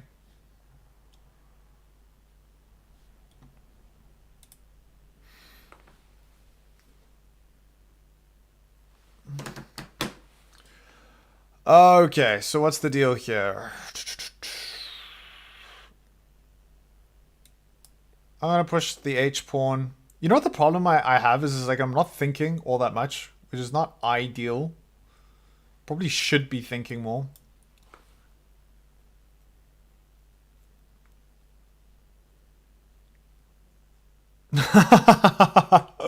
Ah! Nice. Okay. Now? What's the plan here? Oh my gosh. Thank goodness. I was just getting absolutely wrecked up until that last move. Oi, oi, oi, oi, oi, oi, oi. I was in a lot of trouble. I was genuinely thinking, no, this might be it. But now, mate in 2. Mate in 3, mate in 4. Mate in 1. Dude, can I just say, 2 absolute gems out of this game. I want to actually go to the analysis for this game. I keep saying you guys play really well, you play really well. This one is the best so far. Check at this. Look at this, guys. Look at this. Look at this combination. Flippin' knight takes d5. That was outstanding. Outstanding. Okay, I played trash from there. And then this resource to be able to find a way of exchanging. I mean, this queen to h5 move, in my opinion, was even better. The engine's like that, it's okay. But look at this. Look at the tactic here. I want to retreat because he's attacking my bishop. And I'm thinking, oh, it's okay. I'm guarding the f7 pawn with the bishop, but I'm not because it's pinned. He can just take, and then I'm screwed. Like, my entire position just falls apart at the seams. And so the only thing I can do is defend by picking up over here, and he can take over here. I was really expecting to get the knight back, but wow, what a game. Really legit. Yeah, the problem is here. I don't understand why you move your queen around when, like, you can take, I'm going to take back rook to d1 and then just pushing this pawn, trying to open things up. My king is out in the open. That's what you needed to do. And this, and then the whole idea here, moving the king back, releasing the pin on the bishop so that I can take on h3, and then when you capture, I take with the bishop, which is what happened. And then this was forced mate. Well done. Very good game. Okay. The 600 you played earlier was really impressive. He played really fast as well. So impressive. Yes, absolutely. No, I missed a win. Oh yeah, I'm sure in this game, definitely. I didn't play very well. But credit to my opponent who found a brilliancy, and it will be forever on this stream. So you can definitely take that one to the bank. Really well played. All right, back. We have an unrated 5-minute game against an Indian guy whose name I don't think I will be able to pronounce, but let me have a go. Loksohoyoksozgo. That was an approximation of his name. Okay, we have the Karuana defense exchange variation, which, as I mentioned before, I always go for the exchange variation with whites because I'm too lazy to calculate anything else. And my thoughts are, I have to calculate so much later on in the game that, you know, it's going to be tough. Hey, Claude. Claudie. Say hello. Hey, pumpkin. Oh, Claude, what a legend. Okay. David's a move. He's probably my Indian counterpart with that name. Oh, yeah, that's true. With all of the X's, that's true. All right, we're going to play A3. And... What? Okay, this is a misclick. So I'm going to pretend like I didn't see bishop to c5. And I'm going to attack the bishop again. And give my opponent a chance to actually do what he meant to do, which was bishop to d6. Okay. We'll let that one slide. Okay. Bishop to g5, I think. Bishop to g5. Knight to e5. Bishop to b5. Just get every single piece that I have on the 5th rank and just leave them there. That's my plan, y'all. Okay. And now we see your plan. Maybe rook to e1 is a move. Let's see. Is rook to e1 a move? Yes, rook to e1 looks good. Let's go rook to e1.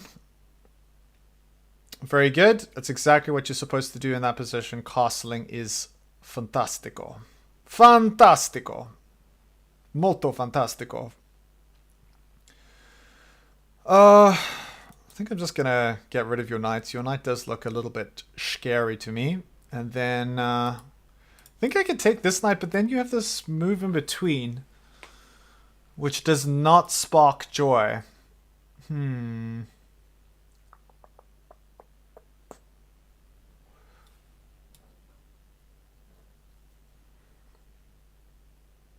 Queen to d2, and then if knight to e4, I can just take, and should be fine. And then play c4. So if he comes here, I can just take, takes. Okay, I can't play c4 yet.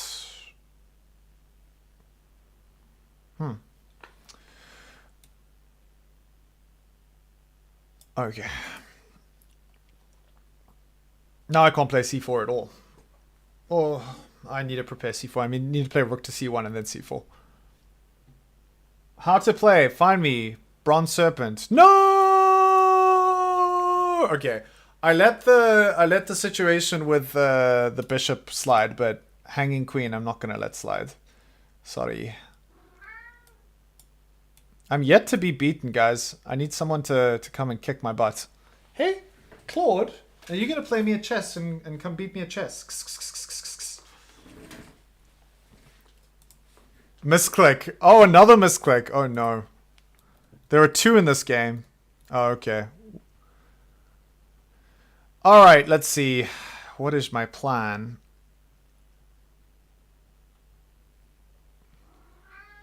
Wow. Claudical. All right, I'm going to play the kind of mad looking move. Rook to h4. Rook to h4. I have some nasty plans, y'all. I have some nasty plans. Oh no! My pawn! The c4 pawn is hanging. What did I do?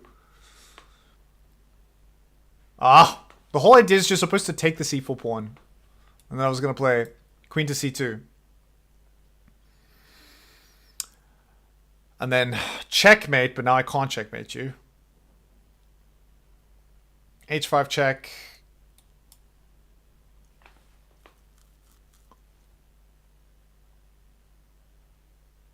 And then draw by threefold repetition. No, I'm going to sacrifice the bishop randomly, because why not? And then I'm going to checkmate my opponent. GG! May the odds be ever in your favor. I'm against violence, but you are free to kick my butt. Alright. 2 mistakes, 1 blunder, and a missed win. Okay, where did I blunder? Oh, I blundered because I let him have his bishop back. That was my blunder. You are a good sport, for sure. GG. Okay. Any other requests? I will take on anyone who wants to play again. And then I'll probably wrap things up in 5-10 minutes.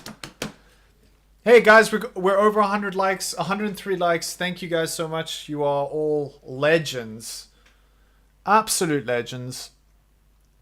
Alright, we can play to end this on maybe a note where I get my butt kicked. Let's see if I can find someone who's like 2000 who can kick my butt. Alright, let's play Golden Slumbers in a 3-minute game and then I'll get completely thrashed by this guy. Playing my Karuana, expecting me to play e6, but I didn't because I don't want to lose my queen immediately. I think takes is almost always theoretically what you're supposed to do there with a bishop. Every time I do analysis, I find myself the engine. Okay, I'm going to do something a bit weird here. Nah, he doesn't like it. Okay, hold on, let's see.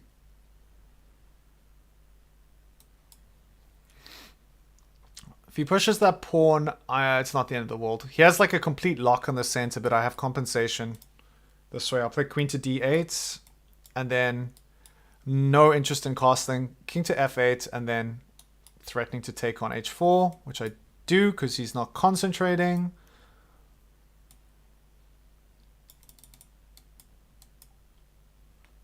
Play h4. Takes. Who's calling me? Let's just quickly answer this. Hello?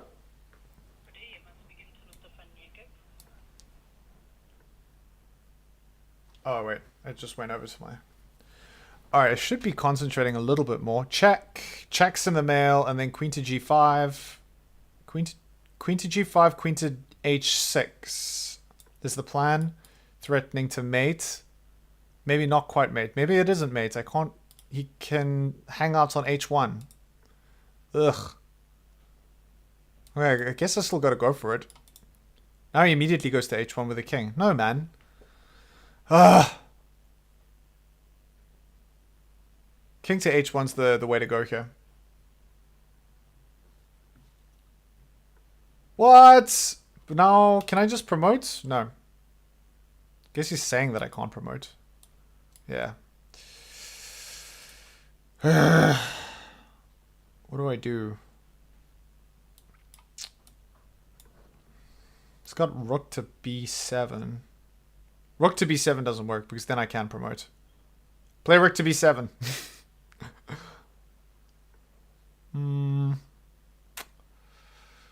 Okay. This looks very loose because my king is on f8, but I think I'm just going to move across here.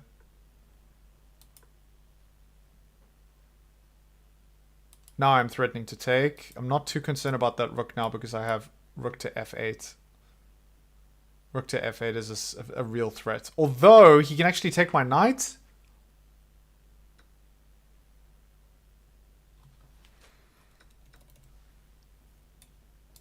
No, not anymore. Now I think I'm doing okay. Feels like I should be doing great. Not sure, though. Not entirely sure. Let's go here. If he tries to exchange off everything. Oh, I missed this. I missed this one. It's not good.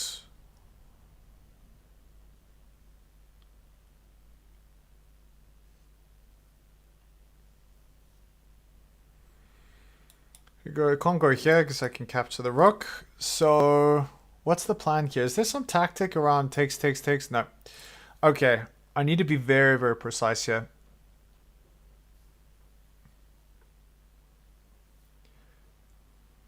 Yes, curious, for sure.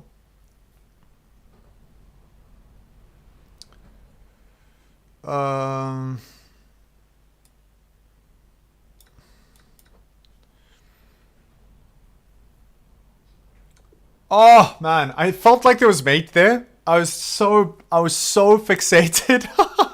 I was so fixated on rook to b8 that I forgot the fact that I allowed rook to e7. All right, GG. Okay, Kyrgios, you're up. Let's go. No, rated games. Just send me another rematch without the rating, and then I'll accept it. Just unrated. Oh, that was bad. It's fine. For every mate in one I miss, I'll get a mate in one in the future. It all balances out. Chess karma. Alright, here we go. Let's go. Oh wait, hold on. You keep sending me a request for. Hold on. Let me set up the challenge here. Let's get this happening. Rated, unrated. You want 3 minutes, 2 minutes, and you want to play. There we go. Okay, got it. Let's go. Let's go. Cool. All right, hit me with your great finest Sicilian. All right, I'm gonna hit you with my finest Smith-Morrow gambit.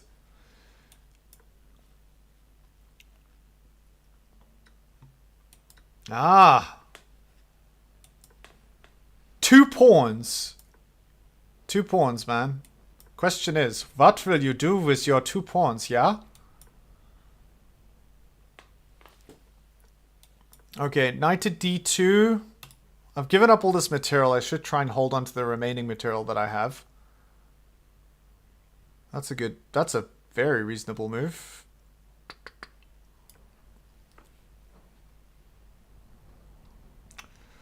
So, I am quite alarmed by this bishop to b4 move, but then I realized I had e5, which is fine.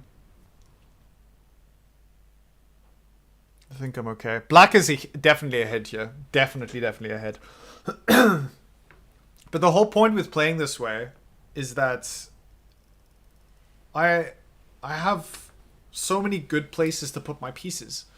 Yes, he gets 2 pawns, but I have just like endless options in terms of like placing my pieces. It's really, really nice. The moves that follow are easy. They're not difficult for me to follow.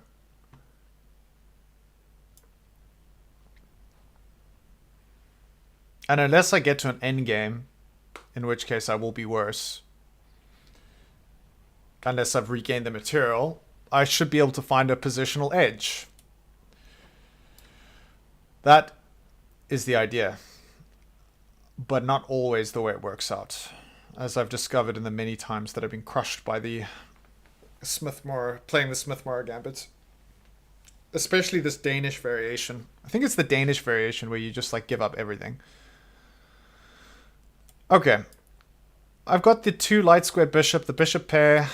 The dark square bishop's not all that good right now because it's being blocked by the e5 pawn, but maybe at some point in the future it will be a little less ugly than how it looks now.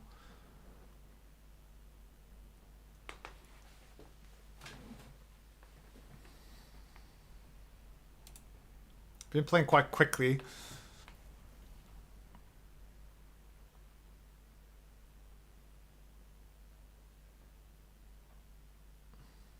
Queen to d3 springs to mind from my... Hey, kitty. Wow, Claudie.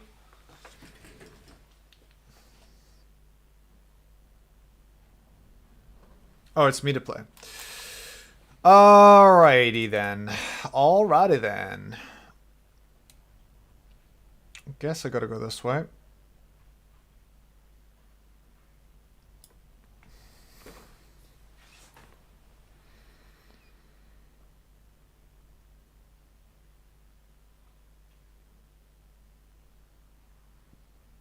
It's quite tempting now.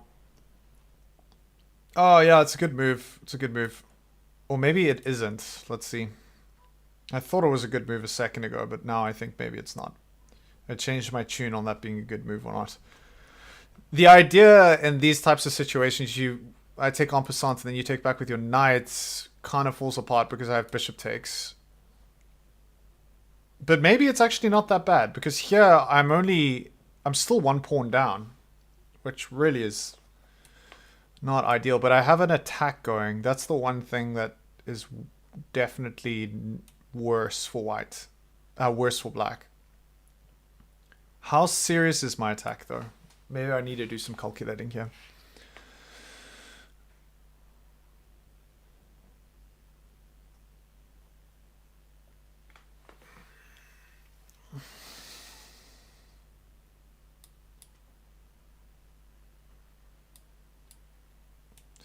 Alright, I think this is the way to go.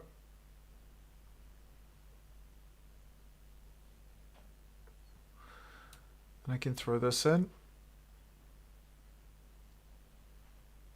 Let's just see. It looks really, really bad for black, but it might not be really, really bad. It might just be kind of bad. I think I need to go this way. Pick up the rook.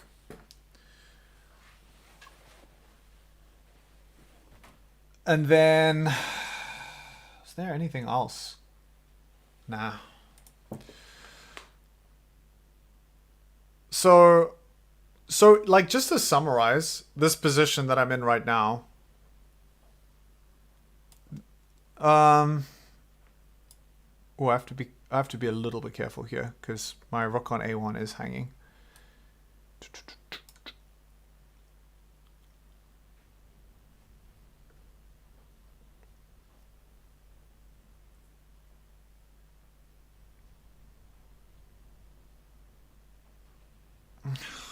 Yeah, this position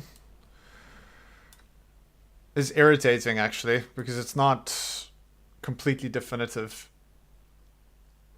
I'm up material now, which is nice for the first time in the game, but black has actually some activity.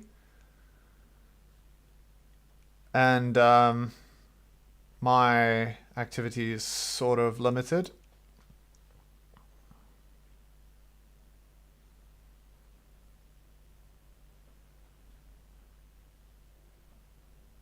With my rooks for the time being, but that's going to change. I'm going to activate my rooks shortly. Yeah, this is it's not okay. Okay, let's just play sensible chess.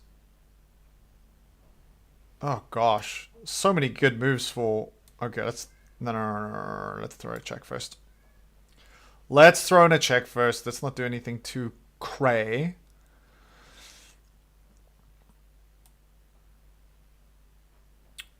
Okay. Try and not do anything too cray, as they say.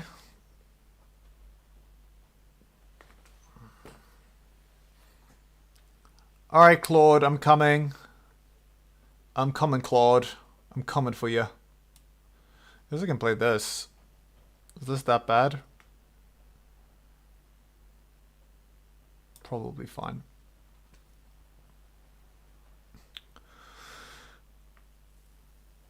How do you even defend this? I don't think you can, yeah.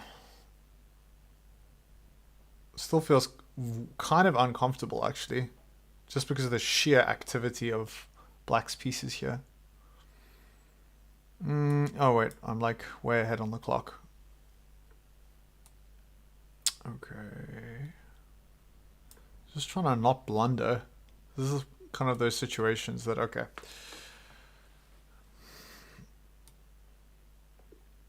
Yeah, oh my gosh, I was about to hang my queen. I was literally about to hang my queen. I was about to play rook takes a6. I totally missed the fact that that my queen was on d5. Oh my gosh. Crazy. Anyway, up until then it was good. Let's see what the engine thinks of my ridiculous Smith-Morra gambit when I sacrificed like 2 pawns for free out of the opening. Yeah, it doesn't hate it. You can see here from the evaluation, out of the opening, like, black is just doing so well. But I think it shows that positionally, it's so hard to play against. You give up the 2 pawns. It's positionally really difficult to play against. Unless you're, in terms of defending, really rock solid. And here, okay, so this actually isn't the way to go. But yeah, this is definitely a blunder. Takes. This is all standard. Yeah, I think, yeah, this was the critical moment, is actually just to play king to e8, and then the fork isn't on. And now, what am I doing? I've got to check with the bishop, but the king's actually escapes perfectly fine. And now the bishop is in the way of the knight. I want to get the knight to... I still want to get the knight to g8, g6, but I can't. I have to move the bishop back and then play g6. And in that time, you know, the f2 pawn is hanging and getting checkmated. So it's very, very sharp. Very sharp position. Anyway, fortunately my opponent blundered and I was able to hold it together. And then, yeah. But you still played 1700 rating, by the way, and I played 1900. So... yeah, well played. It was really legit. All right, everyone. I'm going to wrap things up for today. We are going to continue tomorrow. We'll be looking at the second game between the Pragginator and Magnus. So don't forget to join in tomorrow's stream. I will see you all then. Have a great one, and bye-bye, everyone. Cheers, everyone. I'll see you tomorrow.